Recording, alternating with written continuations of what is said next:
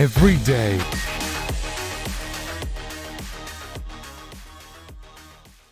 Every day is a fight. Every moment is a race against the best. Beat the clock.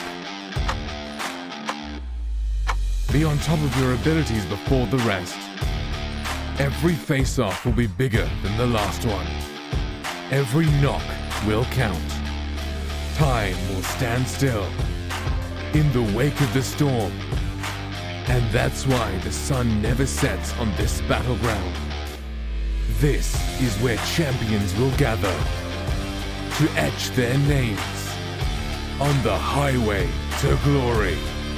Welcome to the Coliseum. Welcome to PUBG Mobile Pro.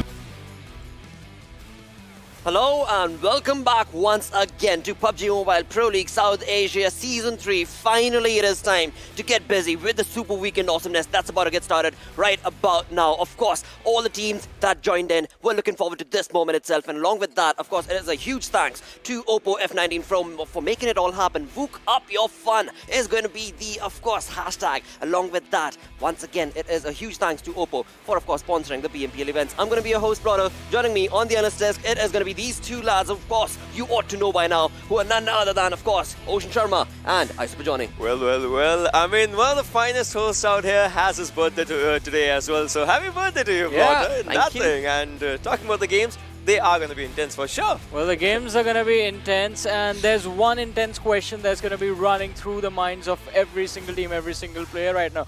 In the famous words of one of my favorite poets, ladies and gentlemen, Billy Joel Armstrong, do you know your enemy by now? You better do, because again, I mean, we've already gone through the league play days, which were, of course, 2-day, but two-day affair has now resulted in us getting those 16 teams. Yes. Those 16 teams that are, of course, going to be participating in the Super Weekend Awesomeness. The gala starts off right off the bat, right about now. For which, of course, as we just mentioned, you've got 20 teams in total, divided in 5 groups, but from them, only 16 teams have moved on forth. I mean, exactly, you know, the best 16 in that particular week obviously just move forward, and that is where the fights are going to be starting out. I mean, the points that there were, I mean, you scratch those off, and now the new, it starts from 0, and they count. They actually count for everything. Exactly. The points, as you mentioned, everything is going to be put to 0, and now the points, you have to start playing the matches for the points again, and these ones are going to stick around for a long time. In fact, till you reach the finals. Exactly. Even though once you move forward after these 3 days to the next week, again, you're going to have to start the journey from 0 in the league play days, but the points will carry forward as far as the Super Weekend is concerned.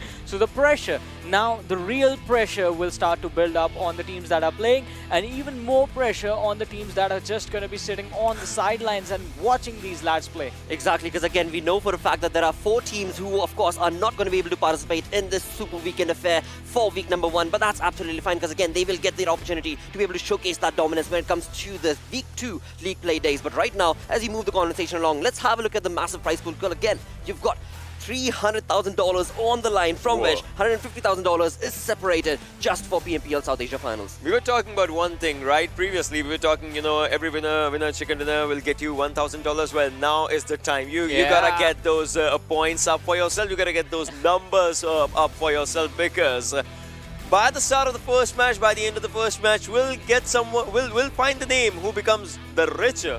Exactly. The faster.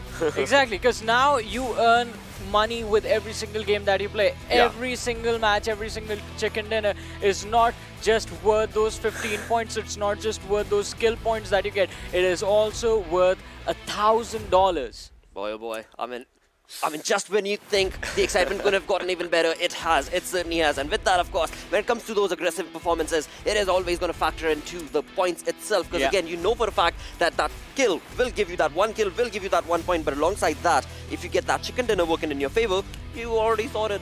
Yeah, if you get those 15 points for the placement, you get $1,000 as well. So you know, it's kind of a relation going on between both the things. But the thing is, you don't have to be in 13 to 16, because obviously you have to gather your points all together as well. And if you are in 13 to 16, the only points you will get, if any, are for your kills because that's the only way, that's the only direction you can go. If you're in 13 to 16, you can rely on that one thing as of now. Exactly, and if we're going to talk about this point system and how it impacts the other teams as well, I want to talk about how it affects the teams that are not playing. Right. In the sense that a team that is not doing really well, because now from 13 to 16 you get 0 points, right? And if that team goes out without any kills, that means they don't get any points from that game.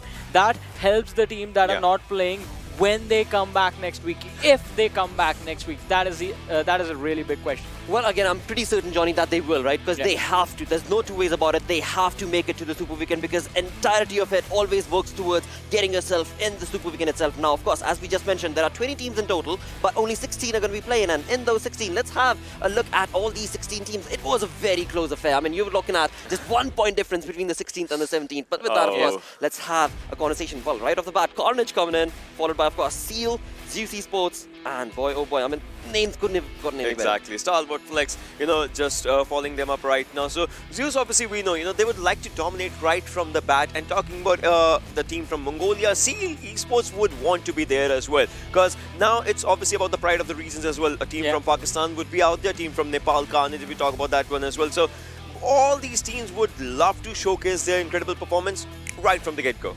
Exactly, and moving forward, I would like to have a look at the next teams as well. So next set we have Z3us Esports, A1 Esports, F4 and Skylight Gaming. Now Skylight Gaming, they are living up to the reputation, they are living up to the hype that was about them, before the tournament even started.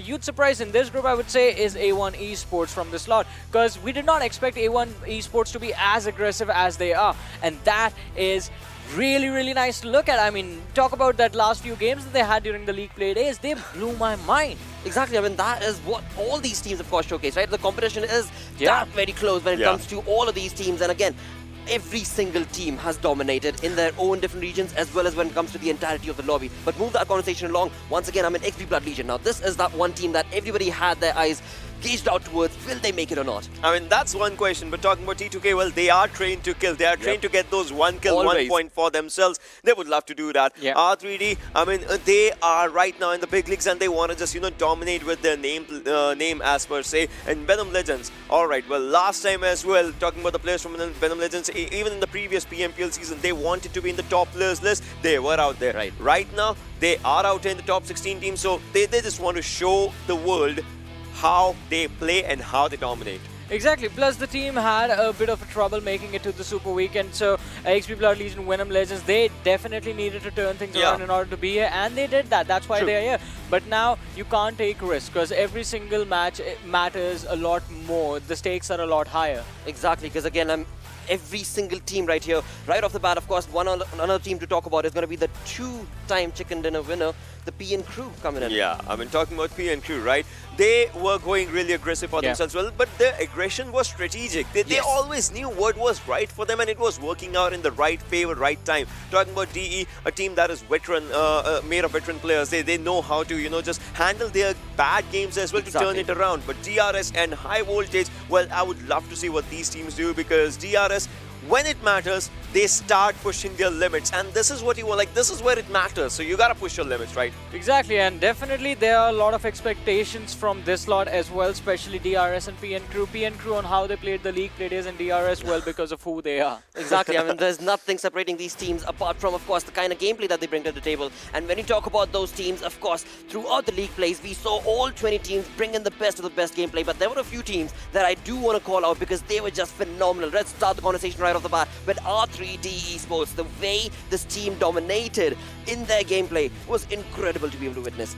So talk about a team like R3D, right? You talk about Virus and Joker, 13 kills for both the lads, 1.63 KPM for both of them. And Joker had the highest survival time out of the team right now. And obviously talking about the damage, that was where Virus was just outshining everyone. But Anubis and Edgar were the two backbones out there. You look at the fights, right? Obviously this was the first skirmish that was happening and whatnot. But if you look at the fights for the players, you'll see how they plan their every move. One player will move forward, the other ones are maybe for the covers, for the previous angles and whatnot. So they always, are planning for the players and their roles. If a player wants to move forward, he'll just call out, and that's a good shot calling for themselves if you just talk about it as a whole. Yeah, R3D, I have to say they had a sort of a slow start in the tournament. Yeah. The first day not really going their way or as heavily in their way as they would have wished it went. But day 2 onwards, they definitely picked up the pace. There was a lot more aggression visible from their side, and it definitely worked out in their favor. So if they can manage that momentum, the sort of fights that they were picking in the league play days, and bring all those frags down to the Super Weekend, I think R3D, they're going to have a pretty fun time. They ought to, of course. And with that, of course, you're talking about a team that this is joining us from the Pakistan region, but move the conversation along towards the Mongolian teams, where, of course, you had Z3us Esports dominating, alongside which there was another name that did showcase a wonderful synergistic performance. That was Seal. Wow, talking about a head-to-head, between these two teams. Damage given versus damage taken is a ratio that we always talk about. But talk about almost 10,000 damage given by 8,000 damage received of Z3us, and 7,400 damage given by almost 6,000 damage received of Seal. I would say it's a neck-to-neck competition in both those things. And talk about the kills as well, it's still a neck-to-neck thing. 37 kill points for one team and 38 kill points for the other. So they're pretty close to their own total points, and that just means one thing, and that is, whatever one team does, the other team also wants to do the same, and that is obviously, go and grab those aggressive gameplays for yourself, and that is what these teams are capable of, and they would love to show the same thing here as well. Exactly. I want to talk about individual players though from both these sides. From Z3us Esports, this is one lad, and along Baron and Wally are two players I want to focus on, because these two players, they took their sweet time coming online, and when they got online, it was an absolute bloodbath that was there for the opponents. Also from the side of Z3us, it is Zeol and Godless, the two players that seem to be fragging out of their minds right now in the tournament. So these are the 4 players that we need to keep an eye out on as far as these two teams are concerned. Otherwise, I mean, we know these lads are used to going up against each other really often. They know each other's play styles, and it is just all-out aggression that we usually see from the Mongolian teams. There's a thing about Team Z3us and Team Seal, I would say, that differentiates both teams' gameplay, and that is the way they plan. Yeah. Team Z3us plans in advance. Sometimes you look at their gameplay, you get to understand. Even if it's like the first circle, they'll be planning of the second circle rotations and whatnot. They try to plan things in advance. And Team Seal, obviously, they sometimes it's like, on pinpoint you have to go for this one. This is one thing about Team Seal. You can see 2 players just, rushing on one player. That just means if one player goes down, they have an immediate cover right next to them. And that's a synergistic gameplay that Team Seal just... Yes, again, and when you talk about Z3us as well as, of course, this team, it is just the kind of gameplay that we, of course, were mentioning and we're looking forward to from these Mongolian teams, and that's what they've showcased. And with that, they are part of the Super Weekend awesomeness. Now, with that, another thing is going to be for you guys, because this is just perfect turnover wins. If you guys are watching the PMPL through the in-game, of course, you need to be a part of this. If you are not, that's absolutely fine. But now that you have the information, you better go on to the Esports Center, because guess what? There are awards set up for you guys. You can join in with the PMPL South Asia awesomeness, and through that you earn points. As you earn points, you can then get perfect gifts for yourself. Alongside that, you also can get that perfect outfit that will be yours permanently for the taking. I love that outfit. I mean, imagine, it has the beautiful logo of the PMPL right on your heart. I mean, it's going to be really wonderful outfit to show off to your friends. Exactly. I mean, you have your squad, and you're just with them, and you just showcase that outfit. Look what I found. Yeah, look what I found. Hey, I got it because I was in the Esports Center watching the PMPL. Bragging rights is exactly what we're talking about with that. But that's not it, of course. When you talk about Super Weekend, of course, the entertainment, the excitement that all these teams, the top 16 teams have showcased is phenomenal. But again, for you guys, it is going to get that much more intense and incredible, because when it comes to the Super Weekends, it is going to be every single week a 3-day affair, from which we have perfect gifts set up for you guys. We've got Apple AirPods Pro set up for you, and all you need to do, well, a couple of things that you need to do actually, but eventually it will always fall back onto how can you be a part of it. Well, you need to simply, from your region, bring in the domination, showcase the love that you support the team, and with that, we are looking, or rather wanting you guys to bring us, the viewership milestone is set at 8 million. 8 million is what it's set at. Alongside the Apple Pro, you also have gift cards that will be available in your local currency. To be a part of it, it's very simple. All you need to do is follow PUBG Mobile Esports YouTube, as well as PUBG Mobile South Asia Esports Facebook, and hashtag PMPL South Asia with your unique UID and the country that you're supporting. That's all you need to do. Just hashtag PMPL South Asia in chat or of course on Facebook, wherever you're joining in and chiming in. And those lucky teams, those lucky winners will of course be able to get their hands on not only the Airport Pro, but so many other gifts that are just for them. I mean, Super Weekend gets you super giveaways. What Always. more do you want, right? It's a super duper saga of being the super fan for your super team that there is. That's what this is all about, I'll say. Yeah, also, I mean, don't forget the last line over there. You need to cheer for your teams because if they perform better, that means your region gets more rewards. That's gonna be good. Yeah. Super teams, super wins, Everything is super. Yeah. Absolutely, because again, when you talk about the Super Weekend, I mean, again, of course, you know for a fact, as we just discussed, the teams are going to be bringing in that A game, for which they will, of course, be crowned and they will be given the wonderful, again, opportunity to be a part of that prize pool. But alongside that, you guys also can now chime in alongside all of this. It is finally time to get our Super Weekend excitement started off. Let's have a look at the schedule where, till now, we've seen only 2 maps during the league plays, but now things are going to move on along. Well, finally these teams get to make their debut on Miramar against each other. And it is going to be quite interesting how the first Miramar of this tournament is going to play out. But as far as that those Erangel and Sanhok maps are concerned, I think we all know what to expect by now. It's going to be so intense because from the league play matches, now you have all your data. You have your drop locations jotted down. You have your formations in those team fights down. And you are prepped for that. I want to see if there's a team that changes their drop location from the last days to today. Like, you never know. If there's a team that has done some sort of homework and that is ready, I would love to see how that pans out for that team. And if the circle's not favoring them, how do they focus on their rotations? Because the most important thing, I've seen a few teams, if I just talk with the numbers, there are a few teams, if the circle's not with them, 1 minute 10 seconds is what they spend on their loot, and then they start with the rotations. Just think about the time that they utilize in those moments. Exactly, I mean, they're just on point when it comes to those early rotations as well as late rotations. If at all, when it comes to drop locations itself, they can very well be that dynamic, and that's what we've seen throughout. But eventually, again, when you talk about the entirety of these teams, let's have a look at through the league plays, the stats that we've got, because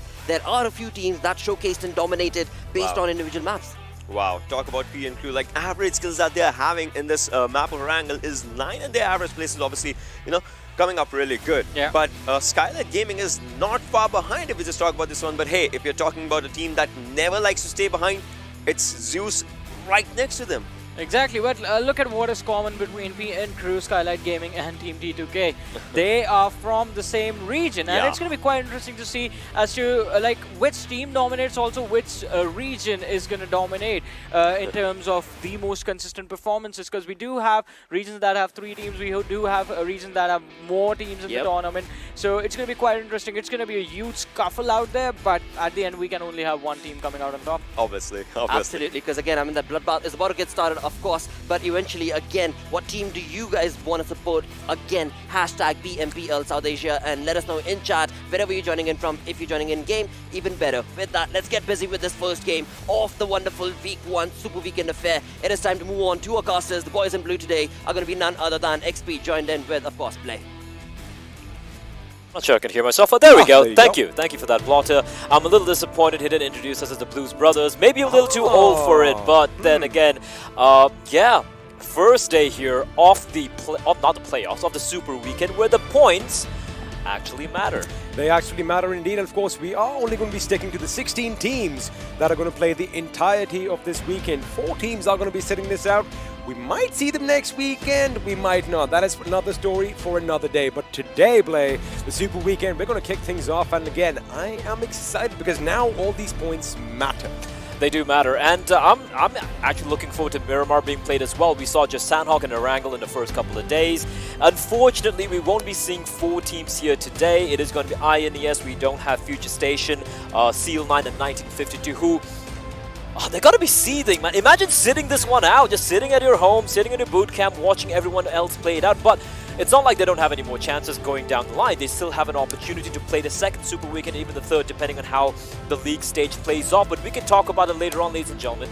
We're gonna be jumping on in Game 1 of the first day of the first Super Weekend. It is gonna be in Erangel, and we're gonna be heading off on that plane. It's gonna be starting all the way just up above Lipovka, between Kameshki and Lipovka, and heading towards the just north of the quarry region.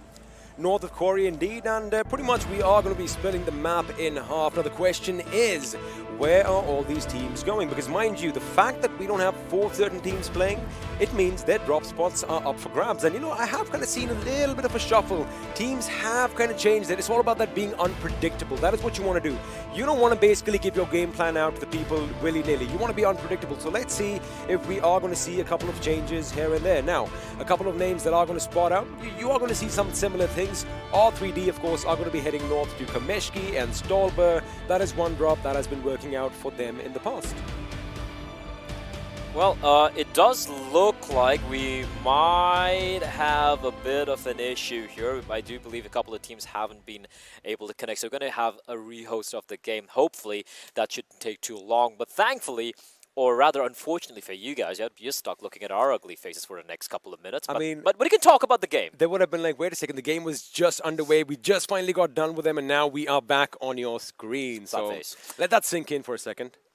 Also, I just want to talk a bit about. Let's talk about teams dropping in, right? Like Ocean mentioned, are there any teams who are going to switch things up? Because now the points do matter, right? They could be having a completely different approach to where they drop, how they approach the game, compared to, let's say, the league stage. Now, the question is, for me, R3D dropping to its Stalba. I don't know too many teams who like dropping to its Stalba. Do you remember anyone who likes dropping there? Well, we do have some teams, but I want to focus on this team now specifically since you mentioned it and give you an example or a reason rather why this would work out. Now, of course, first of all, everything goes out the window. All your game plans go out the window if the zone is down to the south. But now, if it is up north, you kind of can get in a position to kind of field off against any opposition moving in, if that is kind of gameplay what you want.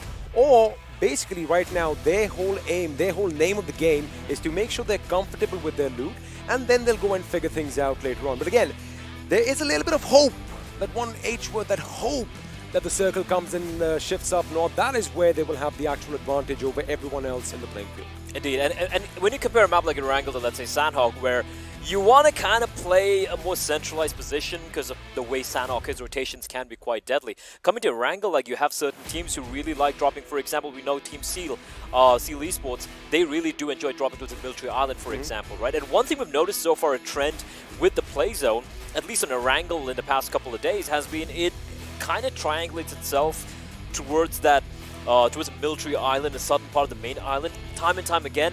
I don't expect the trend to continue, so I don't want to put you under the spotlight here, but do you have maybe a guess as to where it might be heading towards? Now, if we just keep Seal Esports at the focus of our talk right now, yes, military base is somewhere where they like going. But I've seen one thing, it all depends on the playing path as well.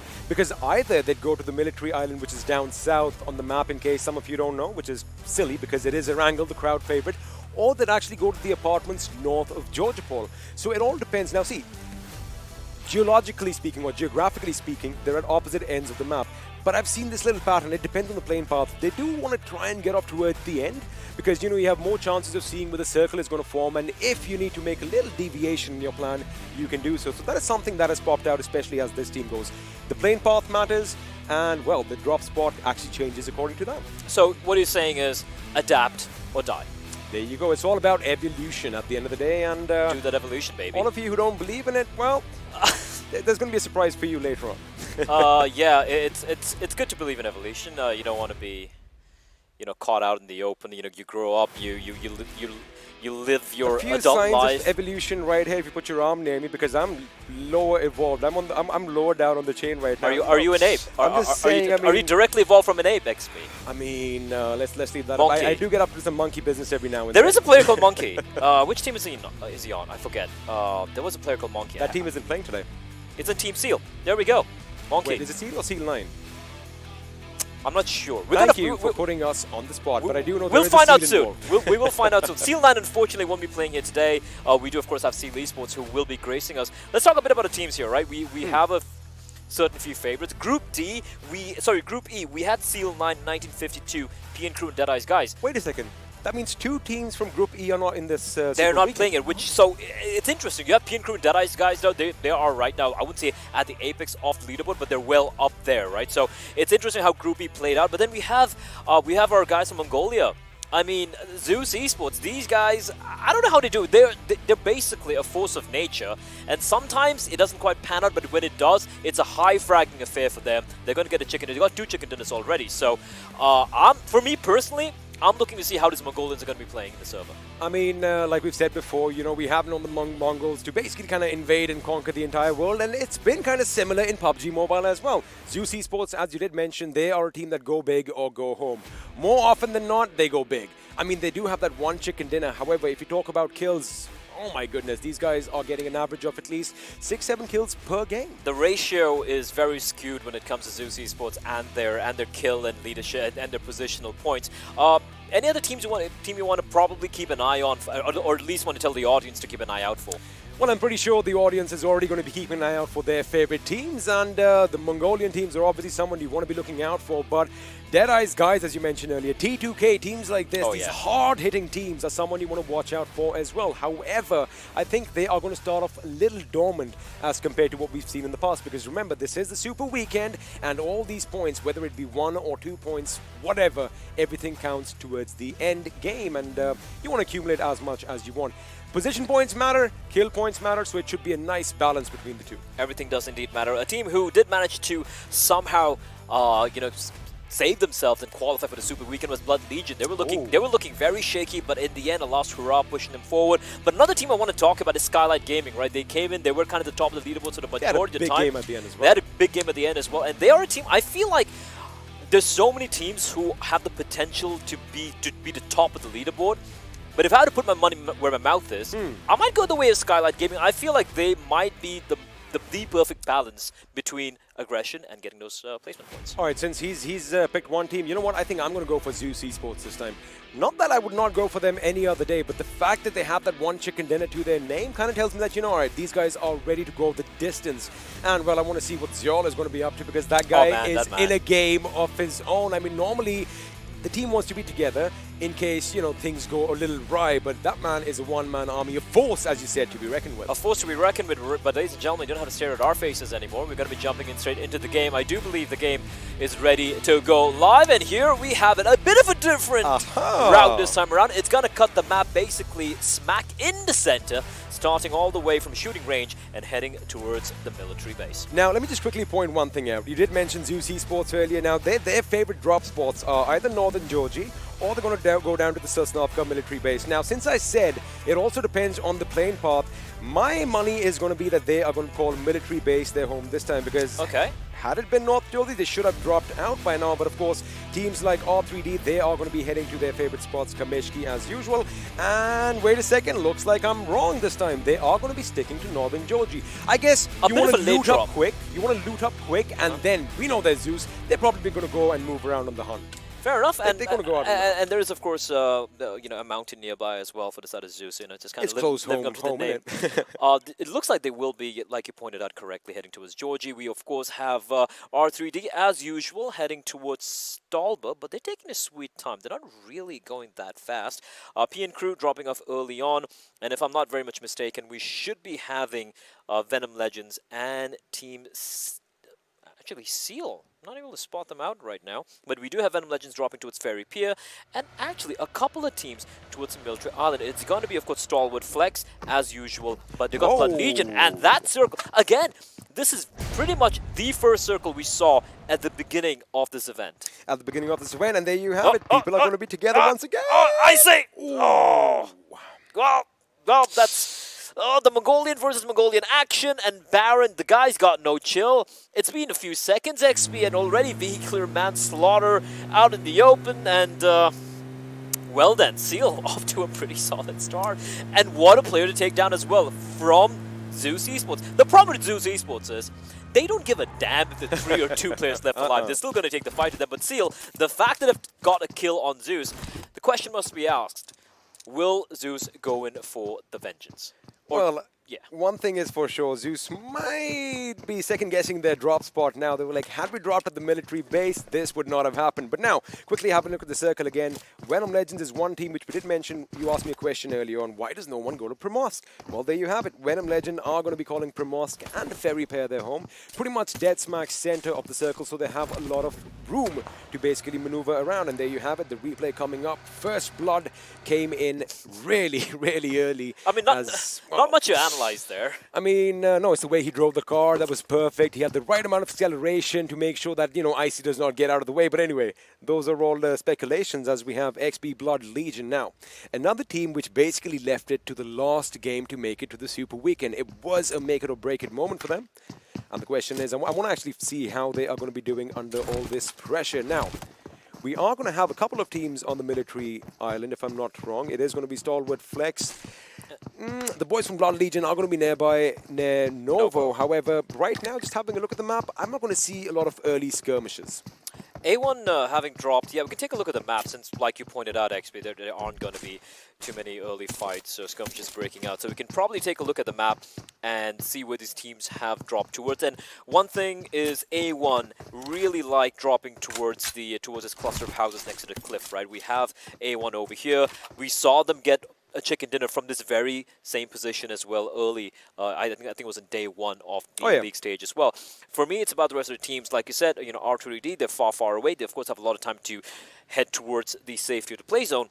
But again, like you pointed out, if you're going to be playing this late, if you're going to be taking your sweet time heading on towards the play zone, you're going to have to contend not just with one team or two teams, but a multitude of teams who will have the same idea as well.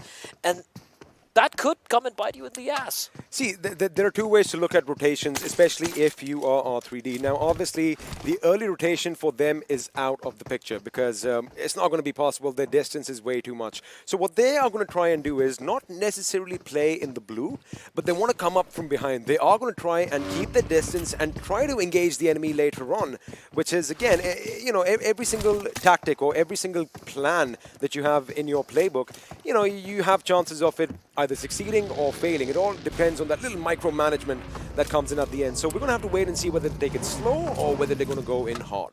Basically just risk analysis, right? Like, you don't need to go to college to get a degree in that. If you're playing professional PUBG Mobile, you're basically doing non-stop risk analysis on the fly and trying to figure out which would be the ideal route to take. I guess the first route is going to be trying to convince your parents. Not to go for a risk analysis college degree. Like, Mom, Dad, I play PUBG Mobile. I know everything about risk.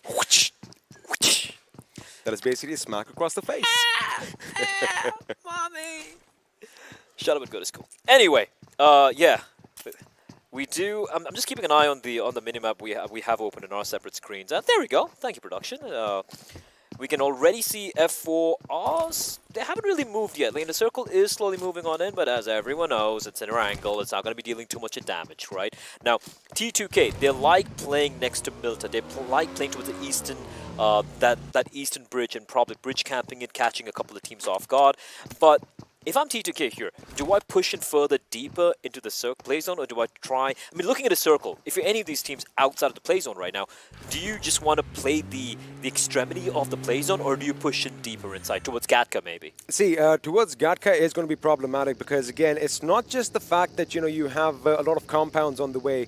It's the unpredictability of whether those compounds are going to be occupied or not. So for a team like T2K, I would expect them to be east of Pachinki, up on the mountain, basically calling one of those compounds their homes. But one thing that really stuck out for me was we still have Zeus and Seal all the way up top in Georgie. And, I get it, both are Mongolian teams, so that little bit of rivalry factor is going to come in that, we are the best from our country. So my question is, are we going to see Z3us Esports try and block them off early? Because that is what it kind of seemed like. They were getting ready to make sure they have all the exit points covered. Again, you got to make sure you keep the sea, the waterways clear as well, because you can still traverse on the western side of the island and come down south. But again, this is all speculation. I would definitely still expect some shots to be fired early on, especially since P and Crew could be possibly coming in the fray as well. P and Crew, definitely a team you have to keep an eye out for. And it's interesting how... They love coming in from behind.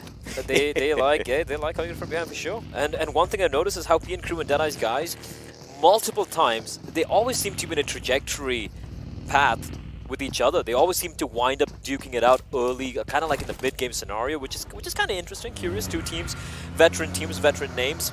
And speaking of P and crew, here we go. They're going to be pushing into the play zone, where it's going to be towards a mountainous area just south of Georgie. But yeah, not much of any major rotations. No one's really trying to go for any deep push into the play zone. Everyone's just going to try and play the edge of the circle for the time being. And it's going to be one of those games, XP. It's going to be one of those games where it's not going to be too much action happening for the first 3 or 4 circles, but then when hell breaks loose, oh boy, does it break loose.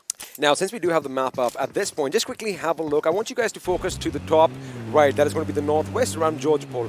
Have a look at Z3us Esports. They have moved further west in the city. It is going to give the impression to the boys from Z3us Esports that, you know what, maybe our path is clear. Maybe we can take that bridge. However, PN Crew's positioning is going to be a little detrimental, and have a look at how Z3us is waiting for them. Because even if Seal do come crashing in through the bridge, the first instinct is going to be hang a right from their point of view and go towards the west coast, which is exactly what Z3us is anticipating. So I want to see if that is going to work out for them in a few seconds, or a few minutes in fact.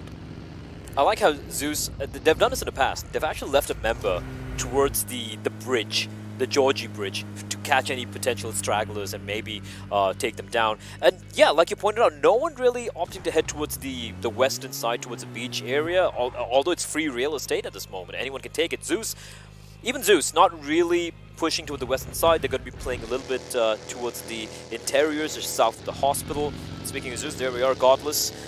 Where is Zio? Is he ahead of everyone else? Of course he has. I mean, he's probably in a world of his own, like we said earlier. He's going to be on the other end of the map by now. But again, you did kind of mention something. It is going to get a little tricky out in the blue, as it looks like R3D are on a collision course with DRS Gaming. Now, all the gentlemen have their own vehicles, which means you can't really have any drive-bys, but someone's got to stop, as Nima just did, trying to lay down some lead on the car running away from him. Nima. DRS Gaming, a team, ooh. Can we take a look at a second circle? This suddenly got very, very interesting indeed. It's got to be heading towards Primorsk, smack center. You rarely get to see that. I mean, I'm happy. I'm looking forward to this. Kind of reminds me of an icy map, this circle, because, well, we always had a lot of water when the ground was not green but white, rather. I'm, of course, talking about Vikendi, a map which is not in our list this day. However, it is going to be crazy because a lot of teams are heading right dead smack center, and Primorsk only has so many houses played. Well, speaking of some of these teams, we have a bit of a battle breaking out. Deadeyes Guys, they were lying in wait, and Z3us, they come sailing into, well, a hail of bullets. A couple of players knocked down already. Deadeyes Guys, they know that Z3us are in a world of pain, and they're going to be pushing on in. A mix of a couple of players on their foot. Wadusur in his vehicle is going to be leading the charge as well, and Furious is going to make a run for it. He's like, you know what? Screw you guys, I'm just going to try and make sure that we at least get some placement points. Can he escape? It looks like he will. And the one more member remaining, Totter is still there. Totter's still there. He's still lying prone. He hasn't shown himself yet. He's actually going to get a knock onto a player, but he needs to do so much more. His teammate is nowhere nearby. 2 of his players are already down. And actually, it is going to be F4 joining the fray. Another team comes in the loop.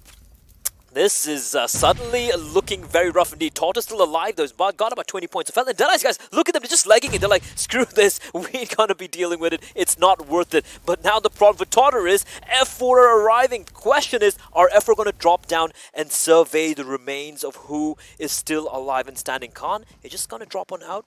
He should be wary, though. I don't expect him to push in all by his lonesome, because there is still a bit of smoke there. There is a real possibility there might be a player hiding there. But we have another battle breaking out, and this time it's going to be Venom Legends, and they're going to be facing off against, well, none other than Flex.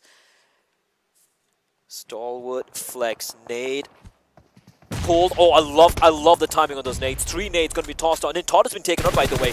And now 1 player remaining for Z3us, but in the meantime, StalwartFlex putting in the pain onto Venom Legends, and Rafat is all alone, and his teammates are nowhere in the vicinity.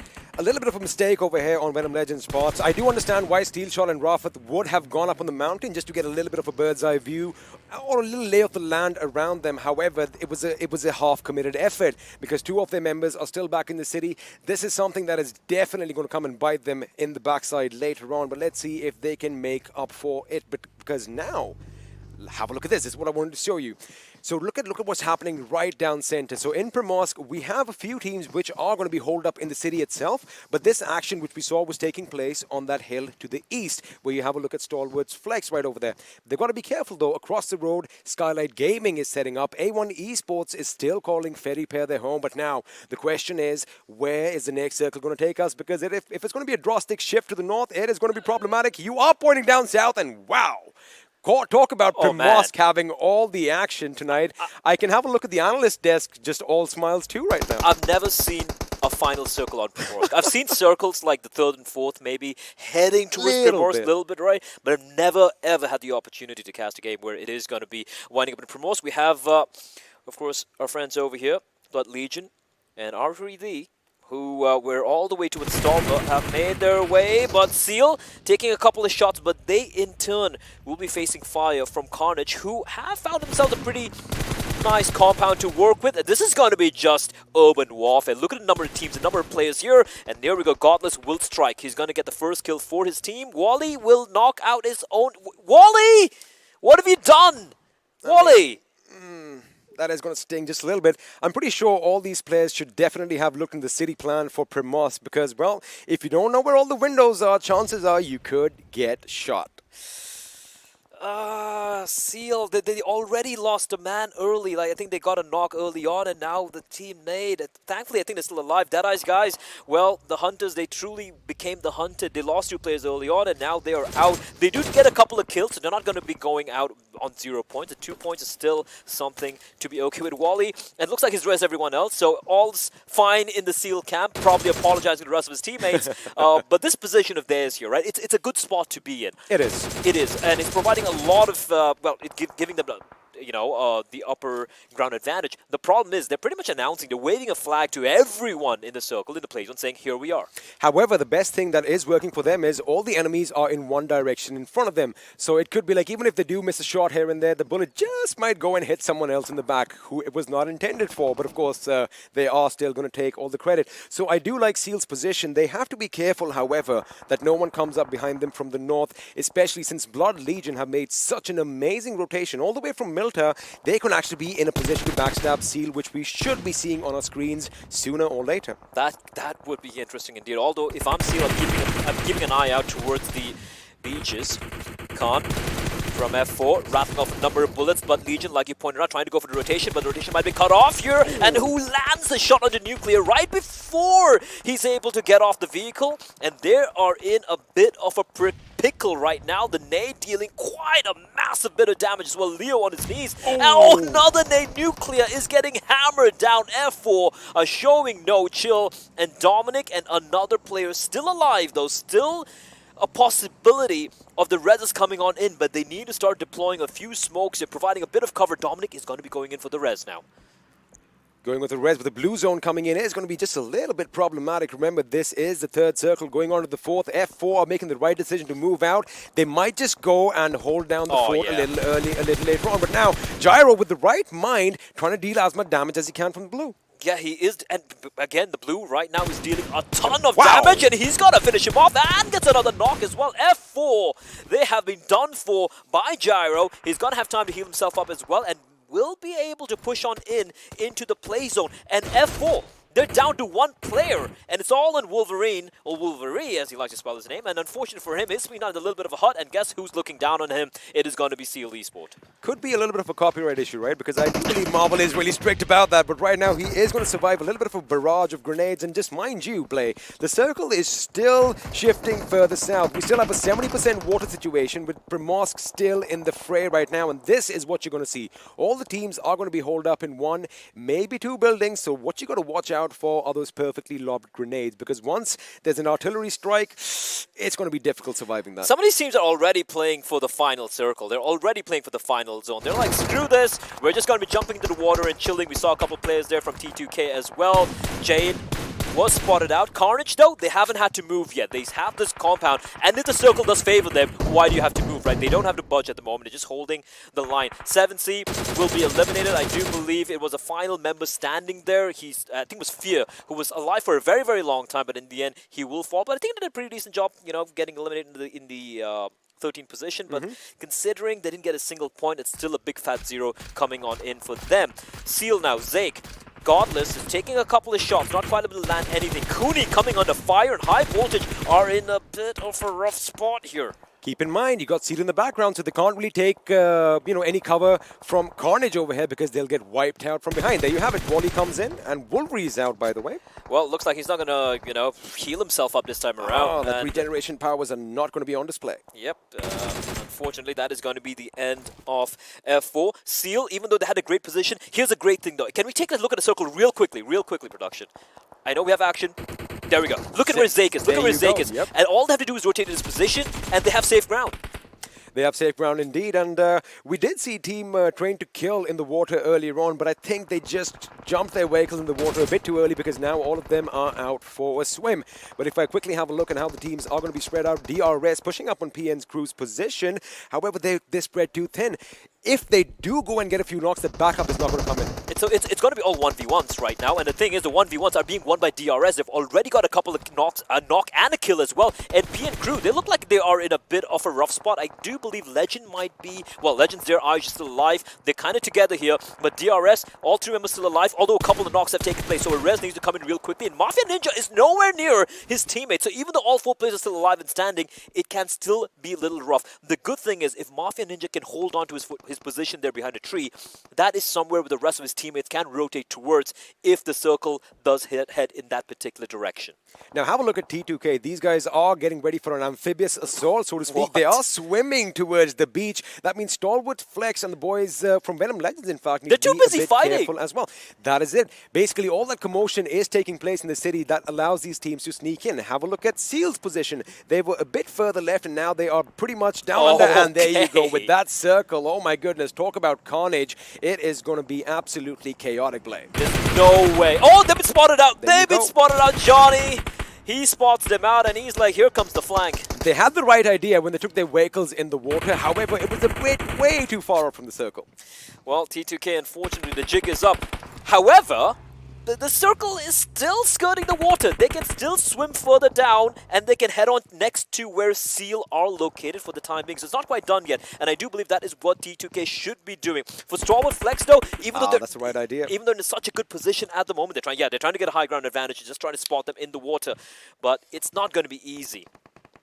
It isn't going to be easy, especially since we kind of gradually are sloping down as we are going towards the water. That is something that I'm not sure the boys from StalwartFlex are aware of. However, their position right now is perfect because they are in charge of those warehouses, and well, you only have 2 entrance and exit points. But right now, Snipe White here over here, laying down some lead.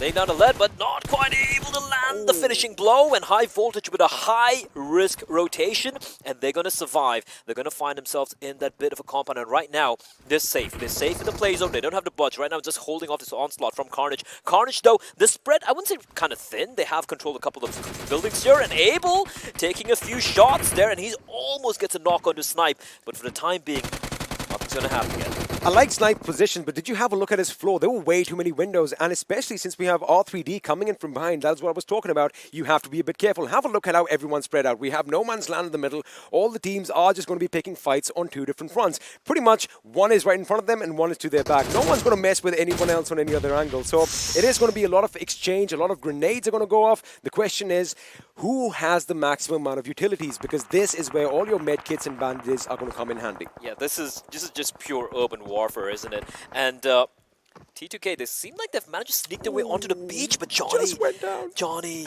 he spots them. He knows what they're planning, and they're going to ensure. The problem for the side of StalwartFlex is, even though they know T2K's position, they can't allocate too many resources on that one team. They got to still be wary of other teams pushing into their warehouses. However, that is the beauty of this particular position. These double warehouses right at the southeast end of Primorsk is the perfect place for this play because, like I said, they only have 1 or 2 entry and exit points, and it looks like Nima has been found out, which means it could very well be the end for DRS. I do believe they are still survived by 1 member. AJ definitely has his work cut out for him.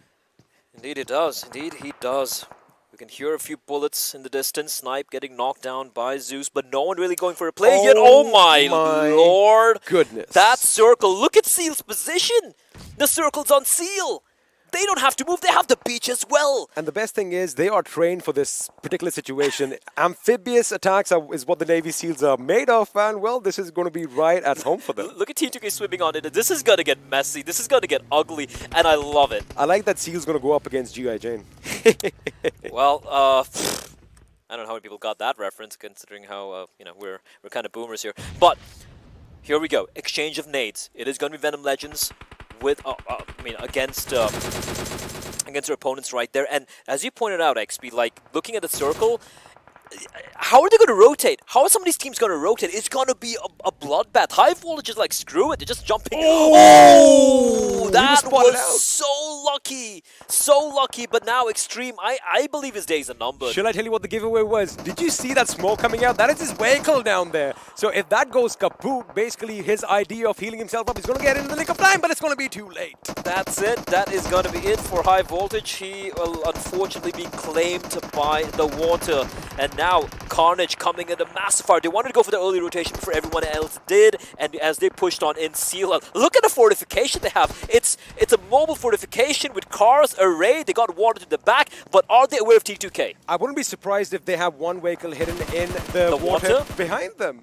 You never know. That would be just brilliant, as DRS Gaming are going to find themselves being eliminated in the 10th position with a decent 5 kills in game 1. Yeah, that's not bad at all. You know, that's not bad at all. You want every single point you can get. Abel getting knocked down from Z3us Esports. I believe that's the first time we've had a member from Z3us, apart from the first member, IC, get knocked down here. Again, I like the way A1 is trying to attempt to push this, but it's not looking good. 3 players knocked out. They are getting massacred by StalwartFlex and Venom Legends as well. And A1, unfortunately, they picked the worst time to cross on over, and only one player remains standing, and he's barely alive. Beautiful play by StalwartFlex over here. The moment they saw the zone go down a bit towards the southwest, I'll come back to my point over here, because it looks like Sinister and Jax are in a world of trouble from both ends. Jax the only one left alive for the side of A1. He does manage to get a nade knock. Venom Legends getting eliminated in the second place, and now PN Crew rather, have come in to the fray. Ooh. And Jax, how long can he stay alive? He's going to try and make a run for it. He pushes on in, and for the time being, he's safe. He's safe. Because he still is in the circle, and he's got to make sure he holds his position. T2K against all odds. Although they were spotted out, they were getting shot at. These guys are still a 3-man squad. Rated Jane and Utsarga are going to be carrying them. That's it. Torch forward, and well, PN, they tried to go for it, but just 2 players alive, and in the end, the nade will finish them off, and I do believe that is going to be the end of PN Crew. Beautiful presence of mind on display by StalwartFlex this time. Notice how they are still keeping an eye on T2K, and yet they are picking their fights. Of course, Jax is just going to be hiding in the corner over there, trying to make sure he doesn't make a single sound. They don't know, and here we go. T2K, they're going to strike, and they're going to unleash hell upon the SEALs. Nades are going to be tossed on in, even though they don't have the line of sight because of the smokes. Doesn't really matter. They're still going to be barraging them with bullets, as Joel gets spotted out, and a bullet. One bullet is all that's needed from Wally to get the kill. But for the time being, Zeus will still stay alive. Seal now, what do? They're in a good spot. They're in a good spot, but they still need to ensure that T2K don't get the flank on them. That is what fortifications are about. Now they realize they've dealt with that side. Now they're putting all their cars, basically barricading themselves up against T2K. But this is that little slope I was talking about. This is the little advantage these guys can have, and grenades are going to be the name of the game right now. Uzum over here has an idea of where Abel is. I think he just might be spotted. That fire is actually going to give it away. However, you need to be a bit more accurate. He's out in the open. UCM is out in the open. He finally gets a knock onto Abel. Spots on Godless as well. Godless has no idea where he's getting shot from. A1 getting eliminated.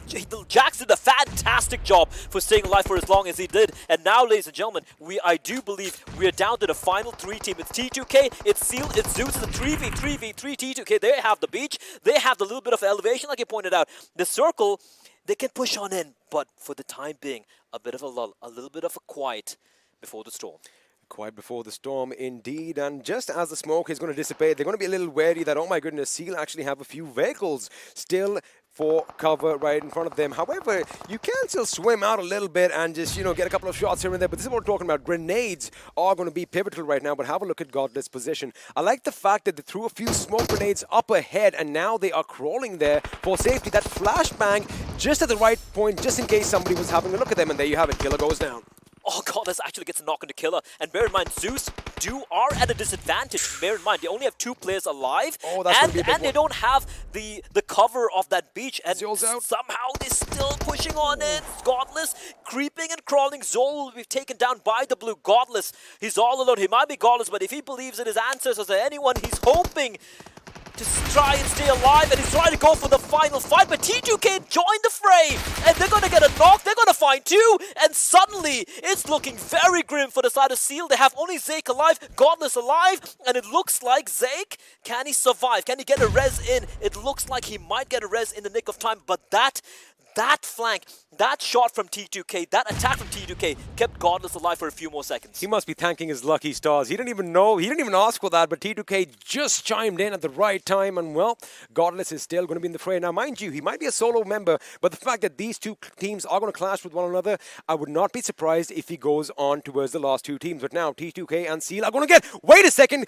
Godless with a grenade off his own. That almost would have been devastating. That was so very close, and look at how low the health is even for T2K. Wally just going for a swim. Well, he's going to come on back. Got to wash the blood off, innit? The res has come on in. I don't believe Seal managed to extricate themselves from what looked like they were, a pretty much done spot.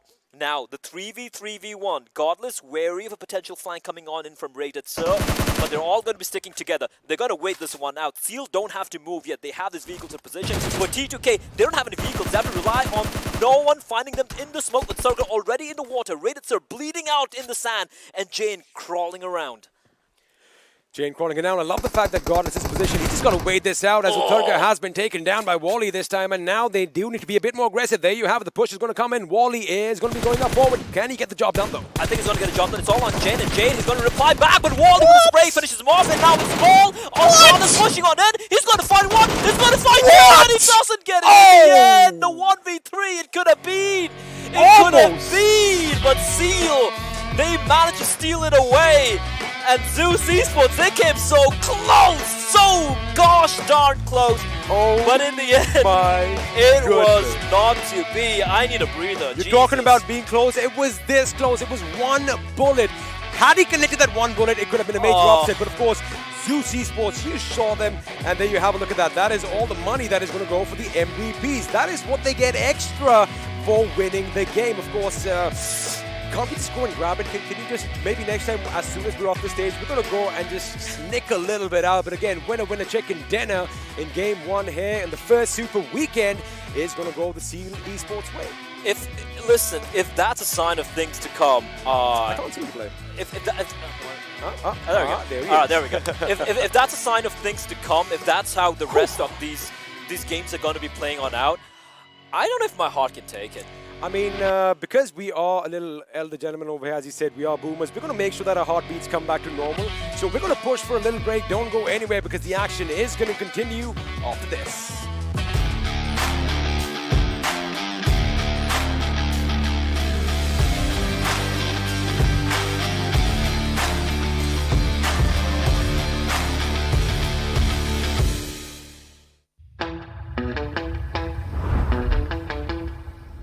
Keeping it real.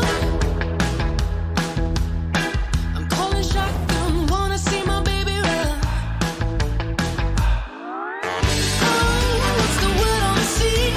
Kicking up the dust, if you know what I mean. And you got a good thing going. You got a good thing going on. Hello and welcome back once again to PUBG Mobile Pro League South Asia Season 3. We are in the Super Weekend awesomeness right now. Just got done with game number 1 and that was just sensational, the way that circle approach, and eventually it was so very close. I mean, Zeus almost could have made it, but eventually, of course, we did get that team to move on along and get that chicken dinner for themselves. Let's move on to our analysts and find out what do they think about the entirety of this game. Oh my god, what a game. What an impressive game, to be honest. I wanted to see that man win.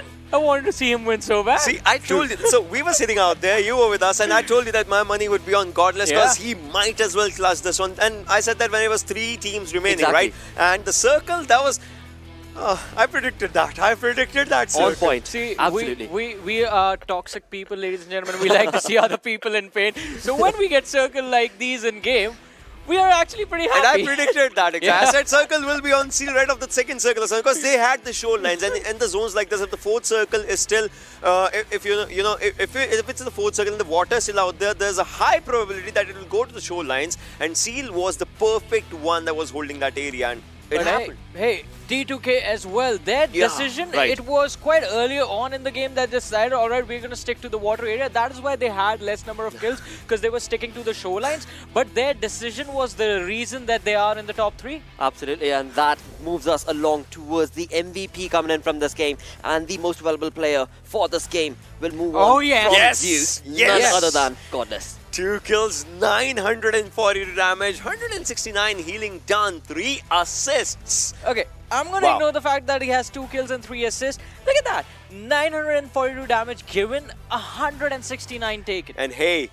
the guy, you remember, from AUG Godless to MK14 Godless is what we are seeing him right now. He was using MK2, it's brilliant. I think by now it is established that his prowess, it works on every single weapon. It does not matter which weapon he has. Yeah. This man knows how to get those kills. Absolutely, I mean, that's just top-notch performance. Yeah, and also, one more thing is going to be how interesting is the fact that Zeus and Seal Esports, it started Wow. with them, the game started with them, and it ended with them as well. Wow, talk about this. Exactly, that's totally true. And Seal Zaki, DRS AG and Seal Wally, those were in the top list as well.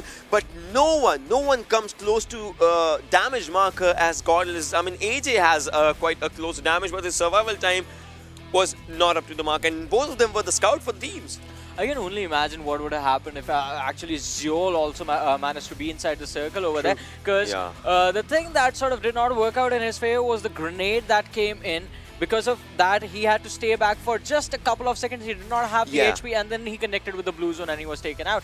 Had he had the opportunity to just move in just a couple of inches, and had he followed Godless inside the circle, oh boy, that last fight between Seal and Zeus, that Exactly. would have been totally different. I have so much to talk about this these fights, to be honest. I mean, again, you summarize it all together, that was just perfect play coming in from Godless, of course, because that trigger control, that discipline that, of course, he brought to the match was beautiful, and that's what resulted in him, well, moving on along to the second position.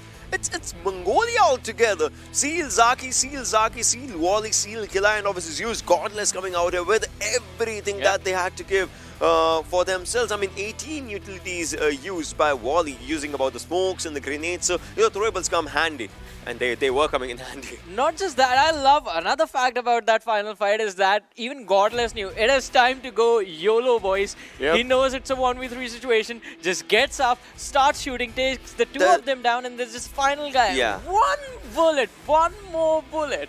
That would have been perfect had it worked out in their favor. But once again, I mean, the way Celex approached the entirety of that game was absolutely perfect, on point, because the circle was working in their favor. They were able to get that thing, of course, moving on in their favor and got that chicken in right off the bat. And again, I mean, you talk about Mongolian aggression, this is just the kind of gameplay that we wanted to see. With that, of course, we do know who got the chicken dinner, but let's have a look at the other teams as to how did they fare when it comes to this game number 1.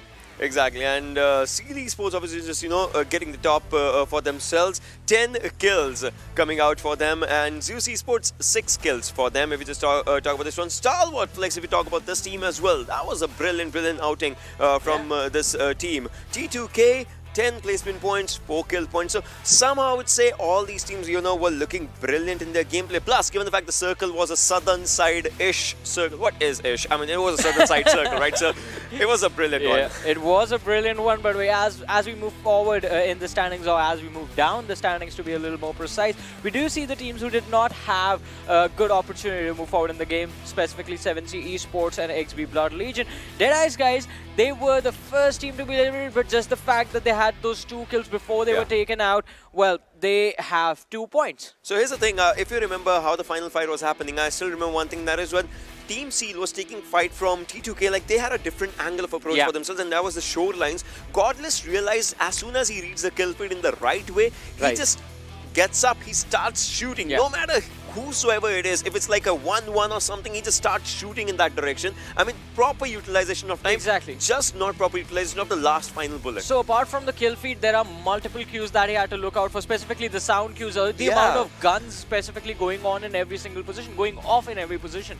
And that is something that he needed to keep a track of. And as soon as he saw those crates form where T2K were, he knew there's just one team left towards his right. And not just that final bullet, I would like to add one more point to that in that 1v3 situation. Because it takes you time, no matter how fast you are, it takes you time to adjust your crosses, even with the Absolutely. gyro on. Had the players just been a little bit closer to each other, those flicks would have been precisely on point. It certainly could have been, but again, I mean, you talk about Godless approach, you talk about Zeus's entire approach, right? Right off the bat, when we started the game off, it was, of course, their drop location not working in their favor. Let's move on that conversation and have a look at the zone analysis itself, where we will see that when it came down to the initial part of the game, Yeah. IC was just broken down. I mean, exactly. And talking about these circles, right? You see, if the second circle's going down, you might be expecting a northern shift in it altogether. Talk about XP Blood Legion, well, they were so much outside the circle, Yeah. but hey, the zone wanted to go down. And this is where you realize, yeah, it's going to be a shore circle. Because first of all, every zone shift was onto the downside. After that, there comes a hard shift, but that is only because the zone had to leave water lines from its own self, and that's where the fights are happening. And now teams onto the northern side, they are in a bit of a trouble. And right,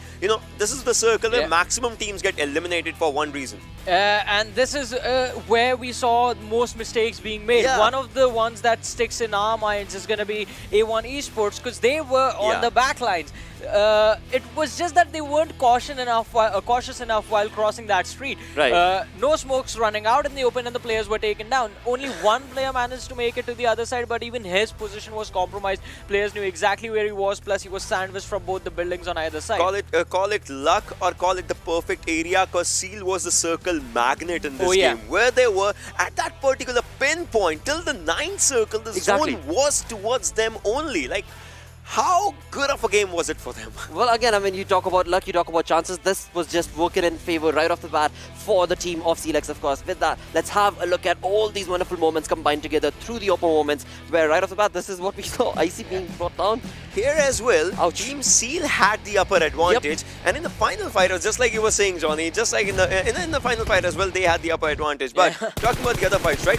I would say now whatever was going wrong for the teams, and this was the moment that I said, you know, I was thinking, I don't know, is Godless playing on some different sensitivity or what? Because right now, if I'm looking at his gameplays right now versus his previous gameplays, you see how you control your gun.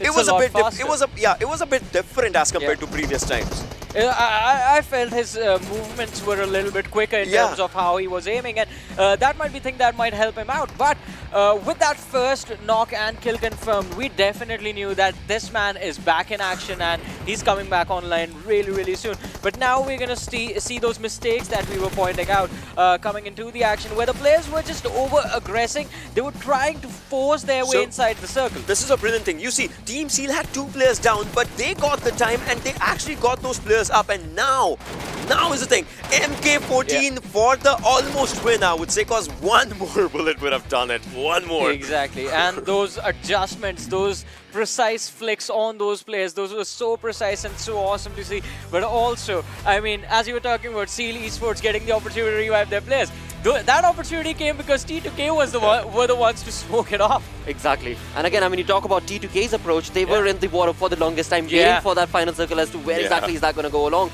But the damage that was brought in from the side of T2K towards Celex also was certainly on point, no question about it. But you combine all the different stats together, I mean, it is just Seal and Zeus. Well, this time around, it's actually a lot better for so many other teams as well. I would say you start from high voltage, right? Because a damage number 500 plus will be a decent damage number for this particular game, I would say. Given the fact the Circle was the one playing the mega game against all the players. So, high voltage, Venom Legends and F4. They did good. DE as well, you know, you see those 2 kills, but they did not get the placement points, obviously. But talking about the 1000 plus Goliaths, PN Crew starts it. That means fight was still there for PN Crew. They still have the fight left in them as they were playing on the weekdays. So, if given a chance, they would like to just, you know, come back. Although other than that, I have one more point to add. If I was to call this game, and this game was an amazing one, but if I was to call this one an upset for someone, it is going to be an upset for Venom Legends, because this was supposed to be their circle. They land towards that southern side. That is their area that they need to control.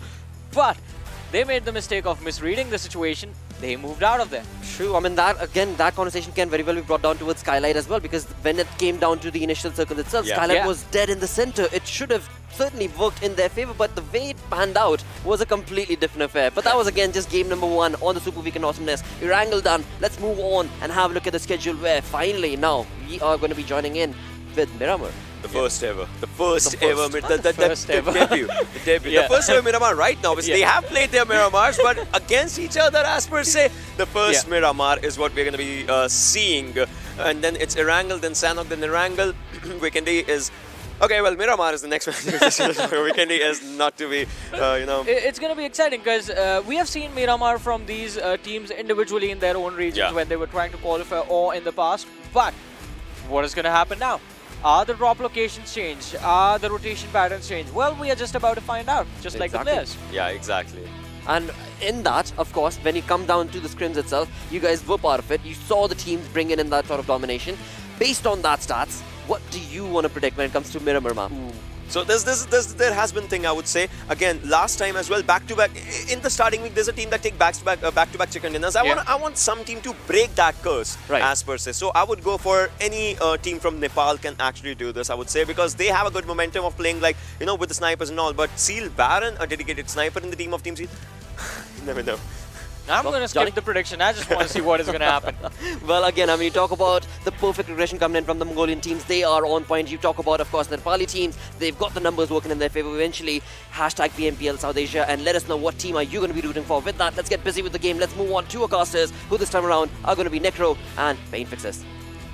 Well, thank you so much, Lakshay. The first game of Miramar of the Pro League. What is your prediction, sir? Well, to be honest, when we hear the name Miramar, first thing actually comes up in the mind is that tactical approach these teams will be taking. One thing I really want to point out over here is that Team Zeus, R3D, and 7C. Now, all these teams have been going through the same drop spot in the past. That is going to be LSR. If they drop in the same drop spot again, then we might see an early fight panning out. Early fight is what Necro asked for, but you know what? This is a super weekend. I am sure that these teams will be trying to avoid all the fights right from the get-go. And vehicles will, of course, be very crucial. You need to get those. You need to get your dedicated drop locations. Then maybe make a move. And considering how teams have been playing in the past, I think I'm going to go for a Nepali team and should be trained to kill this time. Because, or maybe Skylight Gaming. Considering how good the Nepali teams are with their rotations, their macro rotations per se. But with that being said, ladies and gentlemen, let's just head directly into the game and find for ourselves who is going to be the winner. Exactly. I mean, all these teams are doing phenomenal fixes, and in the previous map as well, we saw Seal doing absolutely good. But again, even our analyst actually mentioned that they were the zone magnets. The zone was actually following them all the way around. If the same thing happened, then again, Seal might come out on top, but all the time luck might not be favoring you. Taking a look at the plane fly path, of course, it's going to be all the way from the bottom side of Leonis till Torre Amuda. It certainly is. Kind of an east tilted flight path is what we have in front of our screens right now. Like you mentioned, Los Leones definitely can be one of those key areas inside the circle. And what I would really love to see, I know the casters love those kind of circles. Even the analysts, coming down to Johnny and Ocean, they did mention, they like watching people in pain. They are the sadists over here. So they must be predicting maybe an El Pozo circle. Exactly. I mean, that would be quite interesting, if we take a look at the El Pozo circle. Of course, a lot of teams might have to take a long rotation inside the circle as well, but teams inside San Martin, Picado, might not have that, big of a deal even if the circle pans out on the left side of the map. But again, only time will answer our questions where the circle will be and how these teams will be rotating inside. I really want to take a look at the San Martin area because that is one of those drop locations where we have seen in the past, you get a lot of traffic early on. There's a certain team that is not playing this time around the Pro League, that's Team Elementrix. They have that iconic rotation from the power grid area. So considering that team is not playing over here, so we've got to see as to which is that one team heading to their drop location. As we head along towards Picado, we've got the boys from Carnage. Now, the champions of PMCO Nepal certainly have not really been having a good time, but here we have in Hacienda del Patron. Blood Legion going against Team F4. Two Alpha Titans clashing against each other. This fight might be happening as Rayan doesn't really want to give his footsteps away. Of course, is just going to be sitting in a corner as quiet as he can because this is Super Weekend. You want to play as tactical as you can. Doesn't really want to give his kill away. Khan has been spotted by Gyro, but Khan doesn't really seem like he is in a mood to respond as Gyro. It's going to be an easy frag onto Khan. And now F4 might be in a massive water trouble, already losing out on a player like Khan this early off. That might be quite detrimental start. Yeah, that is certainly not the kind of a start that they would have wanted for themselves. But Destroyer does have that S12K. He's just going to punch his enemies down. But that's not going to happen as Dominic predicting it and just proning at the right nick of time. But, you know, F4 retaliating in fashion. It's Voltrux just proning in. And, well, Ryan making a move. But can he do that? No, it's Voltrux getting the third one. And where's the last player of Blood Legion? He does not look like to be in the nearby vicinity. And Voltrux will definitely get all those revives going in. And Gyro, I mean, how on earth could Blood Legion mess this one out? This was their fight. All they had to do is just go a bit overboard, maybe connect those shots, get that squad wipe. I literally have my hands on my head right now. What just exactly happened? This fight was, I would really say this was more kind of like a overconfident side showing up from Blood Legion over here because the way they actually played it out, of course, Voltrux was over there behind the table, just prone over there. And I really feel like a lot of mistakes were made by the side of Blood Legion. They could have quite improvised onto here. Of course, Gyro actually opened things up by getting that first frag, and then later on, Blood Legion just started crumbling down. And wow, what a play coming from Voltrux. I mean, this is how deadly this particular weapon is, Tommy Gun. I mean, you have it, you've got that beautiful hip fire accuracy, and he did utilize it to its maximum potential. Now, considering the mistakes of Blood Legion, you know, there was that one point they just proned in down, and both these players were in the line of fire. They should have taken a crossfire angle. They should have done something else. You know, you had the numbers. It was just that one player, and all you had to do is take them down. So this clearly shows that Blood Legion are feeling the heat right from the very start, not having a good game in Erangel, and sort of continuing even in Miramar. But look at Team Seal, the team that did manage to get the first chicken dinner, but is in a bit of a pickle as the boys from High Voltage are just nearby Killer.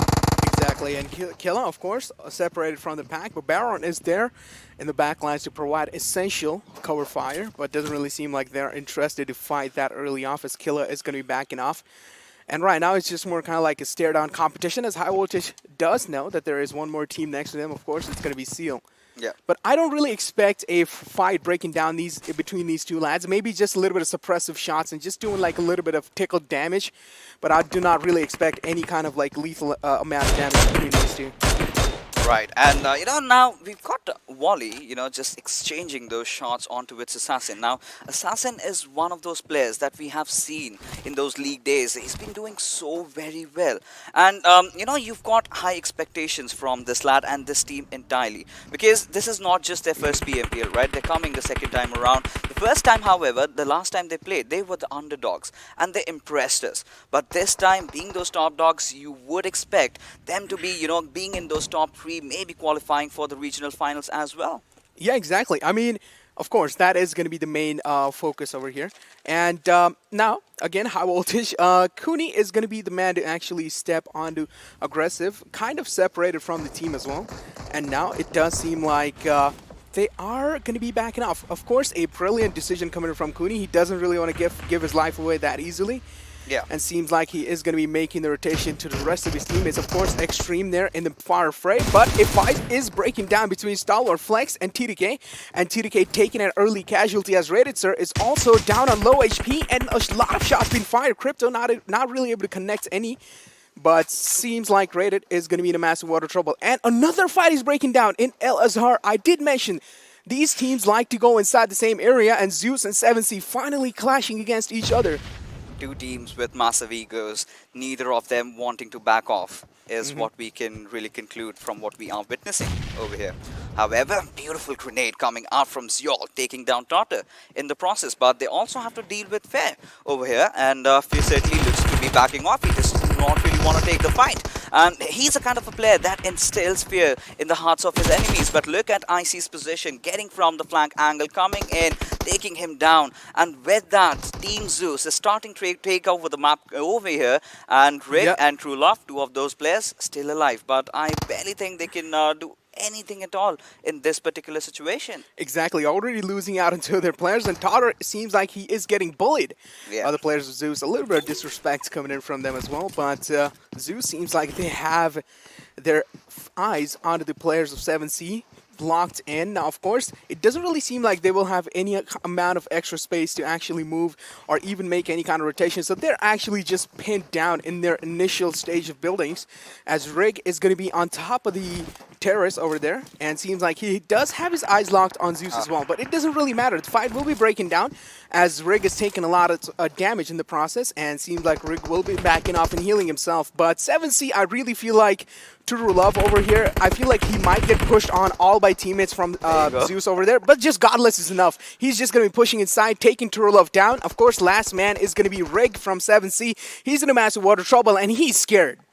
He certainly is. And, well, what can he do? What can he possibly do? All you need is that one green frag grenade blowing up your head, and there you have Zeus with an early squad wipe. And considering how they've been playing, already having a beautiful control over El Azhar. Look at the circle right now. I mean, it's heading towards where the boys from PN Crew are. Now Carnage, they're making that move from Picado. So quite some early movements. You need to have those control over those high ground compounds, or maybe take control over the hills. So whatever suits you. But then again, it comes at a cost, right? The moment the circle shifts away from you and you are in a high ground position, of course you've got that information going in, of course you have that vision, and but what can you do with it? The moment you step down, you're going to be taken down. But here we have PN Crew already spotting out the entirety of Carnage over here, just waiting for them to, you know, get a knock or two, or maybe after that go in for a push. These are actually complete opposite things happening. The previous map was Erangel. We expect, you know, it was really slow, and we do expect a slow start inside Miramar as well, but this is just so many fights breaking down in the early off, as Deadeyes is going to be completely capitalizing on onto the entire squad of F4, of course taking two of them down, but F4 is down on their knees as well. Now, of course, they do not really have that much of the manpower to survive, so I really feel like we might see a passive step coming from F4 as well, as a fight is breaking down between even StalwartFlex and DRS, and another fight seems like will be breaking down between PN Crew and Carnage. I really like how, you know, PN Crew are just peppering down those bullets, you know, trying to apply that extra bit of a pressure and still, you know, constantly changing the position here and there. So keeping the team of Carnage into thinking continuously and constantly as to what they really want to intend. But StalwartFlex going off for a very explosive start, and the same can be said for Deadeyes. Now, this is a team that was the first team to get eliminated in Erangel. Now, they've already managed to secure 2 kills already. So this is a really good start for them. Now, considering how the circle has started panning off, you know, a lot of teams are rotating from the northern side, so we might expect to see some traffic once the 4th circle starts beginning, and maybe a few more fights will happen after that. But this results into something, right? During those final circles, teams will have more breathing space, more space to maneuver, more space to make those movements. But look at those beautiful suppressed shots coming out from Crypto, getting yet another knock. 3 kills already for StalwartFlex. Exactly. StalwartFlex are having such a good time inside the fight, of course, and now all their players look healthy, but of course Johnny doesn't really look that healthy, as his HP will be down under 50% only, and seems like StalwartFlex are not interested in fighting anymore, so they are going to be getting inside their swag vehicle, which I like to call it as Murado. And now, of course, they are making the rotation as well inside the circle. And seems like, take a look at over here. I really want to point this out. High Voltage have made the rotation. Of course, Extreme being the man, has made the rotation all the way from the right side of the roadways. And he didn't really seem like he was interested in fighting. Now, of course, being passive in those initial stages, if your teammates are not really close to you, is going to be more kind of like the focus. You don't really want to give your frag away that easily. And this is exactly what Extreme is doing, putting on a beautiful demonstration of that skill. But now it seems like Extreme is walking inside Uzum's sights, and this might be a fight breaking down. You know, I'm really confused as to what is exactly wrong with High Voltage. They went down without even taking a fight. I mean, it's understandable for Extreme as he went in really close vicinity of the players of StalwartFlex. But, you know, he's been spotted right now. But at the same time, StalwartFlex are sort of oblivious about him being from High Voltage, you know. So the moment you do not get a knock, you do not know. They certainly have seen in the kill feed that 2 players of High Voltage have already been taken down. And they've been knocked out from the zone. But Extreme still somehow managing to secure a knock. He needs to convert it into a kill. He needs that 1 extra point. That is the only thing he can take from this particular game. Extreme fighting till his last breath. Of course, Uzum going to be on the aggressive step this time. He doesn't want to take him. He does want to take him down, but Uzum again is not going to be letting Extreme work that easily, as he doesn't really have that much of moving space. And of course, Uzum from the back lines and Crypto from the front lines, pinning him down, getting inside a sandwich situation. And Extreme couldn't really do much in situations like that because, of course, he didn't really have the health for it. And then DRS, look at the rotation coming in from these lads. These guys might be clashing against StalwartFlex anytime soon, as the casualty has already happened. StalwartFlex might be in a massive water trouble. Can be, but from what I believe is DRS will be wanting to avoid this fight right now because their primary focus is to try and get inside the circle.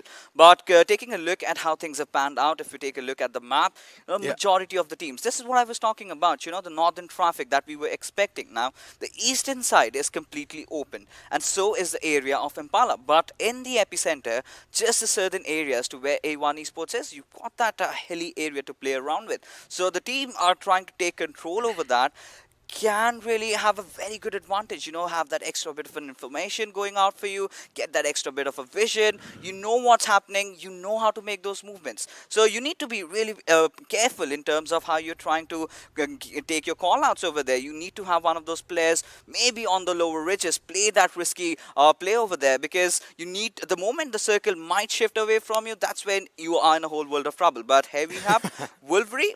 Certainly, you know, living on for a few more seconds as R3D are making a push onto the boys from Zeus. R3D clashing against Zeus, of course. Belly is going to be on that aggressive step and also getting knocked down, being a little bit too aggressive, exposing his body a little bit way too much. As Icy, of course, is going to be in the back lines, trying his best to provide the cover as well. The nades will be coming in through. Will that nade do it? Of course, the damage has been dealt, but not enough to knock him down. Another Molotov coming in, but a little bit too far away. As Zeus is getting compromised from their back lines, it's going to be A1 Esports. Dante taking one player of Zeus down. Now Zeus are in a massive water trouble. They're getting compromised from R3D, and even A1 Esports from the back lines, they're getting sandwiched from the both sides. Now even R3D are in a massive water trouble. They're getting shot at. Now this is exactly what I was talking about. A lot of teams are making the rotation inside the circle, and as the rotations will be happening, the fights will be happening as well. Yeah, they certainly will. But you know, I love what R3D did in that particular situation, right? They had those smokes. They knew that, you know, the shots are going to come from elsewhere. So that's the reason why Virus is still alive. But look at Wolverine finally being pushed upon, and it's the mean man Godless himself. And well, despite the fact that Wolverine had the first peek, it was Godless just aiming right at his head, taking him down, and with that, a beautiful squad vibe coming in. And Team Zeus, they certainly are here making a statement. They are here to dominate. They are here to get that $1,000 and possibly also want to win the Pro League. Wolverine not really able to react in time, of course. He had to pay the price for it as well, as he has been taken down by Godless. And now look at these initial position these teams have. They are so close to each other, and this circle shift is going to be favoring a lot of teams. Now, of course, the teams that are going to be inside the circle, they are going to be so happy and so lucky for that as well, as the airdrop 3 is on the map. Of course, AUG being the weapon. I don't really feel like a lot of teams are interested in that weapon anyway, so that will be a ignored airdrop. Now, barring that fact, Necro, you know, it's going to be so difficult to go for that airdrop, right? At the open moment. But here we have a fight erupting out. It's Godless again, the last final man surviving for his team. Already 2 kills for himself. And Deadeyes, they certainly do not want to stop. However, Hungry Box had been taken out. We'll get that revive, but look at that HP onto it, Suyok, sir. He almost took down 2 of them, and that would be in a massive water trouble. But again, Wadu providing that essential cover from the backlines was just so important, as now Avon Esports are on the move, and same looks like Deadeyes are going to be doing that as well. But now RxJax has his sights locked onto the players of Deadeyes. Of course, a lot of shots being fired, but Sifu Sir is barely surviving it as well. Now he is going to be taking that passive step, of course, proning down, healing himself. It's going to be a massive priority. That nade barely made it, but not far enough. Jax, you need to put in some more power, and this nade might just do it. This nade might just do it. No, it was a little bit too far away. The slope actually slanted the nade downwards, and that nade wasn't really able to crawl right next to him, as RxJax is trying his best not to get compromised, but at the same time, he is quite hungry for the kills. Dante taking a lot of shots onto rotating vehicles. Wadu has been caught off guard, and he might be taken down, as he will probably be. The vehicle has been blasted off. Hungry Box right next to Sifu Sir, and seems like he is there to provide a little bit of company, making sure Sifu is feeling quite comfortable. That nade is going to be detrimental. Another one flying in. They're in a massive water trouble. The nades are doing so much damage. Seoks are in the backlines. Cannot really do much. He just has a buggy for his cover. Of course, will be taking a little bit of shots, and now Avon is completely destroying the existence of Deadeyes, and this is not really looking good for them. And Venom Legends are quick to join the party on that one as they get that kill secured onto Vitsuyok. But hey, we have Dante, this beautiful player, you know, he was there in the kill leaderboards, and now also beautiful presence of mind, taking that flank, getting that extra bit of a vision. Now it's all down to Shifu. How is he gonna get himself away from the situation, taking away his vehicle from over here? But he's been pointed out, he's been spotted, and any single moment he'll be taken down. That is Jax, who is the one wiping his existence out, as Deadeyes again get eliminated very early on, this time on the 11th position. Wow, that's going to be a detrimental start for them, as now AJ will also be taken down. DRS getting eliminated on 10th spot. These are some big names going down early off this time, and of course now StalwartFlex as well have one of the casualty going down for themselves, and now it seems like Skylight Gaming and R3D are going to be in the nearby phases. There is a massive chance that these guys actually might get capitalized in those early phases off as well. Now Venom Legends, of course, do know that there are a lot of teams in those nearby phases, of course Avon being one of them, and Avon are on a killing spree. They are the apex predator of this map. They certainly are. I mean, 7 kills already and all their players alive. Now, this is something that they would absolutely love to capitalize upon. But Johnny, look at this man going after Joker, getting his kill confirmed. And Edgar, he is not surviving.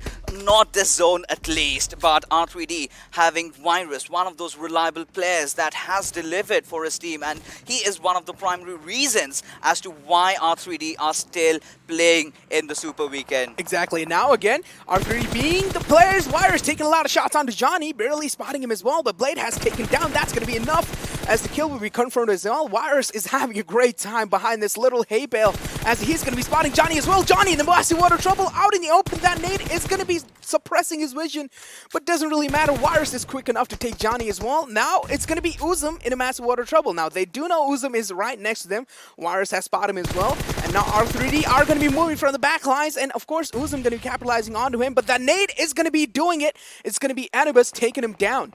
Yes, there you have R3D still surviving by the whiskers, as we have another fight in the nearby frame as Skylight Gaming go against T2K. Now it's a 2v2 situation with P and Crew right on the top. They've got that compound, no reason whatsoever to move out. Now this is not the first time that P and Crew have got the circle, and they have certainly not messed up. So this is going to be really important for P and Crew. You've got what you wanted. You've got everything. You've got that compound. You've got those fences to play around with. You've got everything panning out for you. Now this is their game to lose. I mean, if they mess this one up, then not the kind of a start that they would have wanted for themselves in the Super Weekend. But here we have Baron with that AWM, and I think Ocean did mention about Baron being an amazing sniper, and he certainly has risen up to the occasion. Exactly, he is going to be taking the opportunity. Now the fight is breaking down between Avon Esports and Venom Legends. Which one will come out on top? Venom Legends certainly seems like they are short on a man. RxJax getting capitalized, a little bit exposing his head,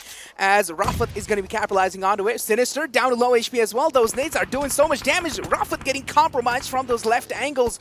Of course, exposing his body a little bit too much. Skylight Gaming, Leon is going to be the one to take the opportunity in his hand and take him down as well. Now 9boy spotting him down. Steel shot has been taken down as well from Venom Legends. The trades are happening left and right as A1 Esports seems like they have a dominating start against Venom Legends. They certainly have. They have been dominating throughout, but they have lost one of their players. But 9 kills already on their board. They're doing But so good. right now, what we do see is A1 Esports having spotted the players of PN Crew. Now, they have got that heli advantage that they can really work it out in their favor, right? If they go in for those perfect grenades, and if they manage to spot out Skylight Gaming, I think Sinister certainly has done that, and here he goes, taking those shots, hammering down those bullets and taking Joker out of the equation. But he still might get a revive, and maybe A1 Esports might just go a little overboard and commit for a push. Sinister is just an absolute laser beam. We have seen him in the past as well, how good this man is with that M4.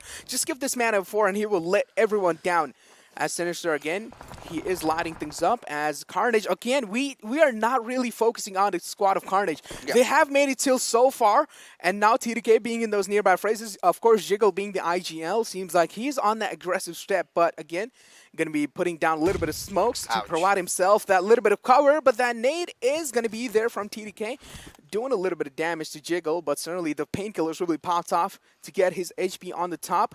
As Snipe YT again in a massive water trouble, taking a lot of shots in the process while he's trying to rotate always to the next of his teammates. But PN Crew, again, we have seen these teams in the past as well. PN Crew, if they have all their 4 members alive till the end, we do know what kind of chaos these guys might be causing. Take a look at the rotation coming in from Carnage. They're getting capitalized from the squad of Seal, and they're getting capitalized from each and every single squad next to them. But a brilliant positioning coming in from Jiggle. He already pushed next to TTK, and TTK somewhere down line weren't really able to guess his position down, and that is how Rated Sir got capitalized that easily. Yes, certainly he did, but here we have the boys from Skylight. Joker being that one player alive and along with all his teammates. We've got Jane, who's barely surviving and has been taken down this time from Snipe, however. Now, moving on with the fights, we've got 5 teams and 19 players alive. PN Crew still in that golden spot, still in that good area that they would want to be in. And Carnage Esports, they are spreading out. Now they are ready to take their battles. This is a team that has been doing that since the past. This is a team that has been doing the same exact strat in the PMCOs as well. They prioritize on the positions, and during those later circle phases, they go in for the kill. Now, considering you've got those trees trying to block both these teams in, it's going to be really important as to who gets the first knock. Exactly. All these teams have all their players alive. What an incredible nade coming from 9boy. That nade is going to be carrying a lot of distance, but doesn't really matter. Ayush has been taken down with that detrimental nade. Another nade lobbing in. Will that just do it? Of course not, as that nade will be just crawling right next to him, and that nade is not going to be enough to get the confirmation kill as well. But take a look at Carnage, PN Crew, Seal. They have all their 4 players alive, and I'm pretty sure as the zone is going to be shrinking down, the mayhem is going to be caused by all these teams, as Skylight Gaming as well joining the fray. Now, of course, they will need to be making the rotation inside the little compound where PN Crew is, and that is when hell breaks loose. I think it might have started to already break apart, but here we have the boys from Seal again eyeing out for the second back-to-back chicken dinner, and maybe they can get it if they play their cards right. But we've still got the boys from A1 Esports this time completely determined to get the chicken and get this one home, and the $1,000 that come with it, that's really sweet. But as the game progresses, look at the shift again. The gods of PUBG Mobile want Team Seal to get the chicken dinner. How on earth did they have the circle again? Ocean literally mentioned these guys are the magnets of the circle, and of course Circle again favoring these lads. What is going on? Did they had a talk with the gods or something? I don't really know what exactly is going on with these lads. They're doing just absolutely fine with the zone when the zone is going to be completely favoring their side. Of course, the nades are going to be lobbed in from the side of A1 Esports as well onto the side of PN Crew, and we have seen them in the past putting some, a real good nades against them, but again, they're not really able to find any kind of opening there. Yeah. And now A1 Esports are trying their best to find any kind of opening or breathing space for themselves, of course, to move or even get that rotation in. And of course, the smoke grenades will be coming in through just to make sure, just to top it off, just to block enemy vision down. And if they keep on moving in the same side, they might beat their makers, because Seal is holding down the zone. And of course, they wouldn't like it if A1 Esports are going to be closing the distance down onto them, as Seal is trying their best, lobbing a lot of nades in. A1 Esports are in a massive water trouble. They're taking so much damage. 9boy has been taken down to such low HP. Of of course, healing himself back up, but Seal, they are standing tall like a mountain. They certainly are, as A1 Esports are going in for the kill. They are going in for the push, but they have already been shot down from Oh the my boys God. from PA Crew. This is the Oh trifecta my of God. death that we are talking about, as Killer has already spotted out Killer YT and will get that beautiful knock. As to A1 Esports, they've been eliminated from the equation. Now, this is where things start getting really tricky, because Team Seal, they've Oh, also no. got to watch their 3, because Carnage is right beside them. They've got the numbers this time to play around with, and Seal also has those 4 players. But Baron, look at this monster. Oh, no. Still with that AW, getting connected. No, yes, he does! Oh my goodness. Wow, what is going on? Carnage again in the nearby presence of Skylight Gaming, but they're getting compromised by Baron. Baron is just going to be putting down the suppressive leading shots as Jiggle has went down in the process. Even Leon, Skylight Gaming, Leon going down. Now Carnage are in a massive water trouble. Of course, Seal holding down the zone is going to be a massive factor, because they're not going to let Carnage just pass by that easily. Seal, of course, standing tall like a mountain. They're not going to be letting anyone go or pass by that easily. There, the wall that is blocking Carnage from the victory. Snipe has been taken down as well. Probably being the last man alive. How long is he going to be able to hold them off? Of course, the push is coming in through from Baron, and that's going to be the last man falling down. As Seal going to be taking another chicken dinner in their hands. Back-to-back chicken dinner is what Seal have gotten themselves $2,000 already. Wow. Just from those 2 Oh games my that they have God. played. And look at the happiness Oh my surging out from God. their bodies. They are electrified, and so are we. The way they have been playing, completely respecting the circle, and the moment it comes down to taking those fights, and that's where they strike. It's more kind of like the circle was respecting them. Fixes, the circle was just following them. And the initial circle in the end phases was the more important circle, and the circle actually landed on them, and they were just so good at blocking all those teams off with those smoke grenades, and even initial gun skills coming in Right. from these lads was You know just what? phenomenal. You know what? Do you remember a team called Log One? Of course I do. Oh my, you actually The Zone brought back my Magnets. memory. I mean, You they've brought my taken their powers. It Yeah. certainly feels like that, because getting back-to-back circle in your favor has earned them that chicken dinner. Of course, getting those beautiful kills also. But that was not the end of the action, ladies and gentlemen, as we will be heading out for a short little break, because coming right after, we'll have our beautiful analyst for you.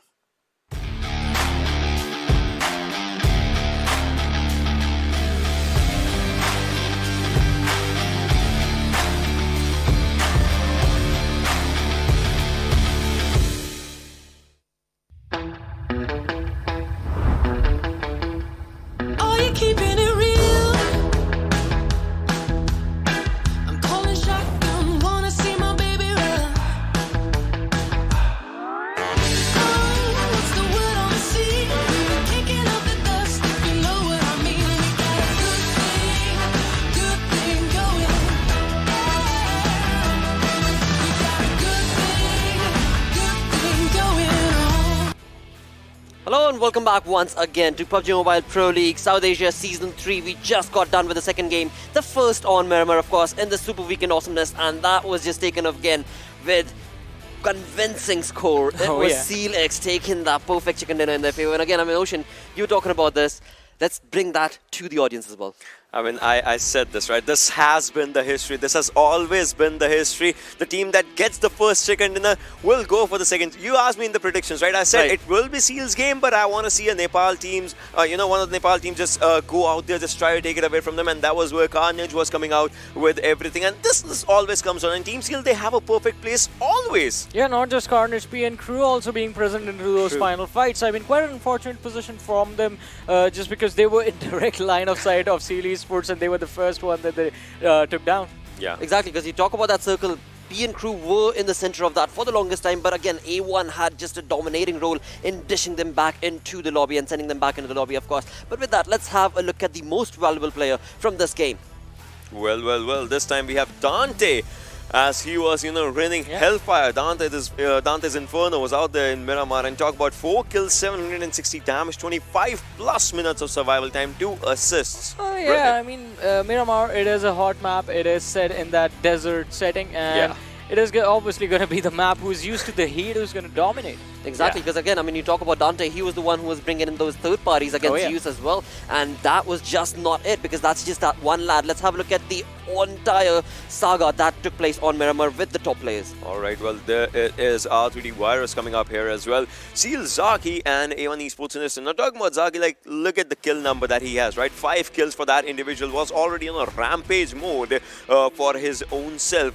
So that is one thing that, you know, he led his team to the victory. Obviously, every other player was also doing its own part of work, but A1 Esports, Sinister and Dante, those were two synergistic players that were just, you know, giving out everything that they had. Yeah, definitely they brought the action to whoever asked for it, and definitely delivered up to the promises that, I mean, A1 Esports had sort of set the expectations with how they played the last 2 matches, specifically of the league play days. I mean, and this is the sort of performance that we expect from them throughout the Super Weekend. But I also want to talk about how the progression of the game sort of turned things around completely, especially with those circles moving towards that eastern area. Exactly. But we have the match ranking out here. We just want to talk about this one. See these ones again, those 15 points. Should we say 15 points or should we say $1,000? And now it's $2,000. Yeah, like, exactly. what do you want to just, you know, call about this one? A1 Esports, look at the placement point and the kill point difference that A1 Esports actually has for themselves, because Carnage is on 3rd, Skylight is on 4th, but A1 Esports and PMPL is on 5th, and A1 Esports, that massive jump to the 2nd, that is amazing. Yeah, so combined with what they achieved in the last match, this match is definitely going to put Seal Esports really far ahead from the competition. Because look at where their competition is. Z3us Esports sitting on the 8th position, trying to kill a team that was in the top 3 along with Seal and Zeus in the last game. This time just getting 6 points from this match. So Seal Esports definitely have the advantage. But once again, 7C High Voltage XP Blood Legion not having the time of their lives in this one. And they still have 3 more matches remaining for today. And they still have, well, 13 more games as far as this first weekend is concerned, but they need to start stepping up as soon as possible. Can't let an entire day go to waste. Exactly, because again, when you talk about the entirety of the game, of course, it starts off with the drop locations itself, where this time around we saw XP Blood Legion not looking in a decent, comfortable position. Let's combine that together and have a look at the zone analysis, where, of course, it was XP at the receiving end right off the bat. Yeah, the circle ended on a bit on the sides of Minas General, as we were just, you know, talking about. And that, look at this, right from the start, PN Crew had a good area, Carnage has a good area for the circle. Once the circle was just, you know, shrinking up forward, you'll see the teams that were away from the circle, they had to just rush in. That's where Venom Legends comes down to XP Blood Legions, come down Team Seal as well.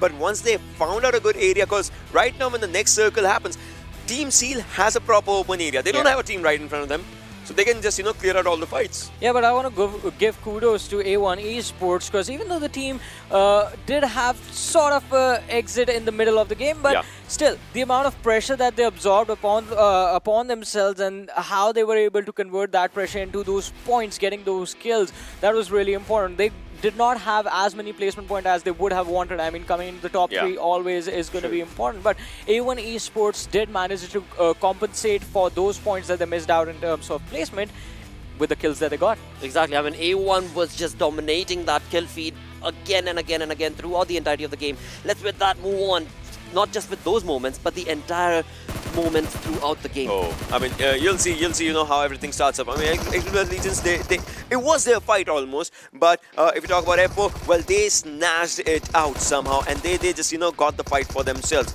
We talk about F4 as well. Remember, Wolverine was the one that was surviving onto its own areas, and that's where Godless arrives. Godless takes over fight. Yeah, I know, we saw that happening, right? That was a scene out of a movie, right? Using a pool table as a cover, you only see that in movies. I think we're going to see the Godless movement again, right? When Godless was just rushing inside a house or something. We'll see that if it just comes down to it. But Team Zeus, they were really strong at this point. I don't know how the things just turned, and R3D just snatched the game from them. And this is what happened. Both of them, like, they were out, but Godless, amazing reflexes somehow. He's on another level, always has been. Yeah, the man is definitely coming online and looking pretty deadly, but he was shut down as well. That means there's only so much pressure that you can absorb. There are only so many fights that you can win. Everyone has a breaking point, and you need to stop before you hit yours. Yeah, I mean, that's true. You know, it's your own elastic point, just like we talked about it, right? So that's your own Hooke's Law for yourself. But right now, as we see 8 teams still surviving, this is where the fight of the circle to acquire the proper area, inside the circle starts up, and that's where Team Seal already had it for themselves. You'll see there was a moment in the final circle when the zone was 2 meters away from Team Seal. That's true, right? It was 2 meters away from Team Seal, but at that moment it was just 2 teams remaining, so all of these players just had to charge in, and when it was one player surviving, Team Seal, like, they could have just taken it, because 1v4, I mean, you know, 4 is... It's gonna create a lot more impact, obviously. Exactly, and I mean, you talk about that magnet that Celex was working, it was just perfect. I mean, the circle was once again supporting them, and the kind of damage that they dished out was just absolutely perfect. Talk about A1 bringing in that damage, that was also incredible to be able to see. And again, they need those points. They need those points either coming in with the placement or the kills.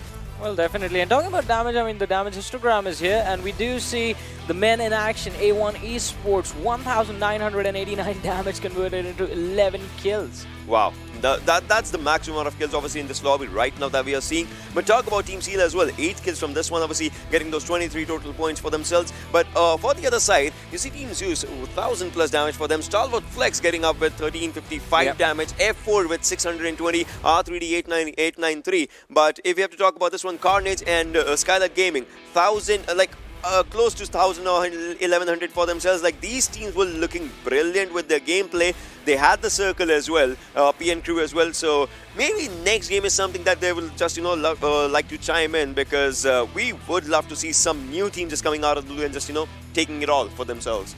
Well, certainly, and in doing so, 2 teams that certainly, as Johnny was mentioning, that need to showcase a bit more of dominance is going to be, of course, High Voltage and 7C. I mean, we saw right off the bat, it was 7C that was taken down by Z3us Esports, and High Voltage was just not able to combine their efforts together with the synergy that is required to be able to, you know, get games working in your favor.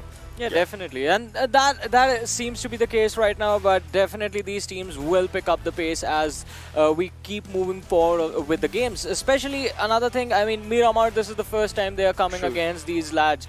I mean, Z3us Esports, and if you talk about Skylight Esports, so this is the first time they are sort of just trying to figure out how things work out with these teams present, and once they have that figured out, I think we're going to see a lot more interesting performances. Yeah, exactly, because I mean, as of now, what we're looking at is, of course, these 2 teams that we just mentioned that need to showcase a bit more of wonderful play working in their favor, but eventually, combining the story together, we've got 2 games done. Let's have a look at the overall rankings, because that, of course, will give us a better result of, well, how are these teams faring? Wow. Okay, so we are looking at overall ranking, or are we looking at the difference between number 1 and number 2 right now? Because 48 and 27, that's obviously an influential difference if you talk about the influence that Team Seal has for themselves. Because 2 matches, perfect 30 placement points for them. And even Esports, well, they had a jump of 3 placement points for themselves. Talk about Skylight Gaming, they had a jump of 7 placements for themselves. They are right now at 7th position. Obviously would love to see them in top 3 by the end of the day. But see, here's what where things get a lot more interesting for me personally. I mean, whenever a vacuum like this and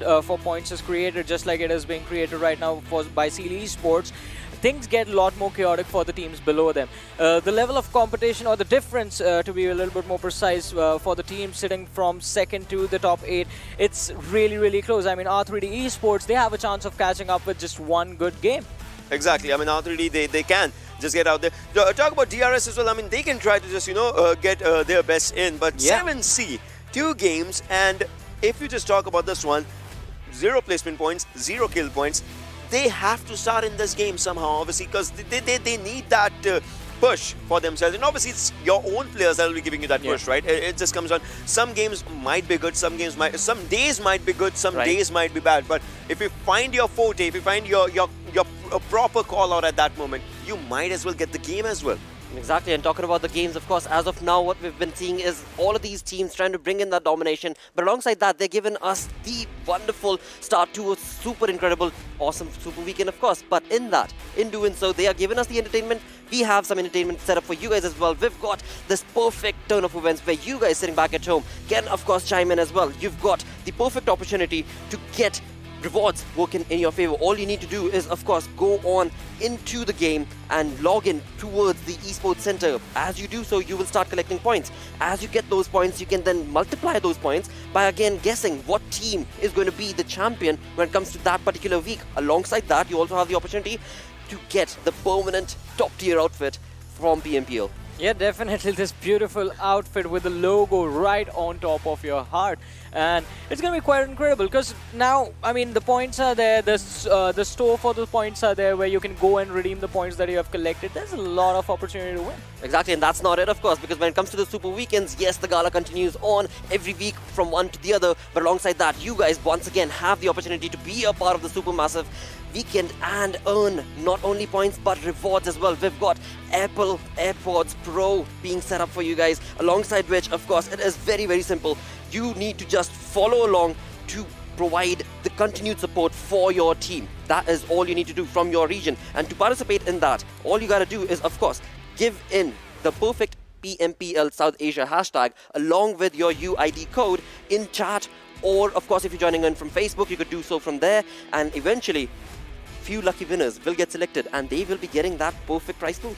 I mean, for sure. I mean, this is what, you know, it all comes down to. Everyone gets to be a winner out in this one, obviously. And you see your teams, your favorite teams also performing. And that, obviously, you know, gets you one thing as well. That, you know, you are also getting something out of that. Yeah, exactly. That has always been the case for a while now. I mean, whenever a big tournament comes up, we want to thank our viewers. Exactly. Yeah. And what better way to thank them apart from, of course, you know, giving them the perfect thing that you need. You need to have that sort of comfort with the Apple AirPods Pro, and that works just perfectly when you get into the game, and that of course is going to be for you guys. So once again, just hashtag PMPL SA along with the team that you are going to be supporting and rooting for, and that's going to be very, very crucial for you to do so. Alongside that, of course, don't forget to subscribe and follow our Facebook as well as YouTube channel, which is of course going to be PUBG Mobile, well, esports. That's all there is to it. With that, we've got 2 games done. Let's have a look at the schedule and find out, when it comes to this third map, where are we heading in?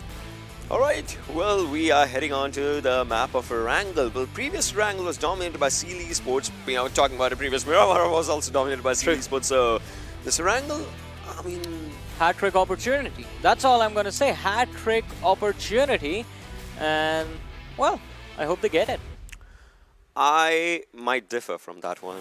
I would rather want to see all the other teams also, you know, I might bring in a bit differ more from that one. Plus, I would say, if you're just, you know, talking about some other team just coming out in this one, if it's a Northern Circle, it goes to DE. If it's a Southern Circle, it goes to a Pakistani team. Oh, yeah. Well, it should. It could. And today, I think so. A1 Esports should get one chicken in there as well. So, any Northern Circle goes to DE? I hope so. That's what you're saying. I hope so. All right. Because from the areas around Rozhok, they have a really good rotation for themselves. So, I hope so. Well, again, I mean, Ocean has always been pointing out that DE better get that chicken dinner for them, and hopefully today, this third map, could be that game changer for them. But then again, I mean, there are so many other teams that do need to pick up that pace, and hopefully they will be able to showcase that they are here to prove that worth, you know. Alongside that, will there be any prediction coming in from you, See, Johnny? I'm going to turn my brain off and I'm going to speak from my heart. I want to see 7C perform. I so do want. Exactly, I so do want to be able to see that as well. But with that, it is time to get busy with game number 3. It is time to move on to our casters, who are going to be none other than, of course, XP joined in with play. Thank you for that, Blotter. Well, XP, looks like Johnny has turned his brain off. Hopefully yours is turned on, no pun intended. Because one thing we saw, we were sitting there in the green room, we were watching the game, then we were watching Miramar, and SEAL Team 6 Esports, back-to-back chicken dinners. And it was so very convincing, especially in Miramar compared to Erangel. Especially, let me just bring something up which the analyst desk kind of did. I want to brush up on it once again. The last 5 teams, we had Seal in prime position. A1 Esports just played phenomenally in the last game, racking up so many kills. Carnage Esports doing their best as well, but it was just the timing, because had both teams pushed up on Seal at the same time, it could have been a different story. However, it's all about those little split-second decisions, which basically when PN Crew comes in from behind and wipes A1 Esports out, and Carnage got stuck with Skylight Gaming. So, not that I'm taking anything away from Seal Esports, those little things do add up, but what an amazing match. Now, this is going to be different because we're stepping back into Erangel. We are indeed going to be jumping into Erangel, and Erangel being a map where, I won't lie, I have to agree with Ocean. He did touch upon how, you know, Deadeyes Guys, they're a team who should be performing. They have been kind of quiet, but A couple of teams, in fact. High voltage. They have struggled quite a bit as well. But you know what? I feel like the usual suspects have performed. A1 looked pretty good, although no one's really performed at the level of, let's say, Seal so far. Any predictions? Who do you think is going to take this? I want to believe in a hat trick. You know, I'm a believer. I like seeing. I want to see some domination, some more further domination coming in from Seal. Looking at how they have that trigger discipline, how they're holding back at times. You know what? I would not actually be surprised if they do take the hat trick. Well, let's see if that's going to play out. Let's see if it's going to play out the way we predicted here. It is going to be Erangel once more, ladies and gentlemen, the third game of the day.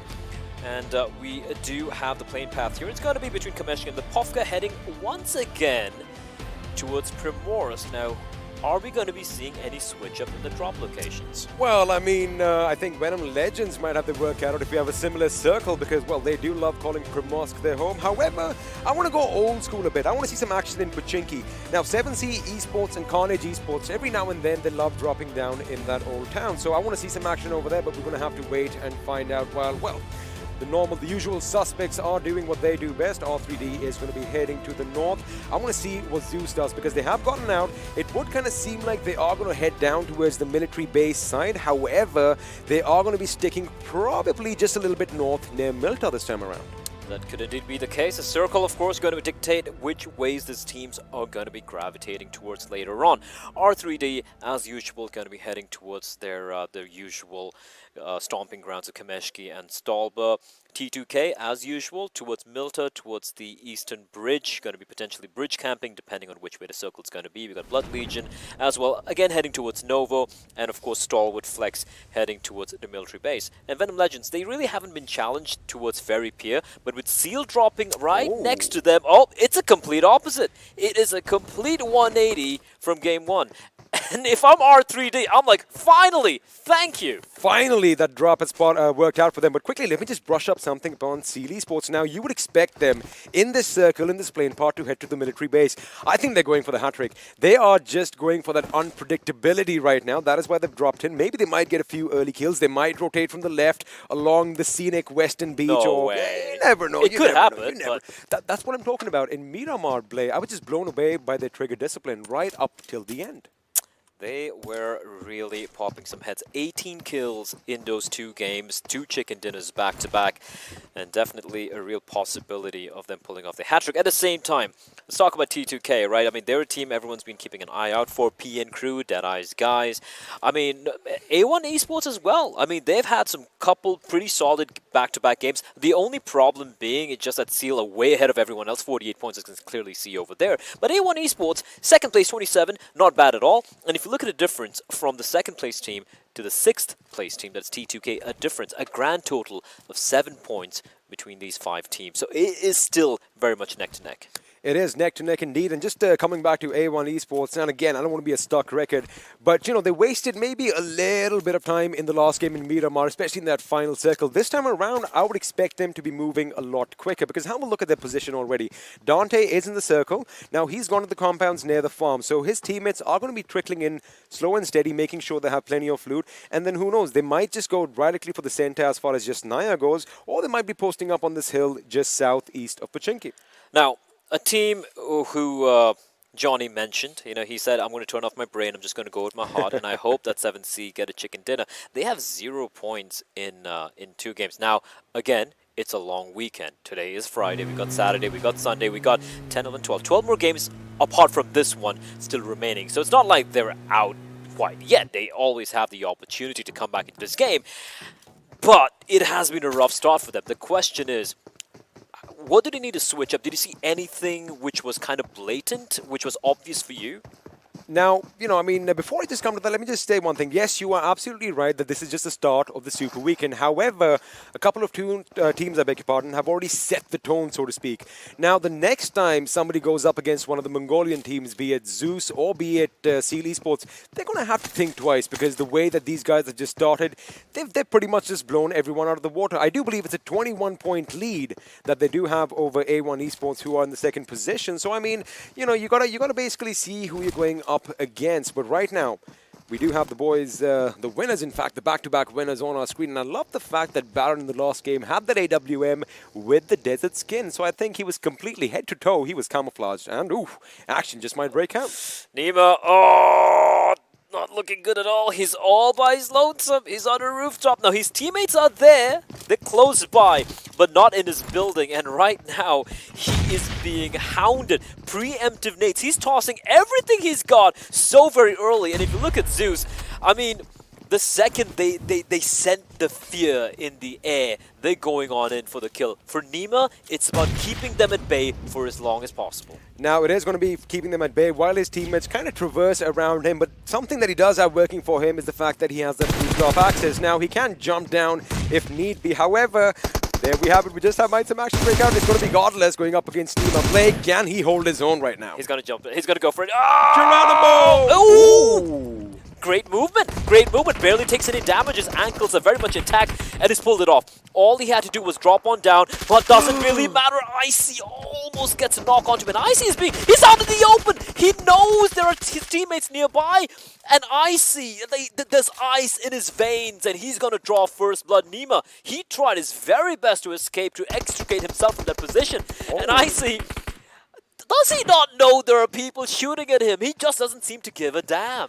He doesn't indeed, and it looks like Gyalzen going down is going to be a bit problematic as well, which means, well, Nima is out of this game. However, Mafia Ninja and AJ have their work cut out for them. Now, I do see some movement in the background, so they've got to be quick because R3D could be potentially moving in a position to be basically, you know, stabbing them from behind. However, we do have that Mosin Lagan, as we all love these old school weapons.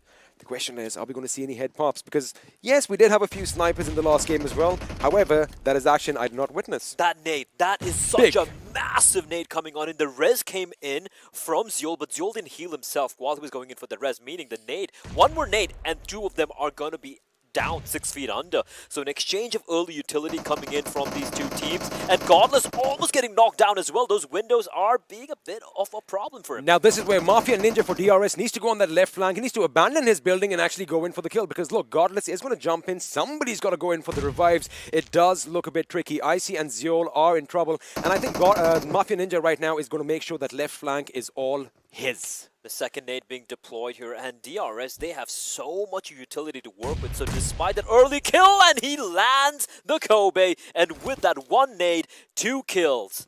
As AJ, he gets vengeance. He gets vengeance for his teammate. And although they lost Nima, the fact that Z3us Esports, that's the thing with Zeus, right? They live and die by the sword. Oh, yeah. They're going to be going all in, and it's kind of expected. Sometimes you're going to come out on top, and sometimes you're going to get punished for it. I wonder if the boys from Zeus know that you can actually revive and pick up your teammates, because it's like once they hit the deck, it's like, all right, this guy's out, now it's all on me. That is how these guys play. But now they have been reduced to a 2-man squad, and this time Zeol is out, and the man who has ice in his vein, Icy, is going to be out as well. So let's see what Abel and Godless are going to bring up. But elsewhere on the map, things are going to be heating up sooner than later, as everyone's coming in closer to one another's position, and well, sparks are definitely going to fly. We can take a look very quickly at the map while we have a bit of a stalemate over here. Of course, we have A1 as well. They are all together. Can we take a look at the map very quickly, production? There we go. And I'm sure there's something which jumps out to you right now, XP. There you have it, Z3us Esports. Like I said, they are going in for that hat trick. They're going to play it safe. The blue zone isn't going to do much. And we did kind of predict they're going to go on that little scenic drive along the West Beach. And there you have it. They're going to go all the way up to Georgie and then cut in possibly somewhere south of the shooting range, which is the right decision because, well, no one is there. Now, remember, you got to remember one thing. The plane path was a bit southern.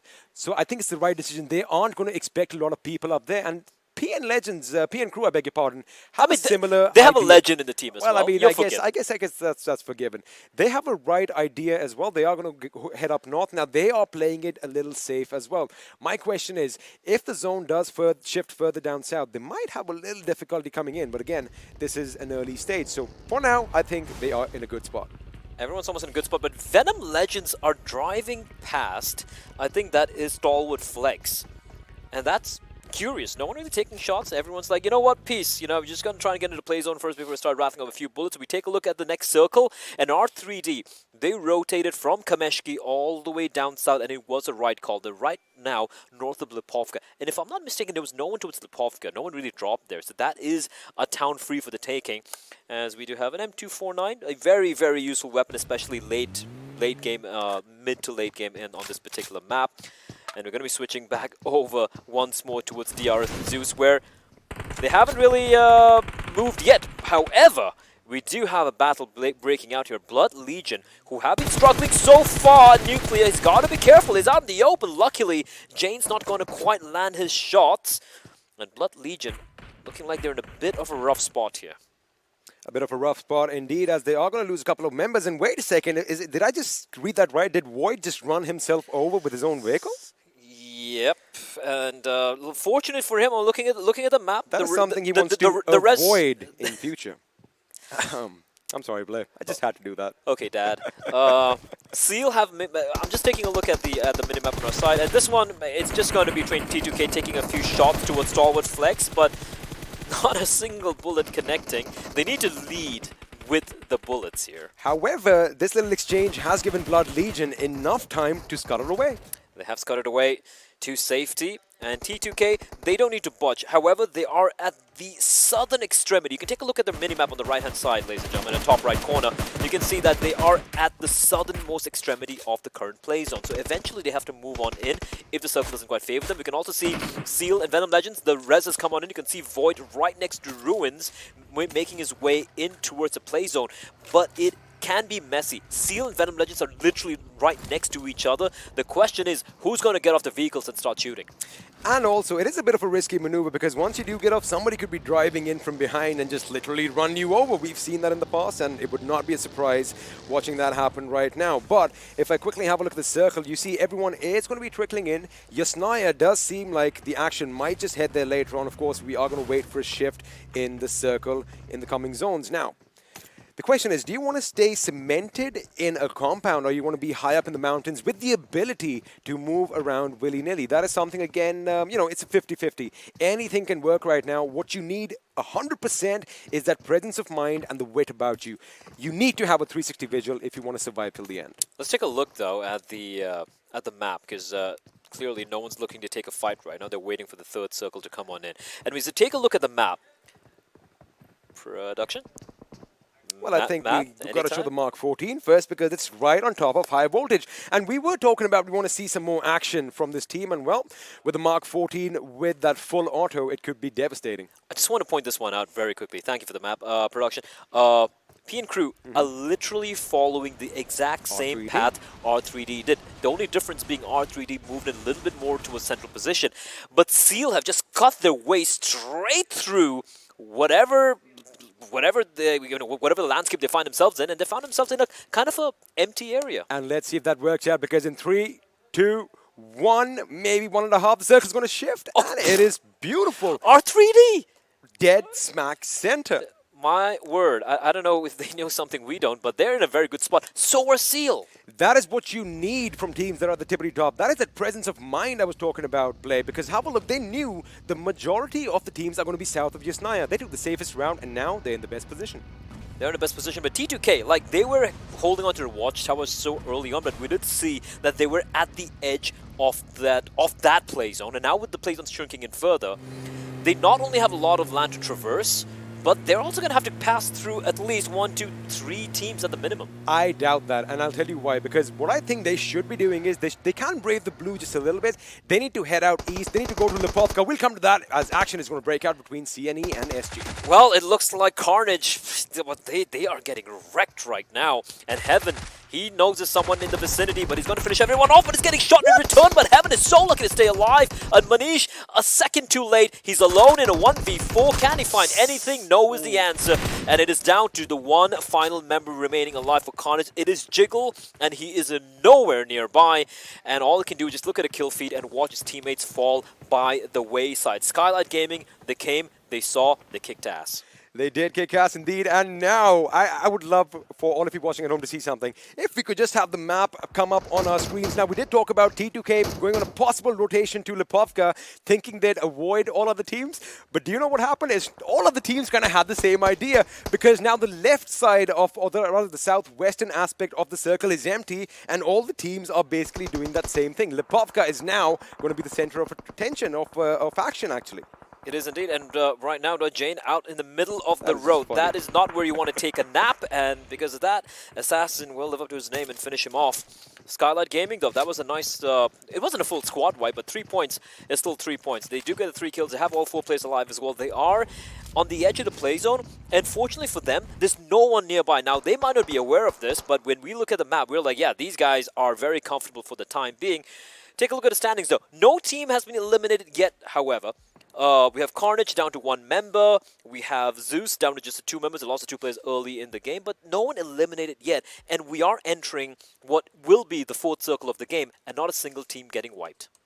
That is actually, I mean, kudos to all the teams for making sure that they are still in the game. However, the teams that have been reduced to 2-man squads or even solo are going to have problems as well. This is going to be a really common thing right now. Cars are going to be driving by and people are going to be shooting. But as you mentioned earlier, you have to lead your shots. You have to lead a shot, and unfortunately, Deadeyes Guys, they need to be a little wary, because if we squint and look at the minimap, they're going to be driving past Venom Legends as well, who are on the... And there we go! They drive past Void, and Void finds a knock. Deadeyes Guys now exchanging a few bullets with PN, and PN crew not able to reply because they are... Actually, no, never mind. They do reply back, and Baron with a Car 98, he is going to get the knock. Actually, it was stolen away from him by Killer, and Baron from the distance. Deadeyes Guy, they're getting third-partied, and they are in a bit of a pickle.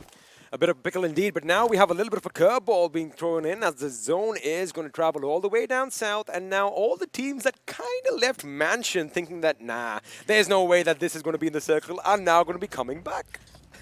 I honestly don't know how I'm going to be doing the play-by-play commentary for this final circle, because every team's still alive. 53 players still in the running, and if you look at the right-hand side, it's like a polka dot. It's like a very ugly t-shirt of different polka dots, as Frypan will finish off on top. And Deadeyes Guys, well, they come dead last with 0 points to their name. That is an unfortunate end for one of the favorites. Wait, did Johnny want him to be first from the top or from the bottom? I think he wanted 7C. Oh, 7C, I beg your pardon. And 7C are still... Where are they? They're still in there. They're there, right here. 7C, and they have all 4 players alive. They haven't really got any kills yet, though. But hey, right now, it's about getting any points no matter what way they, in any way they can. Deadeyes Guy, though, you know, they are the one big name in the Super Weekend, where we're like, these guys have to be up there with Zeus, with Seal Esports, T2K, and all these guys. They right now have only 6 points in 3 games. But the thing with Deadeyes Guys, what we saw in league play as well is they're the late bloomers. They need to get that momentum rolling, and once that ball is big enough, then they start crushing their opposition. Well, right now, someone's crushing someone else. Blah, blah, blah is going to finish off another member of PN Crew, and PN Crew are not looking that great. R3D, they had a great rotation, and now this battle. Now, Seal need to push in, and they are getting gate kept by R3D. And that nade! Was that a nade, or was that a knock? It was a knock coming in. It is going to be Zake, and the 2 players down for R3D. That is a perfect opportunity for them to push on in, and Zake's going to push on in alongside Wally. And Joker's doing a great job getting 1 knock, looking for the second one as well. He stays alive, got a little bit of cover, a sliver of health to work with. He's going to be pushing out for the fight. He's being very brave. Wally's got to go prone. He's got to go for the real, and Joker's going to use that opportunity to head on into the building, try and heal himself for a couple of moments here. And this push, though, Wally bravely pushing in, hugging the wall, ensuring there's no line of fire from Joker as he heals himself for the time being. R3D have a little bit of respite as F4 were the ones who were shooting them in the back. However, they are going to be engaged by XB Blood Legion. That means now it's going to be Seal versus R3D, and Joker is in prime position to make sure he does a lot of damage to anyone who wants to come in their building. But now, Seal they have to commit. They need to go in and get it done now. That is something that they have shown they can do time and time again. Joker trying to delay the inevitable by the looks of it. He is basically in a 1v4, and he's getting pushed from every single angle. Nades being tossed on in. Wally, that's a team nade? Is that a smoke? What is that? Oh, that is a nade. That looked a little scary, but right now, if I'm Joker, I'm not laughing. I am not laughing at all. The flames everywhere. Utility being tossed on in. He's throwing his utility as well, preventing the entry, and he's got to apply his bandages, but another nade comes on in, and he tries, he might. I don't think the bandages are going to work. The blue is moved in as well, and Seal, they're just going to leave him be. They're like, you're all alone. What the hell are you going to do? You will have to push in behind us, and that's the opportunity for him to strike, but Joker from the window. He finds Baron. He could actually create a lot of problems here. He's going to finish off the player, and despite him still being left alone in the blow, he's still alive and kicking, and he's going to run on in.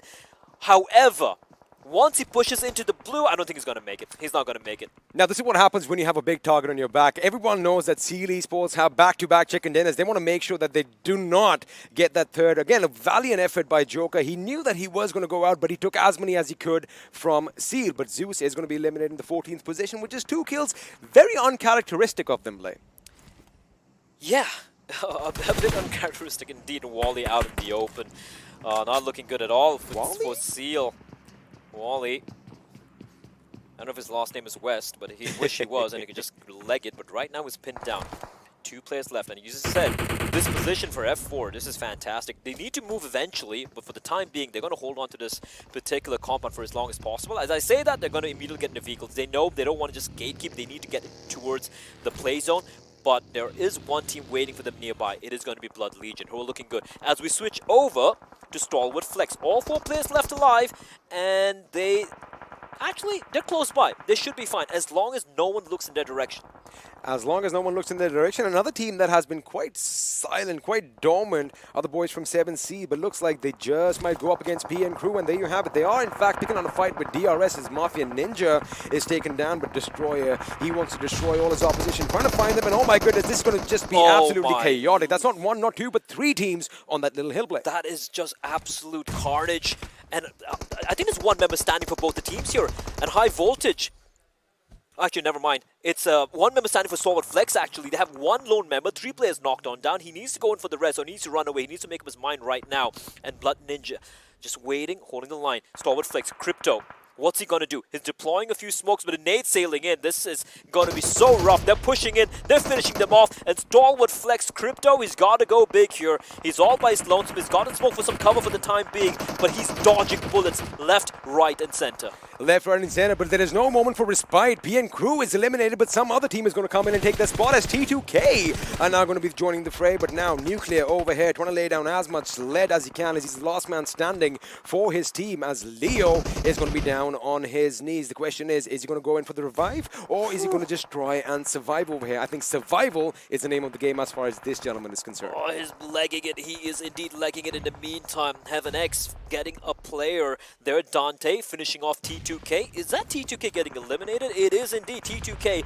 They will leave us. They will bow out of the server of the game. 4 kills to the name. Not too shabby. And Nuclear waiting. They just walk on past him. He finds 1. Can he get another one? No, he can't. He almost gets 2 knocks. But then Voltrox spins around on his heels and he finishes him off. And valiant effort from the player there to stay alive for as long as possible. But Blood Legion will fall by the wayside. Seal now. They're out. Seal are out as well. They won't get the hat trick, but they do get 3 kills, so that's something. And considering they've crossed the 50-point barrier, I don't really think they care. I don't think they're going to really care about the points, but again, it was all about, you know, the bragging rights that would have come with it. Well, getting back-to-back chicken dinners is no small feat as well. But of course, when you have such a big target on your back, it could be devastating. Imagine had that been a grenade and not a smoke grenade. That could have been devastating for High Voltage. That would have been a nightmare indeed. Wolverine, F4, the Pakistani crew looking pretty solid right now, but you can't count out the side of Skylight Gaming, man. There are 9 kills. They are on a streak, a rampage at the moment. Mafia Ninja from DRS will be found out, and with that, he was a lone man standing for DRS Gaming. He'll be taken down. Fear taking a couple of shots from 7C, but he will just get the knock before he, in turn, gets knocked down to his knees by High Voltage. 7C, they have all 4 players alive, but they have 0 kills and 2 of them have been knocked down, so they need to go for the res real quickly before the rest of the teams push on into the position. A couple of teams that are really surprising me so far. Again, of course, A1 Esports, they are holding their own, all 4 members intact. Team F4 Esports are coming in strong this game as well. Khan is currently down, bleeding on his knees, but their positioning is just phenomenal. Destroyer, in fact, is in a wonderful position, but have a look at that. All of this is dwarfed by the number of kills that Skylight Gaming have right now. In fact, they have all 4 members alive, 11 kills to the name already, and now the 2 teams I was talking about are clashing as A1 takes on F4 head-on. Skylight Gaming, they've smashed through the skylight. They're reaching for the stars right now. Chari on a dominant streak as we have players starting to fall. Chari, he knows where Voltrox is. Joker on a rampage as well. 5 kills for Joker already, and we still have a number of players alive. Down to the final 5 teams.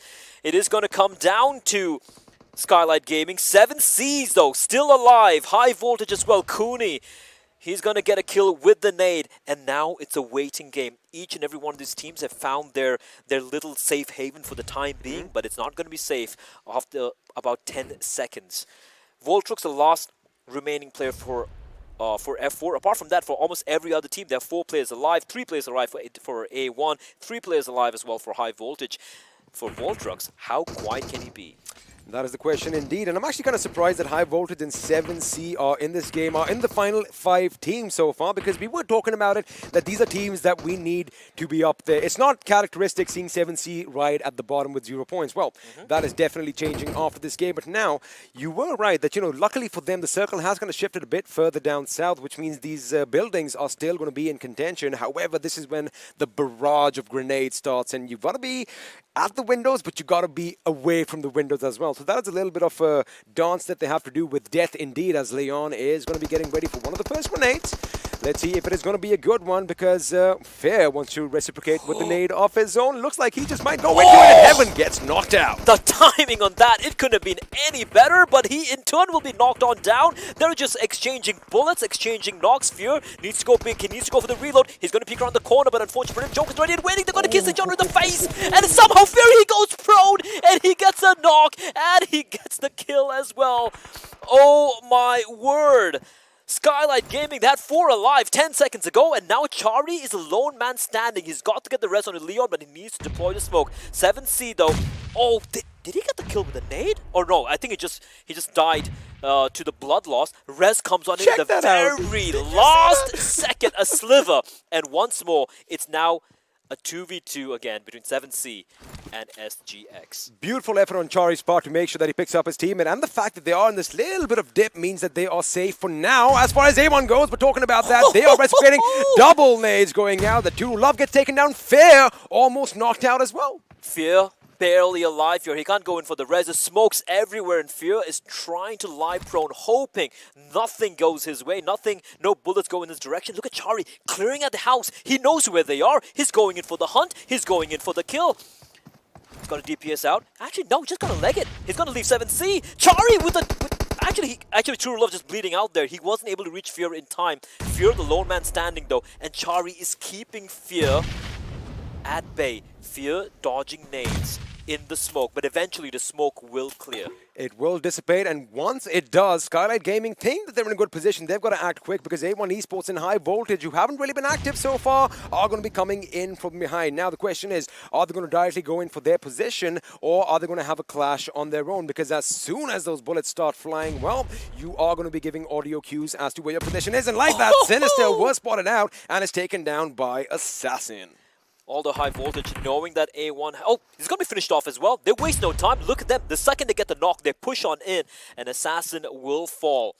9boy and Dante still alive for A1 for A1 Esports. They have 6 kills to the name. High Voltage with a very good chance of winning this. They are the only team with 3 players alive. Everyone else down to 2 members, and in fact, one of them, only 1 player remaining. And a beautiful play by High Voltage over here. They know where the enemy is, but they are going to traverse along the edge of the blue circle, go down south where they knew a fight did take place. And of course, there's only one gentleman standing over there. 7C's Fair. Now, Fair does have an idea that people are coming, but he's been spotted out because, well, you can see through those bars. And with that, 7C's are going to be out in the 4th position with a decent 3 kills to their names. But now play down to the final 3. High Voltage coming under fire. They're coming into fire. They got a little too overeager. Dante gets a knock, but a quick reply coming in from Ozzy. And the res, is it going to be going in? Yes, it is. 9 is going to be going for the res. Meanwhile, bear in mind, there's another player still alive and hiding inside of the corner. It's Chari.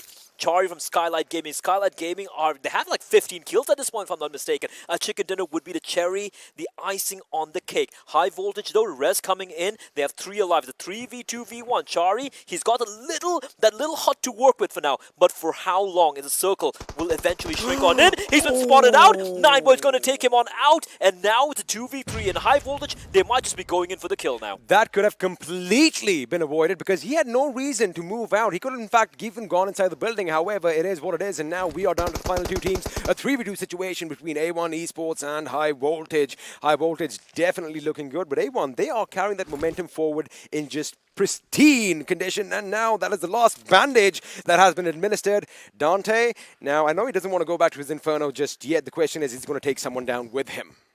Well, if he's going to go down, he wants to take them straight down to hell alongside him, but it looks like High Voltage have enough utility to flush them out of their position. They're going to take the fight. A couple of bullets ringing out. They're so close to each other. Dante goes in for the push. It's all down to 9boy. I don't think there's anything he can do. They're going to be pushing him from multiple directions. He finds one, but that's all he's going to find. And there you have it. Winner, winner, chicken dinner. One in style. High Voltage. They electrify and they electrocute everyone in their path. There you have it, of course, elation on the faces of all the kids, and well, that was a well-deserved victory. Like I said, they played very intelligent right up until the end. They knew what the enemy was, they did not go in for the kill, and well, before that, let's just have a look at all that moolah on our screens. This time again now, that $1,000 is going to go to High Voltage and not Seal Esports. Yeah, Seal Esports, I mean, I think they're going to be okay with it. I really feel for the team who got Wachari. I mean, listen, Skylight Gaming had like 14 to 15 kills.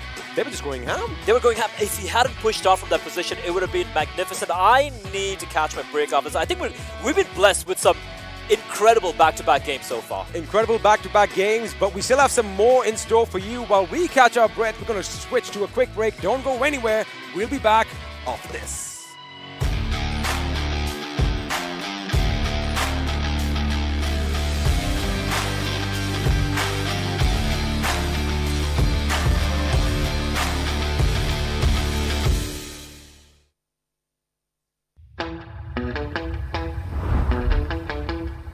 Are you keeping it real? I'm calling shotgun, wanna see my baby run. Oh, what's the word on the sea? We're kicking up the dust, if you know what I mean. We got a good thing going. We got a good thing going on. Hello and welcome back once again to PUBG Mobile Pro League South Asia Season 3, and it is a big thanks to Oppo F19 Pro. Wook up your fun. With that, we just got done with game number 3 on Erangel, and that was just an intense affair that eventually, of course, was moved on down towards the team that we wanted. We wanted one of those teams to be able to take a chicken dinner, and we've gotten one. With that, let's move on to the analysts and ask them what they think. Well, it was an impressive game nonetheless, and I mean, some of the best fights has actually come down from this one. Absolutely, and with that, let's also have a look at the most valuable player coming in from this game, and that is on our screens, Joker coming in from Skylight. I mean, Skylight was dominating with the kill department today. I mean, they definitely were. 91 healing done, just 91 healing done. Double Wow. digits, that's it. So this is a particular stat where less is the best. Yeah. And as you said, Skylight, well, the domination was definitely in their favor, and in those final few fights, they were in a bad situation, but they made the best out of the worst as well. I mean, talking about the team, you know, they already had, what, 14 kills for themselves, Yep. and so now it's where Nepal region is just outshining. First and second game, it was on to the ups and downs, but the third game is where I would say these teams are doing the best that they do. Absolutely, and with that, we move on towards the top players, where, of course, you've got, well, 3 players coming in from Skylight itself, and Assassin from High Voltage. 15 kills in total for the players of Skylight Gaming. That is just impressive. Wow. Shari, Heaven, Joker, all these players are out here. Assassin, if we just talk about this one, obviously the player was looking really happy after that chicken dinner. Obviously, the thing that they earned and enjoyed. But all these stats, it's not like, you know, one player shying away in one thing and the other one's excelling in the other. Because they have all stats like pretty close to each other. Almost 700 to 800 damage for the players and whatnot, and 5 kills, 4 kills. So it was a pretty close affair. Exactly, and Assassin, I want to talk about that one, lad, because he was the cornerstone for his team during the league play days, and once again, in the Super Weekend as well, he proves to be the same thing. Again, getting all those kills, helping his team push forward, and that final push coming in from his side as well, that level of aggression, just trying to close things out as fast as possible. That was really important. That was really needed as well when it comes to this team, because that is the kind of points that they wanted to, of course, walk away with, and they've done so gracefully. Let's have a look at the match ranking from this game and find out when it comes to the entirety of this game. Of course, Skylight Gaming is on top with those skills. Wow. Just because of those skills. I mean, this is the first time I would say, you know, I have seen as per the team that was on third, because of the kill domination that they had, they jumped up, and that was a brilliant jump for them. And you know what? Yeah. we know who gets the $1,000. Yep. High voltage. Yeah, I mean that's true. And, yeah, high voltage gets $1,000 for the chicken dinner. Obviously, that's true. Even esports is out here with the third position for themselves. 7C did really good in this one. Team F4, well, they were on the 5th position. Stalwart was on the 6th, so that was good. But DE, they still need to open up right now. Yeah. You predicted the northern circles to be in the favor of DE, and well, because they have always been good with their rotations on the northern side. I don't know, it just went upside down for them. This just proves you can't be too overconfident in your situations. Even if you have good rotations in one part of the map and the circle is going to head in that direction, you still need to be careful. Because that happened once they saw, like, it was, going on to the sides of Yasna and the lower side. What they did is they started rotating early, and that was one thing that they always do. They focus on the rotations, they try to stay inside the circle, then they take the fights. But I don't know what thing just went on to the other. See, you have this read, all the other teams have this read as well, and that is the thing, you can't be too predictable. Well, again, I mean, you guys were talking about, team adjusting their drops, changing perhaps as well. This time around, they ought to do so, because now is the moment that they need to be able to showcase that sort of a performance. With that, of course, we've got the zone and the rotations. So I love one thing about Team Seal out here. You see, they were still outside the blue circle, still, moving with the circle because they had to do this. They wanted that, now they wanted to cross the 3,000 marker, right, for themselves. So they were trying to go for this one. But in that as well, they were caught up in a few fights that were not the good fights for them. And that kind of just went down. This is where you'll see things happening, right? XP Legion, for the first time, the zone was favoring them at this particular moment, but the fights were not as per se. Here's what I like. I like how 7Cs played this one out. Yeah. They remained calm. They knew that aggression fights were not going out in their favor. Yeah. So they just completely avoided them. And they played for survival. They got those survival points in their favor. And once, this is where it was a do or die situation towards the last circle. And that is where we saw 7C make that push towards that, towards those compounds. Then they tried to pick up those fights in those final few situations, because that is what was needed to be done. But before that, they needed those points and they got those placement points. They certainly did, and with such ease is not exactly the word, but it certainly was, because all 4 players were alive. They were able to just get that working in their favor in the final few moments of that game indeed. But with that, let's have a look at the entire summary of this entire saga that we just witnessed on this map with the opponents. Yeah, I mean, just this is where all started. And Beam's use, obviously, they wanted to just go for the domination right from the start, but the things were not in their favor, as we just witnessed. And Skylight, well, domination that they had on this map, it was more of a brilliant feat of gameplay. Well, definitely, it was brilliant gameplay from their side, but then we see Team Seal taking on the players of DE out in the open, and as you said, caught between the rotations.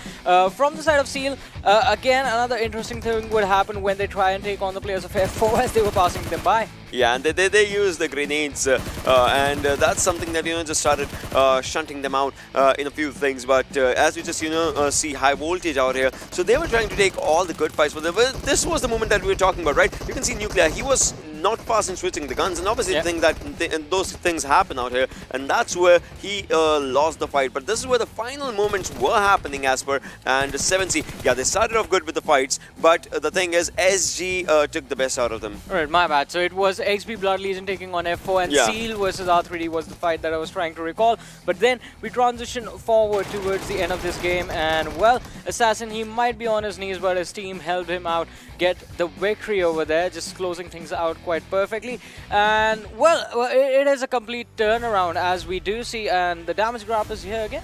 Alright, well, in this one, you can see one thing, that Skylight has a massive damage for themselves. And there are 2 teams that, obviously went past 2,500 mark in the damage numbers. But then there are a few, 2 as well, onto the 1,000+ marker. Yeah, but I want you to notice this. The teams with the 1,000+ markers, those are from that final fight. Yeah. Yep. I mean, the maximum damage came down from the final fight, and that's because of one thing. Obviously, the circle's giving you the damage as well. You gotta capitalize on that. Like on your opponents, you gotta do that as well. Plus, you are trying to take all the fights, knocking them down, and maybe not finishing them, so that your opponent's teammates get a bit, in a way, like trying to bait them and all those things. So it happens in the final fights. Yeah, because we saw the baiting sort of situation being created by the players of Skylight Gaming as well. Once they took down 2 players from 7C inside that house, they waited a couple of moments and then the nades went in to try and finish off like basically the bunch in one go. But that did not happen. The players of 7C read the situation. They moved out of the compound, which I mean did not really work out, as we did see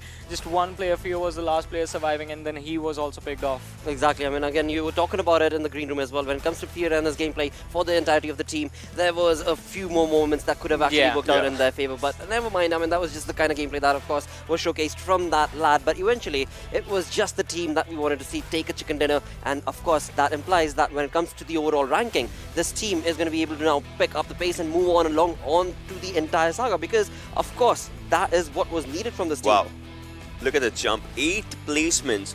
High Voltage jumped onto the 4th position for themselves. 32 points for them. Skylight also had a good jump, obviously, you know, the kill numbers that they have showcased. But A1 Esports, they are highest in the kill numbers right now. 22 for them, 21 for Seal Esports. We just talk about this one. So the major thing that A1 Esports need to focus is on maybe a chicken dinner, probably. Yeah, get a chicken dinner and then they will be able to surpass CE Esports right there. But apart from that, I mean, the top 3 teams just focusing on those skills and just proving how important the aggression is in this tournament. But as we move to the second page of the standing, 9-16, this is what I like. 7C Esports, they had a good game for themselves. Finally, they get themselves on the board and bring in those 11 points. Yeah, they started good because before this game, obviously, they had no placement points, no kill points for themselves. But now, as they're starting up the journey, they wanted to pick up the momentum, and with this one, they surely are.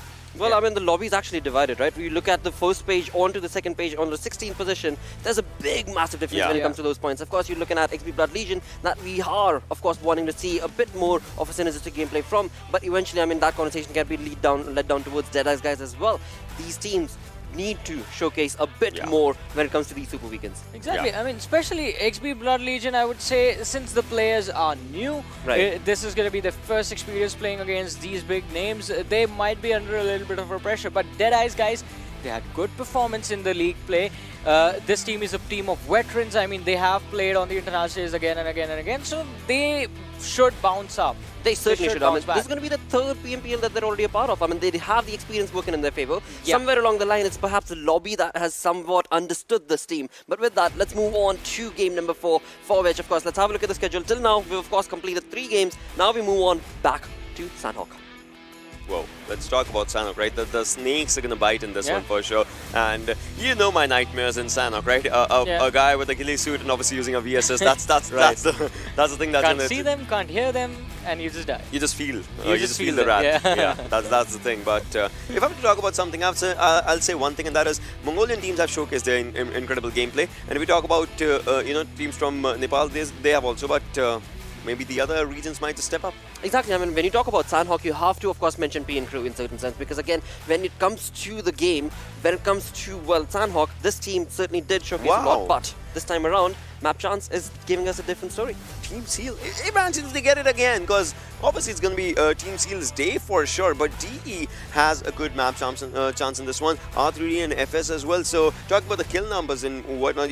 I would say average skills is really good with Team Seal, but the other teams would like to perform good. Exactly, the other teams are definitely going to look to perform, and this time I'm going to go with R3D, because the lads are trying to make that push forward, and they have had those aggressive performances, specifically coming out of from Sanhok. I mean, this is where they get their most kills from, so I'm going to be seeing how they do. I think they're going to be somewhere in the top 4. I would kind of feel the same, but then what I would say is like any team from Pakistan region and Bangladesh region, because we have seen Nepal region dominating in the previous game, and we have seen Mongolian region obviously. Absolutely. Again, I mean, when it comes to that hungry domination, right? We've seen Mongolian teams just take a step further, take the game to a different league altogether. But in that doing so, of course, they're creating enemies. Those enemies could very well come back and bite them, which, of course, implies, well, it's only time will tell, sort of a question. But any predictions coming in from you guys for Sanhok? These were ours. R3D top 4, that's it. All right, with that, let's move on to our casters, who are today going to be none other than Fixus and Necro. Well, thank you so much, Lakshay, and what an evening are we witnessing. Such circles, you know, I've never seen them before. They're so surprising. Now, heading on to Sanhok, the first Sanhok of the Super Weekend. You know, I think for me, I would really want A1 to get this chicken home. But what about you, Necro? Well, to be honest, even yesterday, we did see A1 do an absolutely phenomenal job inside Sanhok, and I really feel like this might be their game as well. They certainly can. I mean, the lads are racking up so much number of kills. They are getting the momentum. They are feeling it. And we have seen that 16 kill chicken dinner. So right now, the odds are in their favor. But once you head into Sanhok, anything can possibly happen. And, talking about the other teams, Blood Legion, what do you think is going wrong with them? Well, if you didn't notice one thing, Rayan isn't in their roster right now. He isn't playing. He's the highest fragger of the PMC of Bangladesh region. Exactly, and if he's not being playing, then of course that is going to be affecting the lineup as well. And I really feel like somewhere down line, that is a main factor. Could be. I really want him to come back in this particular game. Blood Legion has got what it takes. I think it's just the nerves racking.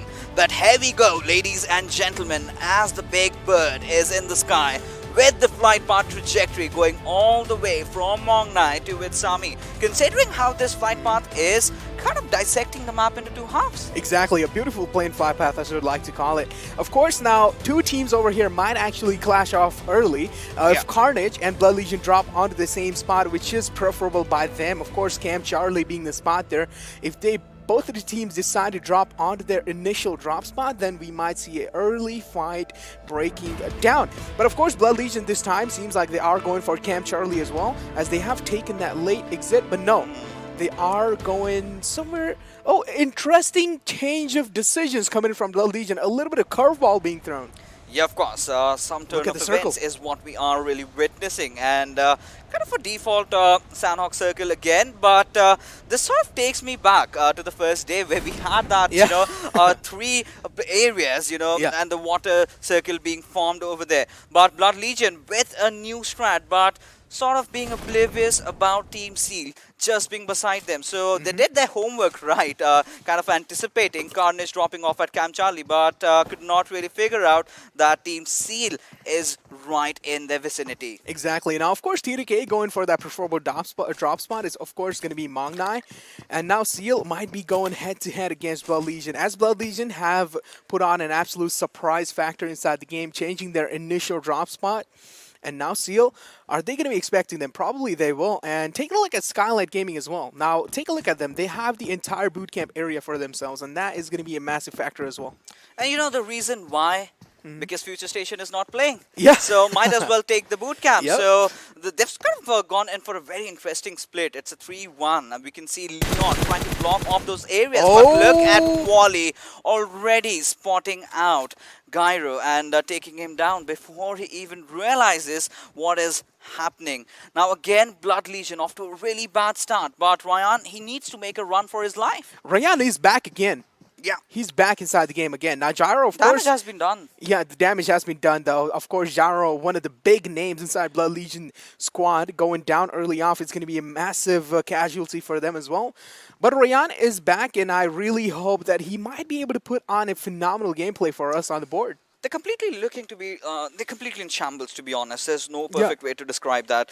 So they are trying out something new that they have not done in the past. And they have are not really acquainted with the nooks and crannies of that area. So they're having a lot of trouble kind of trying to traverse around. So considering how Seal have now spotted them down and have managed to take out one of their players, they're kind of sure that there might be someone playing around Tambang. But now in Sanhok, rotations are very crucial. And when I'm talking about rotations, it's the timing that I want to focus upon. Look at Team Zeus right now. They've already, dropped off near the quarry area. Now they are making their move. Maybe want to take on towards those eastern compounds that we have around bootcamp, because that's where the circle might be headed to. Exactly. Rotation and zone is, of course, like the main factor inside the game when it comes to the Sanhok map. And now Khan has his sights locked onto the players of 7C, but doesn't really seem like any shots will be taken, as Turulov is safe for now. He doesn't have any clue that Khan is just lurking around in those nearby vicinity. Of course, Khan being that silent assassin doesn't really want to give his position away by making any of those rookie mistakes. And this might be his shot. He is out in open. Turulov is progressing inside the fight. Of course, the aggression is coming through, but another fight breaking down. And this time, Blood Legion on a aggressive step as they've taken down Baron. They certainly have, and will get the confirmation ASAP. And that is exactly what they needed. You know, they needed that booster. You know, they need to have their morals really going high, because if you do not do that, I think you're just gonna keep falling down as they are. But Blood Legion, they've got what it takes to be one of the best, to be one of those names, because they are the pride of Bangladesh that we have been seeing, the kind of domination that they had put during those PMCO stages. But hey, we're in the Pro League, you've got better teams. But look at Khan. He's already taken quite some chunk of damage, already has his helmet popped off. Barely just 10% HP on that helmet. Does not really have any meds to work out. Needs the backup, and maybe the cavalry is finally here. Exactly. Now 7C, of course, have they spotted the cavalry? That is going to be a main factor, but 7C don't really seem like they are interested in challenging the fight. Look at Wally's position. Dominic, I feel like he's not going to be expecting Wally over here initially, but of course, a beautiful decision coming in from Dominic. Not going to be exposing his body initially, so he's just going to be backing out, playing it as safe as he can. Doesn't really want to give his kill away that easily, which will make sense, because each and every step you take is going to be crucial inside the Super Weekend.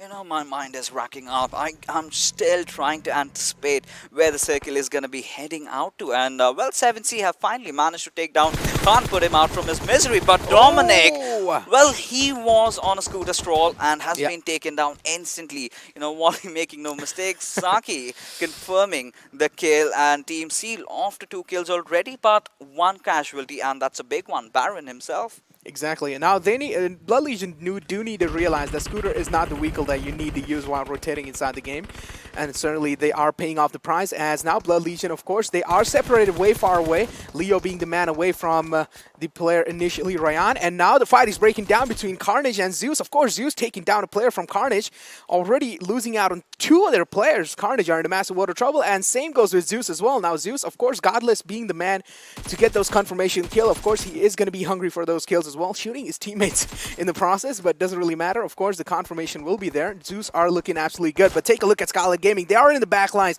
They have their sights locked onto the players of Zeus, but certainly the exposure is not being shown from the Zeus players, and that is going to be a brilliant choice of decision. I think they have sort of brought themselves in a very sticky position, because now Skylight Gaming are going to be kind of constantly rotating themselves around and would be trying to find the angle. And if not Skylight, you've got Z3us Esports also coming in from the back lines. And now we know that Zeus is a team that's really infamous for being caught off guard. But look at Leon, the control, the way, the discipline on that spray, taking IC down. But you know, it's not going to come down to anything, because Abeliamo, any single moment, he'll just come in and get the revive. Exactly. What a precision coming in from Leon there, just tapping his head out.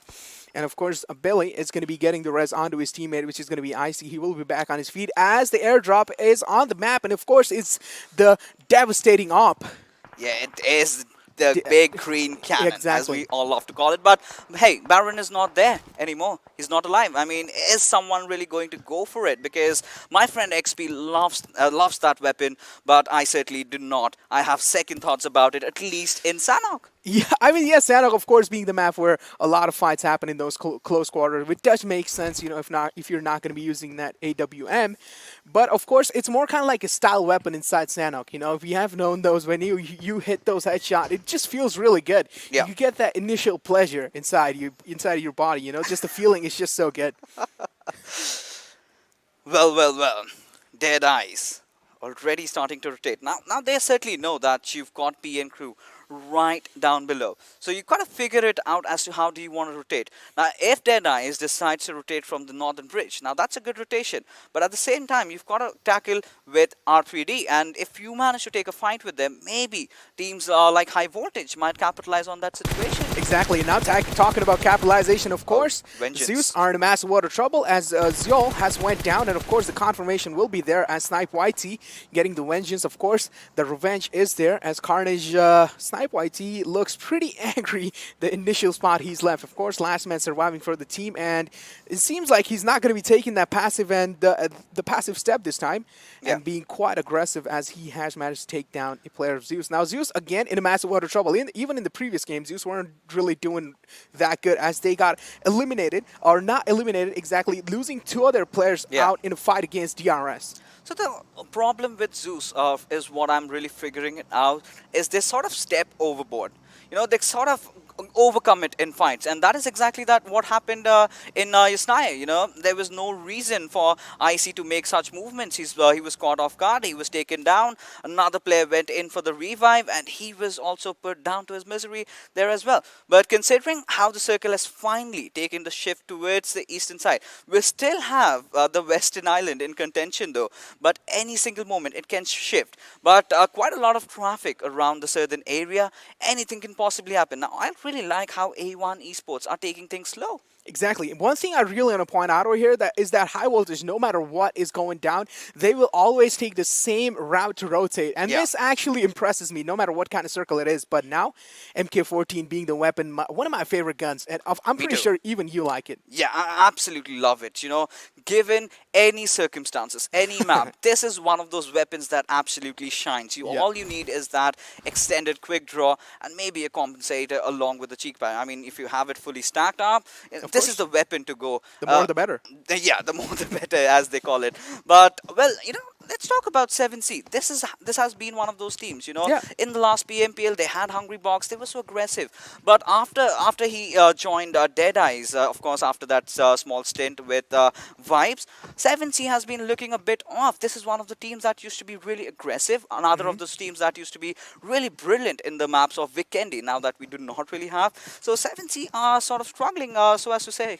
Exactly. In the previous map of Erangel, 7C did a phenomenal job at survival. Yeah. And we have to give credits for them as well, as they were those last few teams surviving inside the map, as so many fights were happening at the same time, and they still managed to, you know, juke a lot of fights out and managed to survive. Now, of course, taking a look at XP Blood Legion and 7C, the fight might be erupting anytime soon. They are moving so close to them, and seems like the fight will be going down.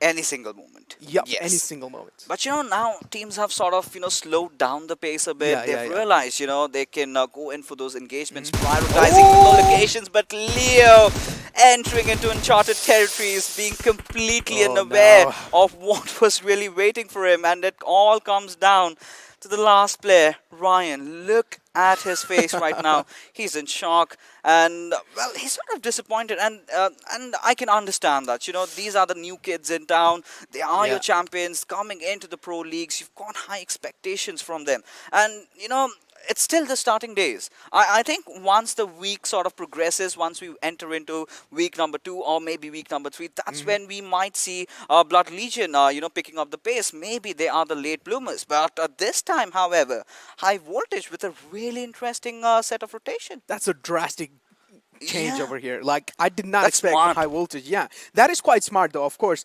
Now, of course, they are going to be moving from those bottom left lines, and if they do that, of course, there's no team in those nearby phases to actually cast them off guard. But take a look at the on the right side of the map. Now over here, StalwartFlex and Venom Legends, the fight might be erupting anytime soon, and we do know StalwartFlex, they are always on the aggressive path. They do like to take or challenge those fights, or even they are not kind of a people who actually back out from a fight, as the fight will be breaking down between P and Crew and Seal. Of course, Seal being one of the most consistent team today.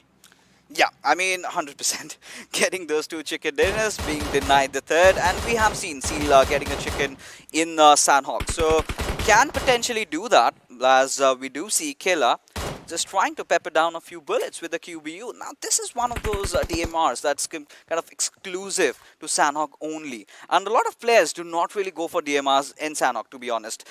If not MK14. I mean, the gods of PUBG are certainly blessing them, but nobody really wants to risk their bodies. Nobody really wants to put their bodies over there, because you know it's Sanhok at the end of the day. Someone might just be prying out at you. $1,000 are on the line as well, Fixes, if you get the chicken dinner. So, of course, no one would want to expose their bodies that easily, as Rafat has been caught off guard on the open ground, and he is trying his best to get the smoke down as well, but a little too late, as Rafat has been capitalized by StalwartFlex, and he has been taken down, losing out on 2 of their players. Steel Shot getting caught off guard as well. Frypan barely making it out alive. Now, of course, that stone is going to be providing them that essential cover, but Venom Legends already losing out on 2 of their crucial players and left out with just 2. Frypan spotting Uzum. Beautiful accuracy coming in from this man. And now they are on the same page. Venom Legends and StalwartFlex, they are on the same page as well. Of course, the confirmation will be there on the Uzum. And seems like the hunters are getting hunted. They certainly are. You know, after getting those 2 knocks, that was the cue to push. But you know what StalwartFlex did wrong? They were sort of divided, right? They were not in the right minds. 2 of the players pushing in, 2 of the players doing something that they should not be, and that really costed in their demise. And they were sort of in the dark about their opponent's position. And Venom Legends is one of the teams that if you give them an opening like this, they are certain to punish you. And that is exactly what they did over here. But, you know, moving on, Venom Legends, another team that we need to touch upon because they are one of those aggressors. They are one of those teams that really go in for the fight, go in right at your face, take it down. But Rapid not really having the kind of a start, and Frypan did try to get onto its flank angle and was punished instantly. Well read by the boys from StalwartFlex. Exactly, and seems like Blade is really angry. If you take a look at his webcam, that man looked angry, and seems like he will be taking a lot of players down if he keeps on playing with that anger. And of course, seems like StalwartFlex are doing an absolute phenomenal job. Crypto might get caught off guard, taking a lot of damage, and wow. Steel shot, you are just an absolute inhuman machine being. What are you doing? He's made those magical plays, and you know, I would never doubt this one play. But at the same time, you know, you have to criticize Crypto's movement. There was no need to, you know, try to expose your bot. You could have gone in from the right hand side, but here we have the players of Team Seal going after this poor man. Blood Legions, Ryan all by himself. 3 players charging right at him, the back completely pouncing at him and eating him out. And with that, Blood Legion are your first team to get eliminated, ladies and gentlemen. Wow, that is a massive elimination coming in. I actually feel quite sad for Ryan there. I feel bad for him as he was trying his best to keep his team alive. But again, Seal seems like they have no mercy as they have taken Blood Legion down as well. And now StalwartFlex again being one of the teams which is dominating the entire squad of Venom Legends. They have them locked out in their initial positions, and they're not going to be letting them move as easily as Steel Shot and Void. They actually want to make a rotation. They want to get outside the tricky spot, but how can they make it?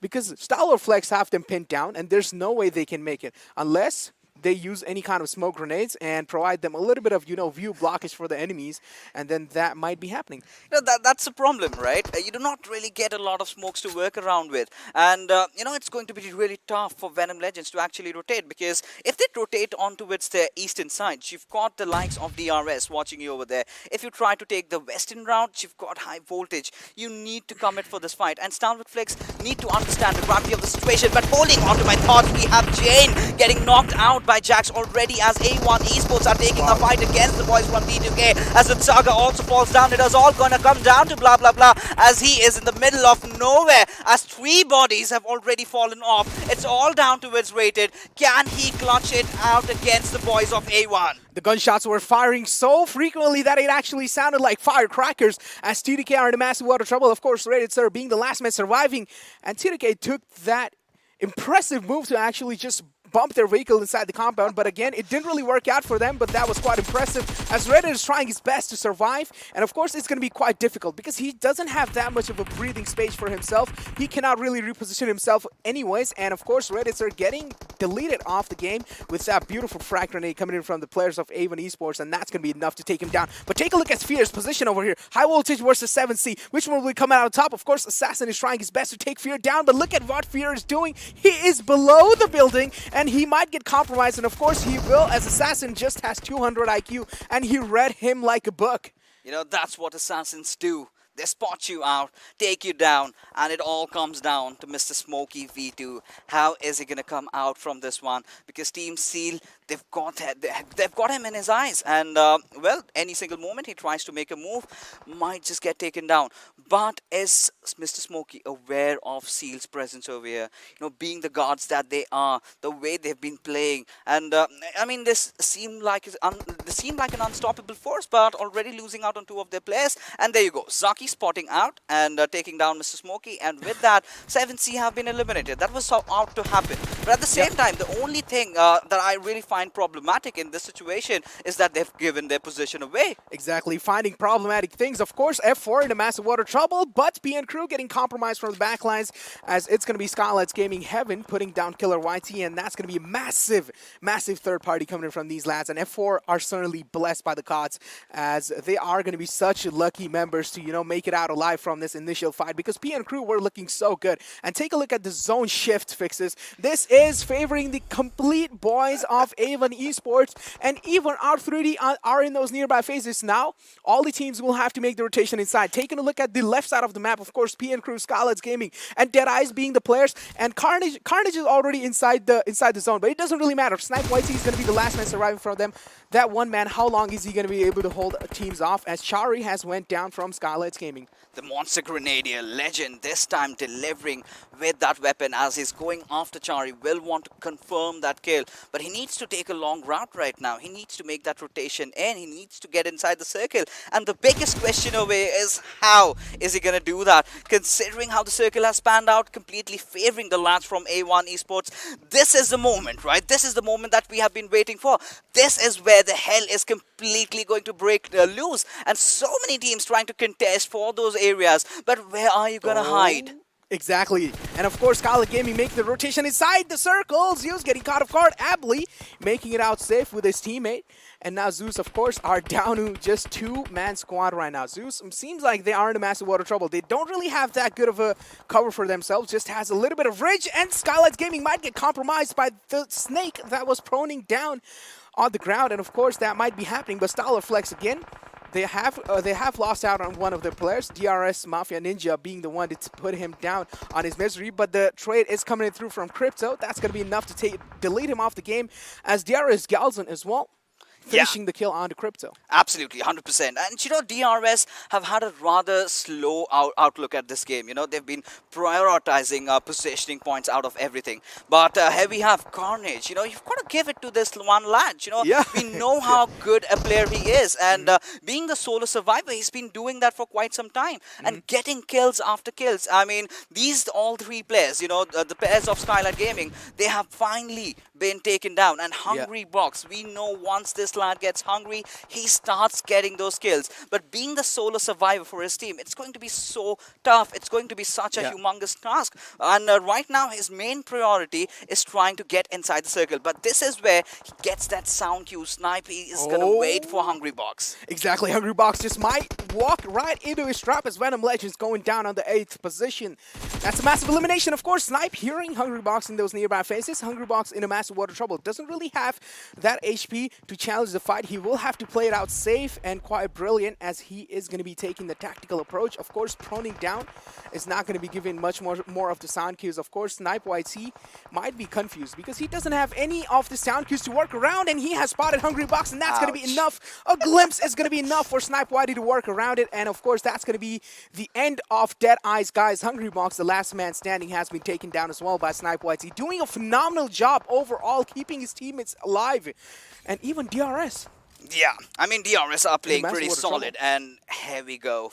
Finally, his tyranny has come to an end. But, you know, we've got to give it to this lad, the way he's been playing. And so have the boys from DRS who have just fallen down. And, well, this time getting some position points going in their favor. Carnage Esports, as we can see, have been eliminated. However, with 4 kills, that's certainly going to help their cause. But with Zeus still in the fray, they still have 2 players going in. 5 kills already. Might just want to contest for the chicken dinner. But before that, they have to deal with an informed A1 Esports that they have got all of their players alive. Any single moment, the boys will start to pop off, but Virus is burning in the hells of Inferno. Exactly. R3D are doing such a good job as well, but A1 Esports somewhere down line, their confidence is just boosted onto the cloud 9, as of course R3D are in a massive water trouble. Virus going down, and even Animus going down as well. A1 Esports do realize the fact that they have an upper edge inside the fight. Props to Zeus, they have made it out so late inside the game as well, as the early casualties were happening. But talking about casualty, the entire squad of R3D has been eliminated. Now Zeus, the last man surviving. How long is Abley going to be able to hold it off? Of course, Abley has exposed his position away.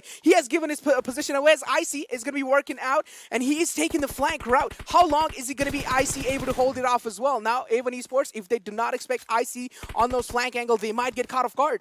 They certainly will, but here we have the boys from A1 Esports in a really tough situation. They need to go for that call. Either they go for their teammate, or they try to convert it into a rotation and try to get the chicken. But considering the fact that Zeus still have that upper edge, they've got that ridge to play around with, and they know where exactly A1 Esports are, it's going to be a really, really tough time for the boys to try and come in. Exactly. Zeus are doing really good in the initial position they have. Of course, both of them are sticking to each other, and this is where I actually give props to them, as Sinister is is, of course, going to be peeking his head out. Take a look at Icy. He's just going to be putting his trigger down. He's pushing the trigger down. He's not going to let his fingers away from the trigger as Nineboy is working around the flankways, and he has been spotted by Icy, and that's going to be enough to spot him down. Of course, the Tommy gun is doing work. Nineboy has been taken down. Sinister being the last man alive. Will he be taken down as well? And of course, he will be. And that's going to be Zeus. That certainly will be, and the Mongolian boys coming in. And 9 kills chicken dinner is what we are looking at, Necro, over here. But huge props to the lads of A1 Esports. The way they kind of positioned themselves right from the very start, the circle sort of panned out. But yeah, you can't really blame them. You know, the circle sort of shifted right away from them, and Jax being caught out over there. GG's to Zeus. And the best part is they did it with a 2-man squad. Exactly. That's what I said. Initially, they actually lost 2 of their players early off and still managing to do such good. That is just a phenomenal play coming from these lads. I mean, from what we are witnessing over here, 4 games gone, 3 matches have already gone to the Mongolian boys. And, you know, with Zeus also getting their hands on the $1,000, things have started heating up, ladies and gentlemen. Right now, what we are going to do is head out for a shuttle break, because coming right after our beautiful analyst and our host.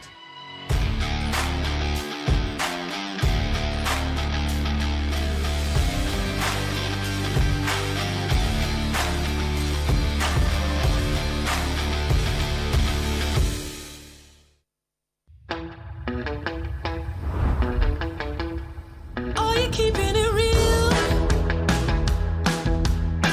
I'm calling shotgun, wanna see my baby run. Oh, what's the word on the sea? Kicking up the dust, if you know what I mean. We got a good thing going. We got a good thing going on. Hello and welcome back once again to PUBG Mobile Pro League. South Asia is this where we're at weekend. Super Weekend awesomeness, of course, has started off, and it is looking really dominating as of now for a few teams. A few teams are not really looking that good as of now, but that's okay, because again, they will have 2 more days to be able to, you know, clutch those things working in their favor. Alongside this, it is a huge thanks to Oppo F19 Pro for making it all happen. Book up your fun. With that, let's move on to the analysts and get into a conversation as to what do they think about this map game that we just witnessed on Sanhok. Well, it was quite an interesting one. That's what I think. Because, I mean, up until the very end, it could have gone either way. But, I mean, we do have the MVP in front of us, and ably from Z3us Esports. 4 kills, 26 square damage coming out, 2 assists, 182 healing done, 23 minute plus survival time, like 676 damage. That's brilliant if you just, you know, look at the player himself. Yeah. Obviously, he's surviving till the end, trying to get his momentum with the team. Well, day 1 has been Mongolia altogether, if you just want to go so far as per se. Exactly, and with that, we move on towards the top players, where once again, you're looking at Zeus. 2 players coming in from Zeus, IC as well as a Billy. And from Carnage, we've got Snipe YT, and A1 Esports, of course, is Jax. Well, quite an amazing performance, I mean, from all these players, but Zeus definitely bringing their A game to the table this time, along with A1 Esports. So these teams are showing signs of consistency in terms of how they perform, how many kills they can get, and well, that is definitely going to give them a huge boost, especially for A1 Esports. Exactly. But if it's just, you know, talking about A1 Esports, they played this map really good. Plus, they have a strong suit on Sanhok. That's one thing that we know, right? We have seen that numerous times in GC as well. They have a strong suit of Sanhok. So they like to play this map in their own way. But Team Zeus, with all the players surviving, obviously, they got the best out of everything. Absolutely. With that, let's have a look at the match ranking coming in from this map of Sanhok. And it is, of course, Z3us Esports taking the chicken dinner with 24 points. Now, High Voltage, their previous game was brilliant. This game is good as well. So, High Voltage is consistent back-to-back right now, but obviously not that chicken dinner performance right now, but they were in the top 3, and that kind of matters in this one. Seal Esports, talk about this one. First game, chicken dinner. Second game, chicken dinner. Third game, they were in ups and downs, but this game as well, they were good with kills only. I'm surprised with R3D Esports as well. I mean, they have 11 points coming in their favor, but this time the majority of the points are from those placement points, and just 3 kills coming in. So that just the fact that they know how to change the pace as well can definitely benefit this team in the future. But if we move forward to the second page of the standings, ladies and gentlemen, we have Venom Legends and XB Blood Legion along with Train to Kill sitting in the bottom 3. So talk about this one as well, right? This game, PNQ, DE, F4, Skylight, like they tried good. obviously they had decent kill points for themselves, like 3 kills, 2 kills, all those things. But placement points is something that they were lacking, and these things happen when once you are caught up in rotations or whatnot, right? You know, you're going for a wrong rotation. Talking about the rotation, Sanhok, it's not with the vehicle as per se. You have to be on your foot most of the times.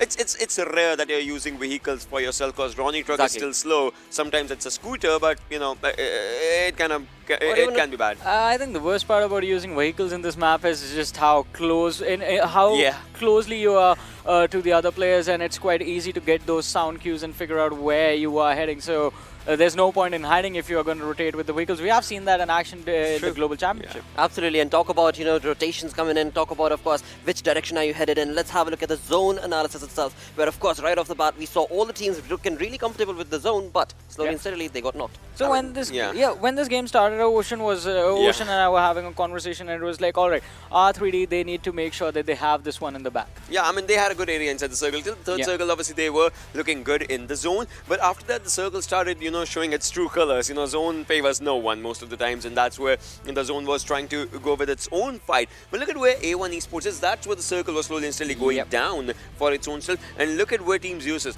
So A1 and Team Zeus, they are right a bit far from each other, and they had to take all the fights in between them only, and that's where the other teams were chiming in. Yeah, especially, I mean, A1 Esports, as you pointed out, they had a wonderful position. They had the only compound towards those tri-road area, and R3D Esports, they were stuck out in the open. A1 Esports, they could easily stay inside the cover, see the opponents coming in front of them, and pick them off quite easily. But kudos to Zeus Esports to taking a disadvantageous fight and then converting it into a victory. Exactly. I mean, you talk about Zeus, right? Of course, till now we were all already mentioning Godless being that wonderful player, but the entirety of the team itself, you know, no matter who is going to be remaining, Icy and Godless were taken down, but that does not mean that this team cannot showcase that wonderful turn of events in their favor. And with that, let's have a look at the open moments, where, of course, this game was all-out war right off the bat. Yeah, it was an all-out war, and that is always going to be the scenario with Sanhok, as we see the game starting off with Seal Esports taking on the players of XB Blood Legion. And I mean, the best part is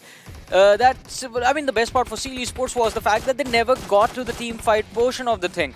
It was individual players being picked off one after the other, caught out of positions. So that happens, right? That mostly happens when you are trying to go for the rotation as well. Plus, you are kind of, you know, because a map like Sanhok would like to get you judgmental on your roles. You don't, if you're a dedicated sniper, you'll think about it, like, should I carry 2 ARs or how should I go for it? If you're giving up a filtration call, you'll think about it again, like, is the call right? Because the fights happen at an instance, plus that instantaneous movement can actually just break your momentum if it's given wrong call or something, and those kind of things just matter in a lot of ways, and that's where Sanhok just, you know, turns everything apart. But talking about this one, I mean, R3D, they were caught off in the open area, and now this is where Team Zeus got up into the good fights, and hey, Thompson meta still going strong.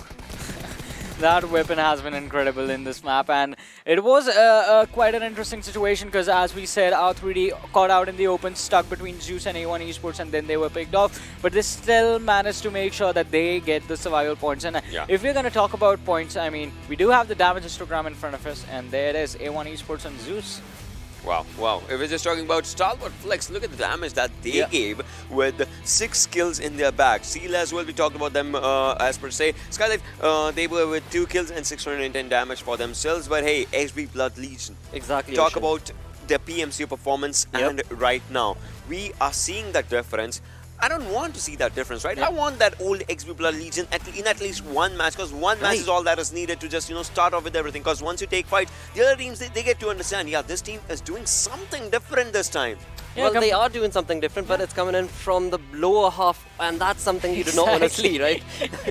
Exactly, I completely agree with that. I agree with Ocean as well. We know what this team is capable of, so it's sort of weird to see them with, like, not even 200 damage and 1 kill right there. Absolutely, and again, I mean, you talk about this team, hopefully, again, all we can expect is that they get comfortable as they move on along, because again, this is just day number 1 of the Super Weekend, right? I hope. What I'll say is it's probably overcommitment with the decisions that are happening. So that might be one thing, because you have to take up the fights. You have to find the good fight and the bad fight difference. Absolutely. With that, let's have a look at the overall ranking, where indeed, as we were just discussing, XB Blood Legion not looking too comfortable, but A1 Esports looking really dominating. As I said, I mean, the consistency that A1 Esports are bringing to the table is going to put them up on the first position. But look at this. So, Seal Esports, the difference difference is not that big, 66 to 59, but then we have Z3us Esports that have climbed up to the third position, sitting there with 50 points. Yeah, but if we just, talk about this one, I want to know, will A1 Esports retain the top position by the end of the final game, or will, Seal Esports try to climb, because Erangel has been kind of their strong suit. If we just talk about it, Z3us Esports as well, they had a climb of 3 placements for themselves. 50 is the marker for their total point number. But if we move forward, on 9 to 16, we'll see a different story out there, because the teams that we were talking about, XB Blood Legion, Deadeyes Guys, Venom Legends, talk about, alright, let's leave XB Blood Legion out of the equation. DE, Venom Legends, 7C. These teams have had the experience previously. DRS Gaming as well, let's put them, and PNQ. If we're putting them, then we'll put PNQ as well, because 20-point marker. So these teams have had the experience previously. F4 as well, I mean, all these teams, we know about it, right? Yeah. Things are changing. I mean, the teams that are coming up in the top 5 somehow, they have unpredictable, they are unpredictable in a number of things. Rotations, they don't get caught in rotations more often. Gunfights, if someone is taking a gunfight, they always have the other person right behind them or something like that, giving them the adequate cover. Exactly, and I have to say this, I mean, about A1 Esports, out of all the teams present in this tournament right now, this team has shown the most growth. Because compare the sort of A1 Esports that we saw in PMPL Season 2 and compare how they are playing now. It's day and night, it's a massive difference. Well, that again is going to be something that hopefully other teams are going to be, of course, chiming on along and bringing that sort of, play, because it is really important. It's going to be very, very crucial, because that's the kind of excitement that we are here to witness, and hopefully these teams are going to be showcasing that as we move on along. But alongside that, we have something very incredibly set up for you guys sitting back at home, which is, of course, going to be the awards, the in-game perfect awards that are set up for you guys. All you need to do, of course, is go on into the esports center through the game itself, and as you watch the PMPL South Asia Season 3, you will get points. As you get those points collected, you can then redeem them with, of course, this wonderful, wonderful outfit of PMPL, alongside which, of course, they can very well also support your team. All you have to do is, of course, just hashtag PMPL SA and let us know what team are you going to be rooting for. Alongside that, that's just the in-game, right? Talk about the real stuff. This is where things get that much more exciting, because after all, we are looking at awards and prizes set up for these lads, all of them, and that is going to be the super giveaway for all of you guys sitting back at home. All you need to do, of course, is going to be, well, very, very simple. Just hashtag PMPL SA with the region that you are supporting in chat or on Facebook, and alongside that, it is going to be very, very important for you to also share your UID code. That's going to make a big difference. But what is at stake, of course, are these perfect airports that you could very well get. You could very well get, well, cash prizes in your local currency. And I mean, the more you talk about it, the more it feels like, come on, dude, it's so easy. You gotta do it. You gotta do it. I mean, talk about the in-game items as well. So you have to be out there, like, just one more thing. If you're supporting your team, obviously your team, once they, they go down, they go back to the, thinking of what is happening, what we did. They see the support and they like it. That is so true. That is so very crucial as well, because again, I mean, teams like, of course, XB Blood Legion that we're just talking about, there's nothing shying away from their performance as of now. Maybe it can get even better if you guys start supporting and rooting for your teams from your individual reasons. Alongside that, it is our setup. It is our goal to get 8 million on our, of course, viewership, and that is, of course, going to be thanks to you guys, and hopefully you will share and let us know how much you love the game, how much you love these teams. With that, let's move on to the final game of the Super Weekend Affair, where you move back to Erangel. All right. I mean, this is where, things go down. Seal Esports, they started off their day with momentum. High voltage chimes in, gets the best out of everything. Z3us Esports after that. So it's been that, a Mongolian day so far. I mean, high voltage has been there. So one team from Nepal has been dominating force out in front of the other competition. So I would just go all in with this Erangel. I want to see a miracle happen. That's all. A miracle, a good miracle with circle and fights. I've realized one thing. Ever since I've turned off my brain, my predictions seem to be doing a lot better. I said 7C was going to do, they're going to have a good game. They had a good game. Last game I said R3D, they're going to be in the top 4. They make it to the top 4. So this time I'm going to go with XB Blood Legion once again. I'm keeping my brain shut this time because I want to see a miracle happen. That's the thing that I'm saying. It might be a Bangladeshi team, it might be a Pakistani team, it might be a Nepali team, it might be Zeus again, or maybe Seal again. I just want to see a miracle happen. Absolutely, because again, I mean, when it comes to the viewers as well, that's all they want to see. They want to be able to get those intense moments fight, and of course, with that, they want to be able to, of course, have a look at their, lovely team to be able to get that chicken dinner. But we move on to the chance that has been created based on the stats. It is looking PN Crew really strong. Well, definitely. They have good stats on Iran. Exactly, they've had good stats on Erangel, but today, PN Crew is kind of on their ups and downs. So high voltage for today, as compared to PN Crew has had a bit good stats because obviously they got a chicken dinner in Erangel. Exactly, and also, I mean, here's the interesting thing, and I'm gonna play it a little bit safe. So you can pick two teams as well. So I'm gonna go with two teams that are on the extremes. I'm gonna say A1 Esports is also gonna have a fun time in this match. My friend, as they say in game, there can only be one winner. So. Yeah. XP Blood Legion and A1 Esports both are going to do good. I'm not going to pick the winner. I'm going to say teams are going to do good. Oh my. Okay. No. But alongside that, of course, you can very well point out Venom bringing in that perfect gameplay for themselves. Yeah. You want to be able to get those sort of dynamic plays coming in from so many of these teams. But again, as Ocean mentioned, there will only be that one winner who will get that chicken dinner. With that, let's move on to our commentators, who are once again going to be none other than XP and Blay, to take us through this final game of the Super Weekend. Oh, I can't hear myself. Oh, there we go. I'm back. Thank you for that, Blotter. And yeah, like Ocean said, there can only be one winner, and we have only one more map remaining for the day. It is going to be ending on Erangel as it began. Full circle, XP, and look, we've had A1 dominate. They haven't got a chicken dinner yet so far. Wow. Yet they're on top. We got Seal Esports back-to-back chicken dinners. Now we saw a couple of names being taken by Ocean. We saw a couple of names being taken by Johnny as well. I'm going to ask you who you expect. I'm going to go first. All right. I'm going to say Deadeyes Guys. They've been uncharacteristically very quiet today, and I think this game is where they're going to be popping off.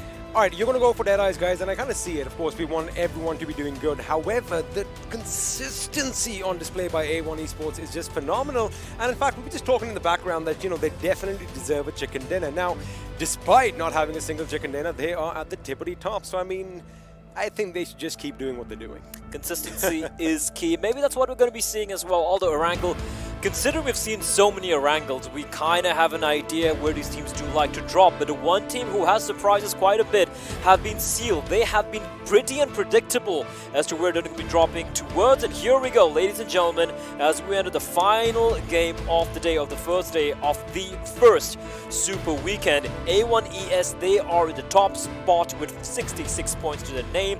Closely trailing them are the two Mongolian teams, Seal on 59 and Z3us Esports on 50. And looking at the playing path, it's a bit of a different path compared to the first couple of Erangels. It's going to be starting right on top of North Georgia Pole and heading all the way towards Novorupnoy. I love one thing, that, the Mongolian teams, they are not shying away from fighting one another. So Zeus, as we saw in Game 1, they dropped where Seal is, and looks like they're going to do something similar right now. They aren't going for the shelter compounds, which is their go-to spot, but they are going to be taking the fight directly to Seal Esports at the beginning, as they are going to be heading towards the Georgia Pole container area. Now, Seal Esports, of course, are going to be heading towards North Georgia, the apartments that they love calling home. But I want to see what's going to be happening down south, because, well, the military base is up for grabs, and we already know a few teams that do love going there. StalwartFlex is one team you can be expecting to drop down on the Sosnovka military island. Of course, Venom Legends could be right next to them at Novorupnoy. So all the teams are still going for their favorable drop spots, but I love the fact that Z3us Esports are switching things around. Remember, Game 1, Icy was run over within a few seconds of the match starting. I think they want revenge this time, Blay.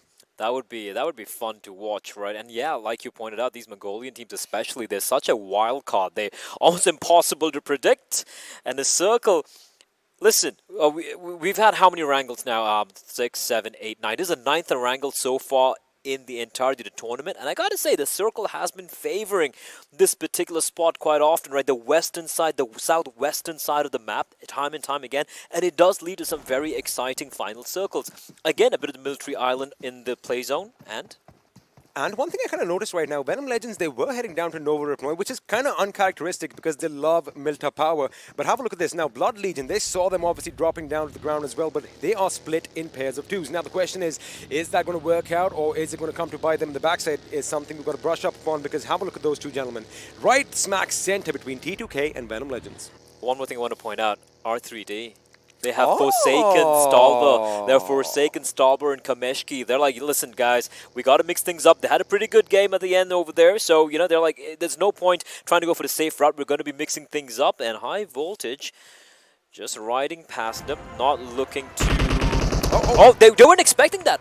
They were not expecting R3D to be lying in wait, and with that, an early knock going the way of R3D, and they're going in for the kill. And unfortunately, Cooney, well, he is going to be bloodied out in the open. Are they going to... Yeah, there we go. They finish him off. You know, it's a give and take, right? So I think R3D, we just mentioned that they're not going to the normal spot. They're definitely going to be happy about that. But for High Voltage, I kind of got that little... They wanted, like, all right, there's another vehicle over there. Let's just pick it up. But, of course, it was a decision that they are going to come to regret later on. But right now, it does kind of look like R3D are still going to be willing to drive out to distant locations to get as much loot as they can. Well, the God of Death, Anubis. Is he the God of Death? I do think so, yeah. I need to brush up on my Egyptian mythology, but yeah, he's they're going to be happy with that. R3D, you know, they had a bit of a slow start to the day. They have, however, managed to get that 1 point to start things off. Still very early in the game, however, the circle will start to shrink on in. And taking a look at the map here, XP, we did spot out the new, you know, R3D switching things up. You pointed out Zeus and Seal as well, the two Mongolian teams towards South Georgia Pool and North Georgia Pool respectively. But everything else kind of seems to be, apart from Blood Legion, of course, everyone seems to have gone for the usual drop locations.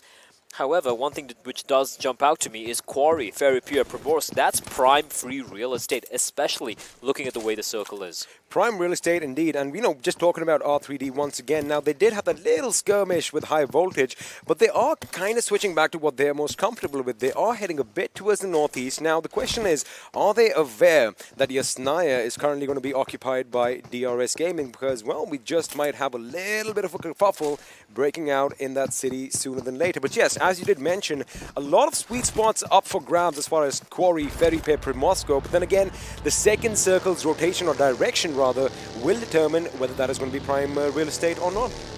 Indeed it will. Taking a look at the overall standings, as you know, teams are going to be busy looting up, not really looking to go for any early fights here. A1 Esports, man, I feel like they deserve a chicken dinner at this point, right? I think I'm going to be completely opposite to you right now. Whatever they're doing right now is working brilliantly, and you know, it's a little sheer bit more consistency. It's a little bit more of a bragging thing that, you know, hey man, we're at the top without a chicken dinner. And they have a lead of maybe just they're vegetarian. I don't know. That was a sad one, but again. I mean, I'm sure they could get a tofu dinner, I guess. Although I don't know, tofu tastes more like turkey, doesn't it? I don't know. I don't know what tofu you've been having, but I would definitely love to have something that tastes like turkey, because my tofu has not tasted that good at all. Anyway, too bad we don't celebrate Thanksgiving. But you know what, XP, we can have our own Thanksgiving.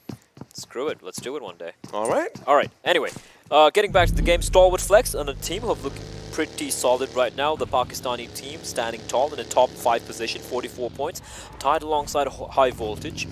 And I like the gap from 3rd position onwards till the 5th and 6th, right? Like one decent good game and anyone can catapult themselves to the top 3. And again, reminding all the viewers, probably all of you tuning in, wondering what the format is, what's going on, a quick refresher, right? There are 20 teams. They play 2 days of league stage on Tuesday and Wednesday. Out of the 20 teams, 16 play during the weekend. 4 teams sit it out. And these teams, the 16 teams we have who qualified from the first week league stage, are here right now in the server. These points accumulate over 3 weeks. Also, just to add another point to what you just said, it's not always going to be the same 16 teams that are going to be playing the Super Weekend. So now, the 4 teams that are sitting this one out, expect them to be glued to their screens with their notebooks open, taking down notes, making sure they can kind of, you know, form a little bit of assume how the other team is going to play. They can kind of have a look at their game plans on display right now. But again, it is how well you do your homework at the end of the day. And they've had 5 days to sit things down, switch things up, you know, figure out where they went wrong, fix their mistakes, and come on and raring to go. And even for a lot of these teams, like you pointed out, there is no guarantee that each and every one of these 16 teams will play the second Super Weekend, meaning they want to ensure when given the opportunity to play these 3 days, they're going to have to make hay while the sun shines. They want to get as many points as possible during the 3 days that they have of guaranteed play.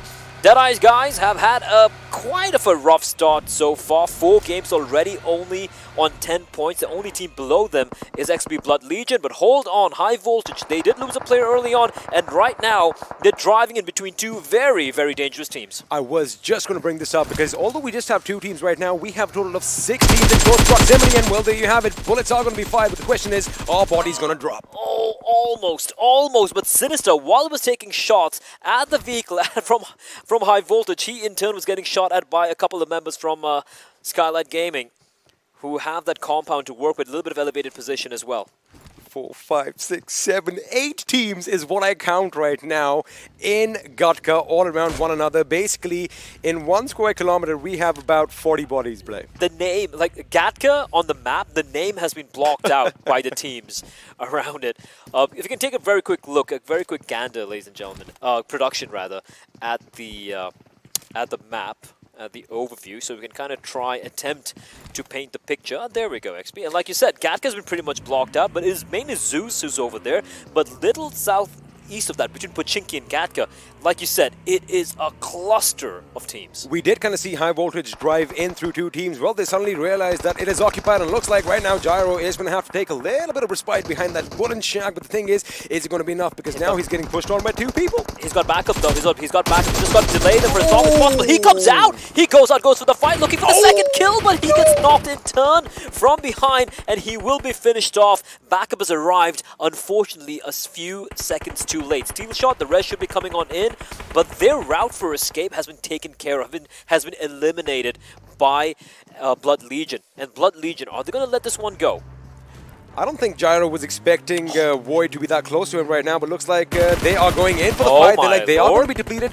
They want these kills. They want these kills. Oh my lord! They go for it! They go for it! They find one steel shot trying to delay it. He is so very low. He can actually clutch this one out. They're very low indeed, but he runs out of bullets. They wait for his magazine to be emptied out. They finish off the job. That could have come very, very close indeed, but Blood Legion, they will stand tall. Void is conveying information to his last fallen teammate there. Frying Pan is like, yeah, no, I'm sorry, buddy. I'm out of here. And that's the right call. That's the right call indeed. And again, Blood Legion finally play living up to their name, because in most situations when you lose your member in such a dicey area, you want to get out of there. You don't want to pick up anybody. But it looks like Rafith does have an idea of a member of Blood Legion is. Leo could be in trouble because he is completely focused on Frying Pan. Yeah, he is extremely focused indeed. And Leo, unfortunately, Rafith with the prolonged spray with the Automat Kalashnikov will get the kill. But here comes the cavalry. They could have run him over, but Rafith, he's going to just mow them down, knocks them out.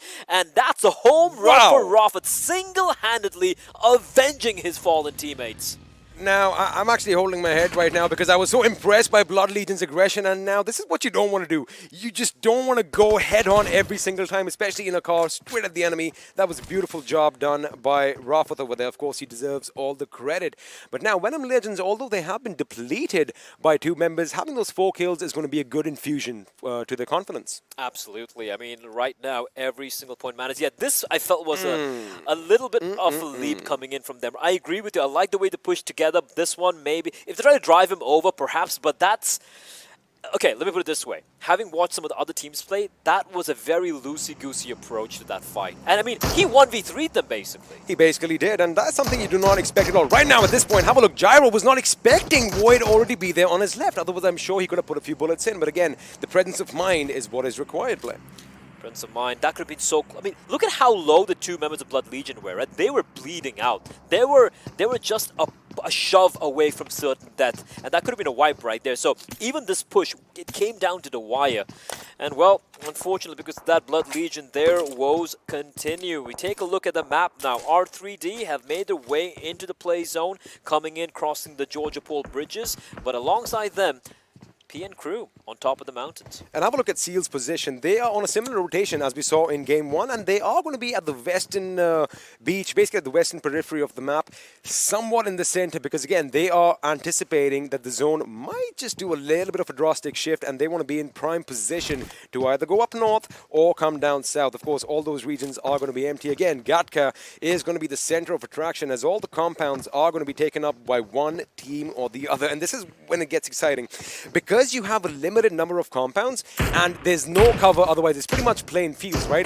You are going to see those pushes right up against the house, so expect some shock and awe moves on our screens in just a few minutes. Shock and awe. That could indeed be the case over here. Voltrux, F4. They do have everyone looking healthy. They have this compound. There's no need for them to really go for this duel. It's a bit of a standoff for the time being. XP, you know, and there's a team you don't really want to go up against willy-nilly. It is Skylight Gaming. Venom Legends, the two surviving members. Rafford, of course, with that spectacular 3K. They're going to be pushing in towards safety, but waiting for them is T2K. And taking a look at his zone. Break it down. Tell me what you see here. So right now, again, we are going to talk about all those compounds in and around the Gatka region. They are going to be hotly contested real estate, which means, like we said earlier, the shock and awe is going to be coming in because you don't have a lot of options to stay out in the fields and, you know, try and use your cars for cover at this stage. You want to do it maybe on the 4th, maybe the 5th circle, not in the 2nd circle. So the only option that you really have is either you stay high up in the mountains, as T2K just might do, or you got to push in for one of the compounds. But more often than not, those compounds are going to be occupied. Well, the two occupied compounds, though, they're taking fights right now, and we see a knock taking place.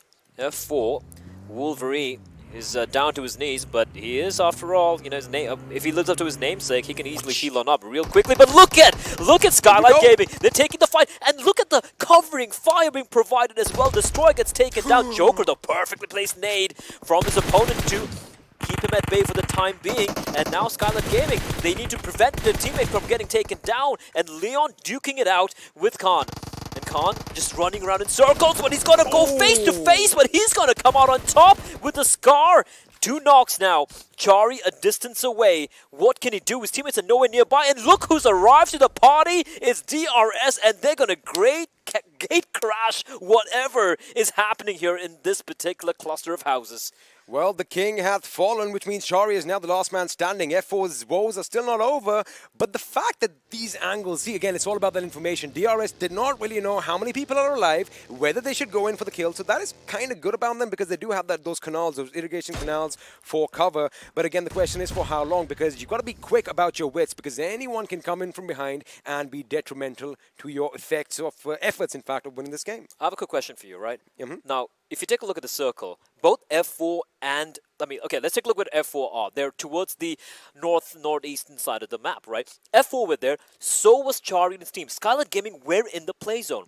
So, was that fight maybe a little ill-advised, perhaps? See, I think what happened was that Skylight Gaming's Chari, if you did notice, he did have a vehicle on him, right? So he knew that he was a bit too far off and it was a bit too late for him to come in and do anything. And of course, information must have gone off that it's not just one team we're fighting, because shots did come in from DRS. So he kind of knew that, okay, it's going to be a 1-on, maybe not 1-on-4, but maybe it could be a 1-on-8 situation. So, you know, you do have to cut your losses that time, and that's what Chari did. And what he has primarily done is move to the center of the circle so that he has more options later on, because now for him, it's going to be all about survival. He's moved far, far away from wherever the action was earlier. But yeah, as you did point out, DRS in a compound, far away. They are taking a sweet time. The nade is cooking. And smell it. Voltrux, so lucky, a sliver of health, keeping him alive. We do have another fight breaking out. If you take a look at the kill feed, it is Seal, the 2-time back-to-back chicken dinner champion of the day, and they're duking it out against StalwartFlex. That is, of course, right outside of the play zone. As I take their name, we switch over to their POV. StalwartFlex, they have Crypto down, but 3 players still up and running. And looks like they're going to be peeling away from this fight, not looking to take the fight to their opponents. And I gotta like Uzum. I guess that's Uzum?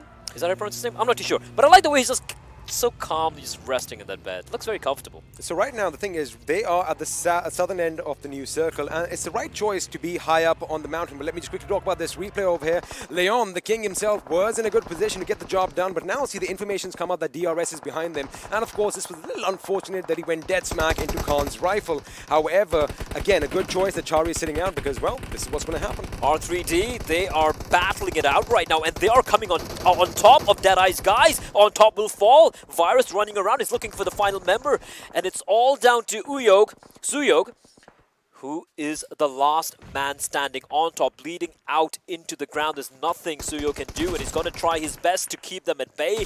But R3D going in for the hunt, waiting for the reload to take place. The reload will take place indeed. But unfortunately for them, Virus had to go for the reload as well. He's going to third party and see the spot the player out. He pushes in.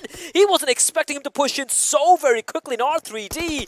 They land the final blow, and Deadeyes Guy, their woes continue. And have a look at this. DRS have pushed in the position of F4. And again, Wolverine over here, Play, laying down the law. He's got two. He's looking for more. He might get a sword, but he doesn't quite find it. And DRS will finally put an end to F4, but F4, man, a valiant attempt from Wolverine there, but a 1v4, a little too much to ask. Zeus are bleeding out, and they seem to have opted to take the fight to Carnage, and it looks like Carnage are punishing them for it.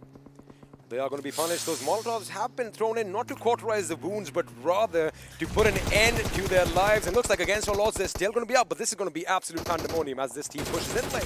Joel needs to keep them at bay. He needs to switch his weapons. He needs to delay them. He needs to delay them for as long as possible. But there's so many angles getting shot from, and they don't have time to even go in for the res. And the push comes on in for Prabin, and now there's another player, last member standing as Abel, and look at his health. He's barely alive. He's on a sliver of HP, just bleeding out into the ground. And what can he possibly do? Does he go for the heal? They know exactly where he is. Snipe his convenient information. He doesn't have to take this fight alone. He needs to, of course, res his teammate as well. But then he has his teammate. Two of them standing. Jiggle can go in for the fight while he goes in for the res. Abel, in those few seconds of lull in the action, he's managed to heal himself. Somehow, he's managed to find himself next to his teammate to go in for the res. The question is Snipe going to be pushing in? No, he's not. They're going to be just tossing in the nades and making life miserable for Zeus. And Ice has been taken off. And with the nades, completely wiped out. Zeus will fall. Carnage. They came, they saw, and they took down the gods. Well, it looks like Olympus has fallen. But anyway, that was a wonderful job done over there by the boys. Now, I did kind of feel that Jiggle was just a little bit too late to the party, but the fact that he came at the right time and provided that long-distance cover was something that was detrimental for Z3us Gaming. And now the circle, as it shifts down south, A1 Esports look like in a good position. Seal Esports are going to be happy with their position. And again, T2K, trained to kill. They are dormant in the initial stages, but they always find a way towards the end circles. And could this be the game that A1 Esports actually get that coveted chicken dinner play? I mean, that would be... What a way to end a day, right? Like, you get to the top one spot without getting a second chicken dinner, a 7C. Oh, no! They're going to ram straight into T2K. And Jay's like, what are you guys doing? Turlop's going to fall. And with Sarga, he's going to find another kill. And 7C, they are drowning out in the open. Fury's going to go prone. He's going to go for the full spray, but he's a last man standing on a sliver of HP. And there's nothing they can do. 7C. Wipe out. They just came crashing and burning to the ground. And let me tell you one thing, it's all that vehicle position. They kind of expected maybe the teams are going to be in the big warehouse, the blue one on the left. They were not expecting anyone over there, so as soon as the cars hit the wall, like I said, it's going to be shock and all, but sometimes it works in your favor, and well, sometimes people are actually expecting and waiting for you. So right over there, I think trained to kill, well, they are trained to kill, and they got it down perfect. That was a perfect wipeout. That was absolutely ruthless as well. Oh no, Stalwart, they're screwed. They thought they were safe here, and even though they have the vehicle for some cover, that these bullets is going to perforate the sides of the buggy. Johnny down already, and blah blah blah. He knows, even though the smoke's been deployed, he's going to try and just riddle them with bullets, hoping one of them finds its mark. And StalwartFlex, at least the smoke is going to keep them alive for now. Venom Legends getting eliminated in the 9th position in the meantime. They do have 4 kills to their name. Blah blah blah. Crosshairs trained, and look at the controlled burst fire in the smoke, right? He's just sweeping the smoke with his bullets. However, Respite might be coming in for StalwartFlex because R3D are going to be coming hot in on the heels of Carnage Esports, and let's see if the boys are going to be ready. Looks like Snipe is ready for them as Anubis and Joker are down on the knees. Manish coming in from behind. 2 players down already for the side of R3D. Anubis, the god of death. What can he do? The nade timing could be perfect. It could be perfect. Oh, no, it's not. Anubis escaping in the nick of time, but there's so much he can do. And Snipe, well, he leaves Carnage in his wake. 4 kills to his name, and Carnage Esports looking fantastic at the moment. Sinister, meanwhile, spotting out DRS in the distance, and they are just laying down the pain. I guess in a few days to come, Snipe just might add CQB to his name as well because, well, that was perfect execution at close quarter combat over there, Blame. Sinister just tapped away DRS Gaming out of the server. He just calmly tapped them out of the server. Well, I mean, he has some sinister things up his sleeve. Looks like those few bullets were more than enough. He just needed a few shots to go in and get the job done. Of course, when vehicles are on fire, take this as a PSA, ladies and gentlemen. Move away from them because if they go boom, ooh, it's going to be really, really, really bad. But right now, we are down to the final 5 teams. 17 people still alive as the circle is going to shrink even more. It's going to implode in on itself. Seal is still in the circle. And T2K, again, they're going to be quiet right till the end.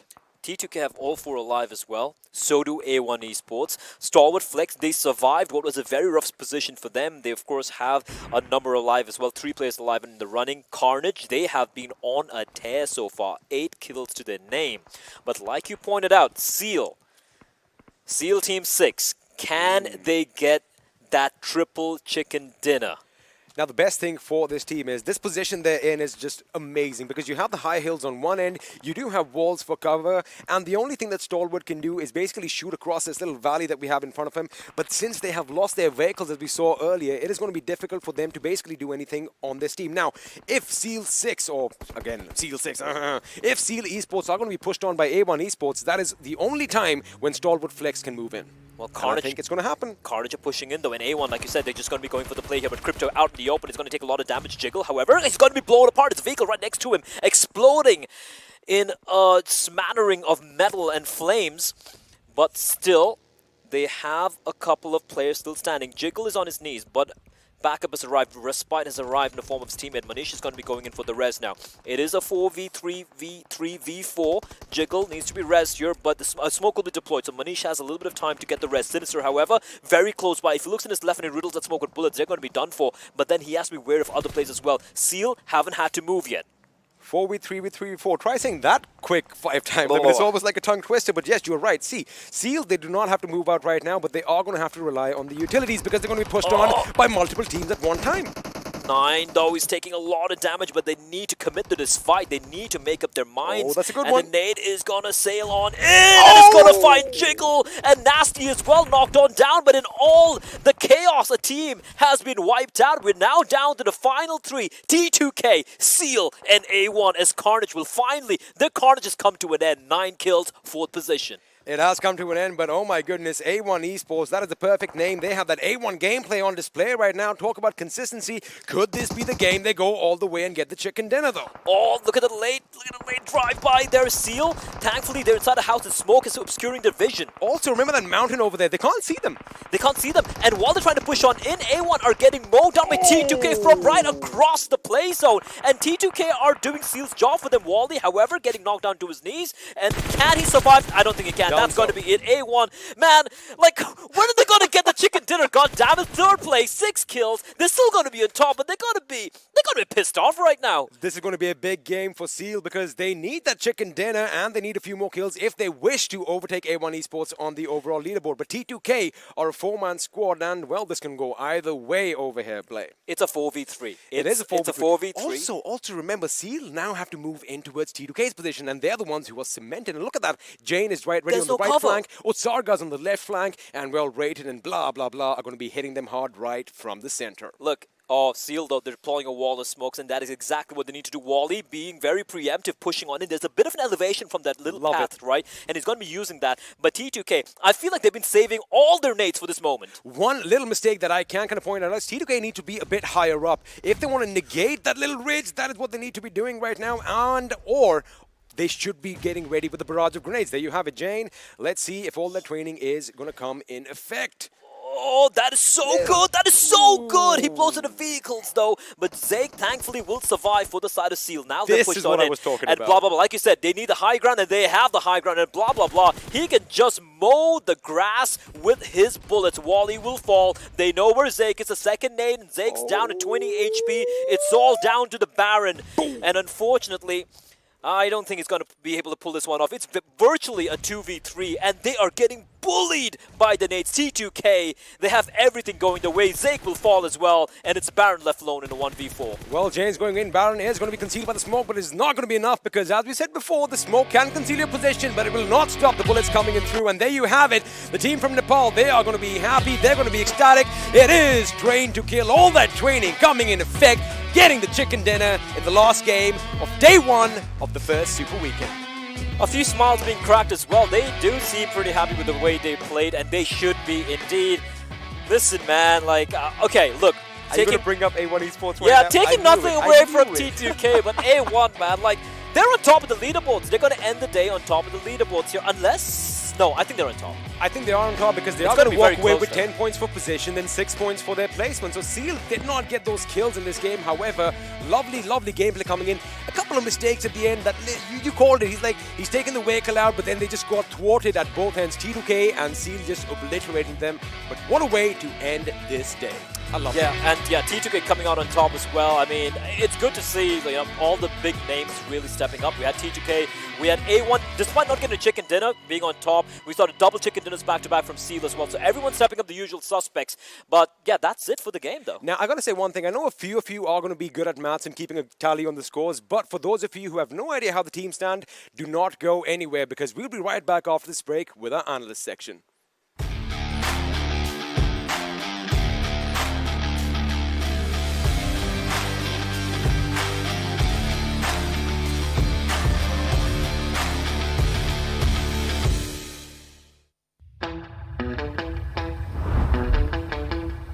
Are you keeping it real? I'm calling shotgun, wanna see my baby run. Oh, what's the word on the sea? Kicking up the dust, if you know what I mean. We got a good thing going. We got a good thing going on. Hello and welcome back once again to PUBG Mobile Pro League South Asia Season 3. We just got done with our Super Weekend day number 1 and that was an all-out war. All games, they were just perfectly played to perfection from all of these teams. With that, it is a huge thanks to Oppo F19 Pro for making it happen. Whoop up your fun. With that, let's move on to our analysts and find out what do they think when it comes to this game. That was just incredible Yeah. turn of events for these teams. Well, it was an incredible turn of events, and I mean, A1 Esports definitely showcasing Yeah. the consistency that they have in them, along with Seal Esports. But T2K just turning things around and, well, taking the victory. Well, talking about Exactly. the MVP, it's going to be Snipe Whitey from Carnage. 4 kills, 747 damage, and 1 assist for this lad. 292 healing gun. Given the fact the circle was out in the open Yeah, just a bit right. for the fight, so you need those healing amounts, right? From time to time, you're giving out some damage. You'll be taking some damage on yourself as well, and that's where Snipe Whitey was actually outshining. He was giving an incredible amount of damage. Exactly. Giving damage and also converting that damage Yeah, into kills. into That is kills. also important. Absolutely, and again, when you talk about these teams, I mean, certain few of these teams that we had, of course, mentioned earlier as well, like you talk about XB Blood Legion, they were not able to get a decent start to this entire day. The entire saga was just not in their favor. But you move that conversation along to other teams, like, for example, again, I mean, T2K, just showcasing that we are here, we are trained, we are dominating, and we are a force to be reckoned with, and that worked out perfectly for them. See, my hope was that XB Blood Legion, they were holding on to something, just like A1 Esports Right. was during the league play days. We didn't see A1 Esports in this form up until the last few games. And before that, A1 Esports, well, it was looking weird. Why is this team struggling? Like, they are getting those kills, but why are they struggling? And they were like, hey, we were just playing this game. We were just trying to trick you guys. I was hoping XB Blood Legion would be doing the same thing. Right. But it is just day 1. We have 2 more days left, so let's be hopeful. I'm going to be hopeful Sure, about let's that be team. hopeful for that one. Obviously, because you cannot rule anything out as of Yeah. now. All the teams, all the players, they have been trying to do their level best with everything. If you just talk about the gameplays, the kind of synergistic gameplay they are bringing up to the table. But today, it has been Nepal region and obviously Mongolia Yes. just dominating the field. But A1 Esports altogether, like the consistency that they brought up to the table, fantastic. Absolutely, because again, I mean, to be able to be that consistent, to be able to be that dynamic, no matter what map, no matter what game you're in, is of course going to be commendable. Yeah. And that is what A1 has showcased as a bunch of lads who are here to prove their mettle, you know. And with that, again, I mean, as you so beautifully mentioned, Mongolian teams, I mean, they've been rocking it right off the start. You talk about Seal, I mean, this also, till the last moment, seemed like a very close affair for Seal.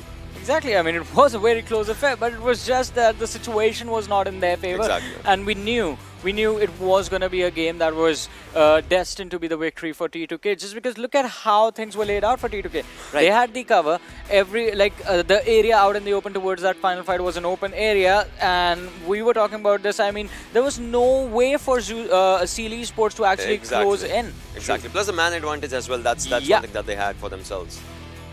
Exactly, because again, when you talk about the play that was played, of course, from T2K, they were just all four men. They knew exactly, they had the information, and they were bringing down players from that small little compound of theirs very comfortably, no question about it. But again, I mean, when you talk about other teams, like for example, 7C, I mean, 7C's push coming in towards T2K was just not necessary. You talk about StalwartFlex rotation just being caught out in the open, and again, the circle was such that it was an open circle that made it that much more difficult for teams without that compound support.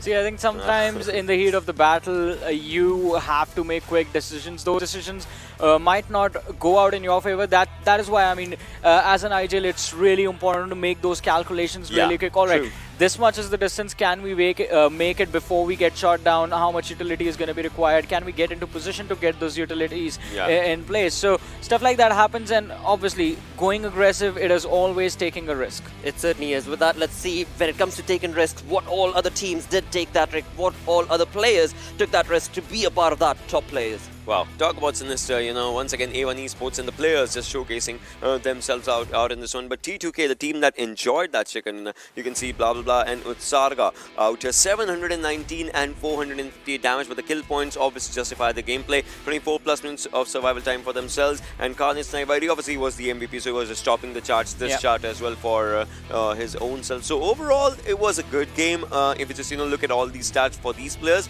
it's just a matter of fact that there were all the other players as well that were contributing to their own teams. Exactly. And we'll see that obviously in the team rankings. Absolutely. Let's with that also have a look at the team ranking when it comes to the entirety of this saga that just took place. The match ranking right here on our screens. But of course, Train to Kill did get that chicken dinner with 12 kills, 27 points to this team. Well, but kudos to Carnage Esports for compensating with those kills in their favor. 9 kills coming in for Carnage Esports, 17 points in total, followed by A1 Esports and Seal Esports, the teams that we said are being consistent today. But again, I'm happy with Red Esports as well. Yeah, I mean, R3D, they did good in this one. DRS, if we want to talk about this, right? Because you can see from R3D to Stalwart, as of now, every team has a similar points for themselves. It's a matter of, you know, kill points or maybe placement points for how they are getting that. Because imagine had R3D had more points, obviously they would be just moving up forward. But 9 to 16 is where we'll be having DE. That's where we have Zeus in this game. I mean, still they are playing good. I mean, they have played good all throughout the day. But XP Blood Legion, again, out here. I mean, for Z3us Esports, one thing I would like to say is this team needs to figure out, like, to let go of things a little bit. Because every single game you watch them, it's like they are out for blood. Somebody said something and they're like really mad, and they just want to take their opponents down. Exactly. I mean, no matter what situation you find this team in, they are always just gunning for it, just getting that dominating. And sometimes it works for you, sometimes it doesn't. And that's, of course, is something that will result when it comes to your all-out gameplay. But along with that, when it comes to the gameplay itself, you talk about the teams that were moving on along with those rotations. Yeah, I mean, talking about the circle, right? Obviously, you can see R3D was way outside the zone and PN2 as well. So they had to just, you know, carry forward to a lot bigger rotation as compared to the other teams who were already inside the circle, something like that. But then the zone was all a land circle as compared to the first Erangel that just, you know, showcased a southern shift and not. So this time, obviously, every team had to play on the land area, but it was in the open. And the open circles, yeah, you can give a damage, but you have to look at all the directions. Otherwise, if you go down, your teammates are also stopping up the momentum to revive you or maybe just to, you know, to cover you or something. I think that is the thing that makes open circle on Erangels a little bit more interesting and exciting to watch, because for the teams that are in the center, that are trying to hold the center of these open circles, it becomes a motive to then get those kills of the teams that are rotating around them. Yeah, I mean, this is the thing that I always say, right? The most dangerous circles in Erangel is the open circle, and the most dangerous circle in Miramar are the building circles, because you can have fights on the ridges. In Erangel, you can have fight in Pochinki, but if the circle goes outside the Pochinki area, then it's like a total open land, and that's where the most interesting fights come up, because there are not that big of a ridges that you can get the covers and whatnot adequately, but it's an open area. So if you spot someone, chances are, like big chances are, that they are also spotting you at the same level, and if you can shoot, they'll also shoot you back. Absolutely, and I mean that did take place throughout this game so many times. There were so many wonderful moments that did take place throughout this final game. So let's move on to the open moments and summarize it all together.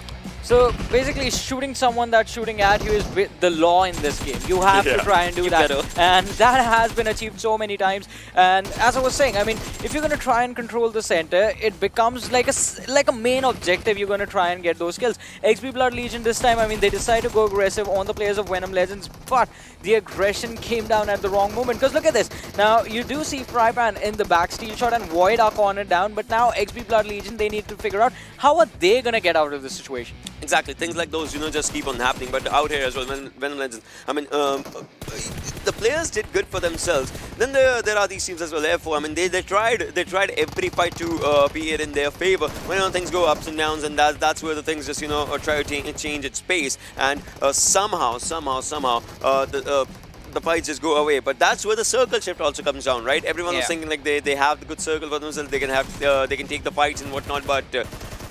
All of a sudden, the circle shifts out in the open, and the teams that, like, let's imagine, like, top 3 teams.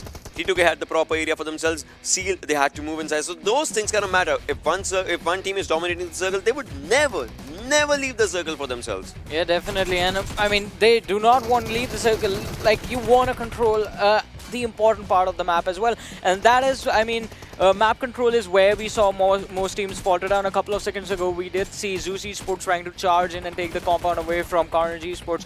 Well, they were finished off. And then the same thing happened to R3D. Carnage Esports just managing to hold on to their ground for as long as possible. And then once the circle actually moves away from them is when they were forced to step out in the open and they were finished off. And talk about stepping out in the open. That is exactly what Seal Esports had to do. And well, T2K, they made sure that once Seal were exposed, they were extinct.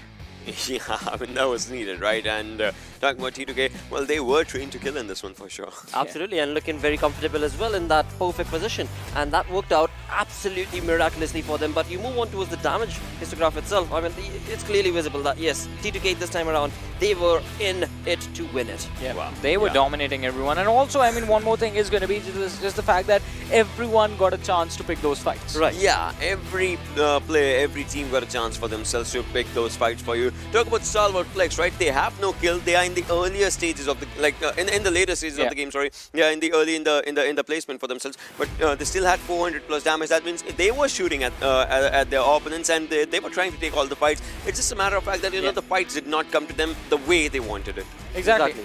I mean, you can certainly bring in damage, but along with that, you need to be able to get points working as well. You need to be able to, of course, get those kills working in your favor. But alongside all of this, when it comes to the entire saga, it was, of course, 5 games that we witnessed today. And combine those 5 games efforts, let's have a look at the overall standings, because after all, we know that one thing is certain. A1 Esports is very comfortable on that top-notch performance. Not just them, Seal Esports as well. I mean, look at the difference between the top 2 teams and the teams below them. 75 for Seal Esports on the second, and then we have Train to Kill, who just had an amazing game. They've jumped up 5 positions, but they're still really far behind, sitting on 52 points, the 3rd position, and tied with Z3us Esports. Z3us Esports is out there on the 4th position. Obviously, Train to Kill, they had jump of 5 placement for themselves. Carnage had a jump of 2. High Voltage, Skylight and Stalwart are at 6th, 7th and 8th position respectively. But you know what?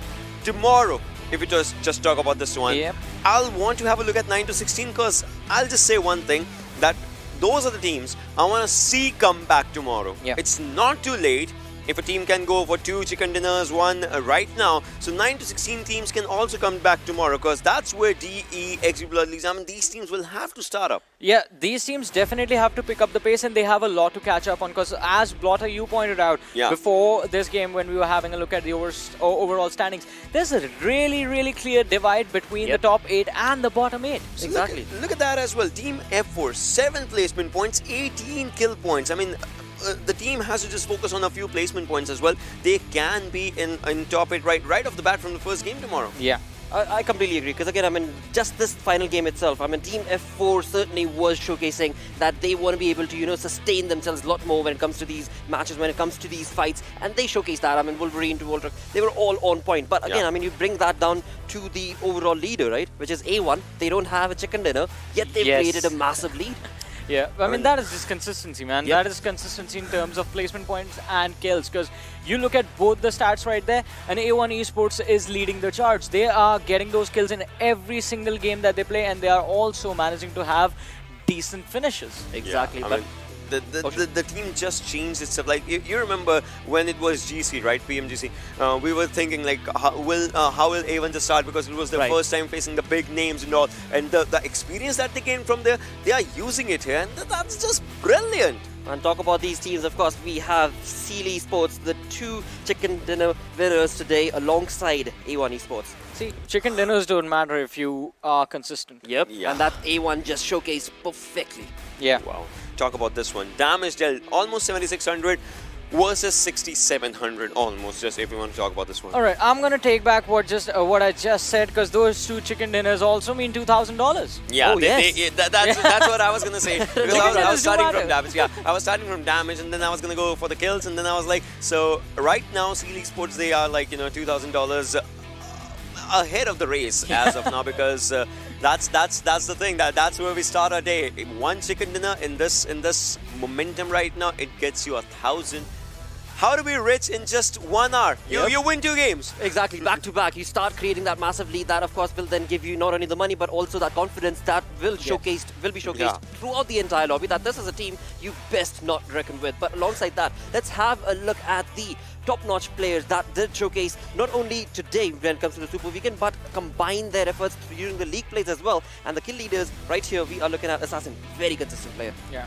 Definitely, 28 kills. Wow. 28 kills by this individual. Dante with 23, Sinister with 22, and Zaki from Team Seal with 22 as well. Now talk about the players, right? Most of the players in the top 4 are basically the assaulters, as you can see, and there's Sinister who's actually playing the scout role for his team. So that also kind of matters, right? Right? If you're an assaulter, you would want to just, you know, move forward with the fights, and you should be the front end, getting all the damage and the kill points. Yeah, definitely. And I mean, these players have been the front end. I mean, the dancing man Dante right there, Sinister, followed by Seal Zaki. But as we move forward, we have Baron from Team Seal sitting on the 5th position, followed by Zol from Team Zeus, Snipe, and then Chari in the end. So this is the thing, you know, Chari is the only player out here who has had a survival time of more than 21 minutes. Meanwhile, every other player is at 18, 19 and 17 minute marker for themselves. So that means as long as he's surviving good, he's trying to take good fights for himself, and he's trying to get those placement points for his own self. I mean, that matters as. Basically, that's a perfect balance approach, because your kill numbers are not too far behind. Your survival time is also pretty decent. I think in the long run, that does work out. But it's just the fact that A1 Esports, they have 2 players in the top 4 right there. They are getting a lot more kills, and well, on average, the team does survive. Absolutely, because again, I mean, when you combine their efforts together, they have showcased that, you know, we can do very good for ourselves, and against the lobby that is again so dominating. I mean, Ocean, as the day started off, you were of course talking about, you know, Mongolian teams and Nepal teams, and right now that is where the competition is from the looks of it. But as you move on along, to summarize the entire day, let's have a look at the day summary itself, where you talk about damage being dealt and the kills. It is A1 Esports taking a lead.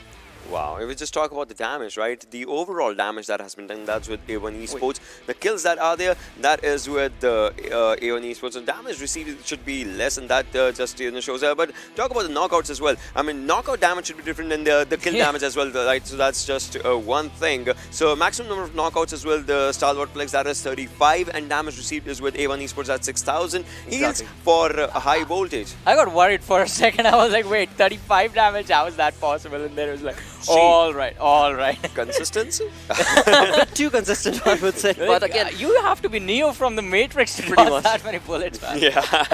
you have to be on point with that. But again, I mean, just to clear it out, of course, it was a bit of a toned Yeah, event where, that's- of course, 6,000 is the damage that was received. But boy, oh boy, I mean, that was just an incredible start to the Super Weekend. When you talk about the synergy coming in from all these teams, yes, some of them are a bit lacking behind. Of course, there's the Blood Legion that needs to still come online, but it is only day one of the Super Weekend that has come to an end. With that, it is a huge thanks to Oppo F19 Pro for making it all happen. Wook up your fun is the entire saga that it has to be. But alongside that, when it comes to the day, it is a good start. No idea what's going to happen for tomorrow and day after. We'll, of course, be going for now, but we'll be back again tomorrow with these wonderful teams and their gameplays. Until then, take care. Sayonara.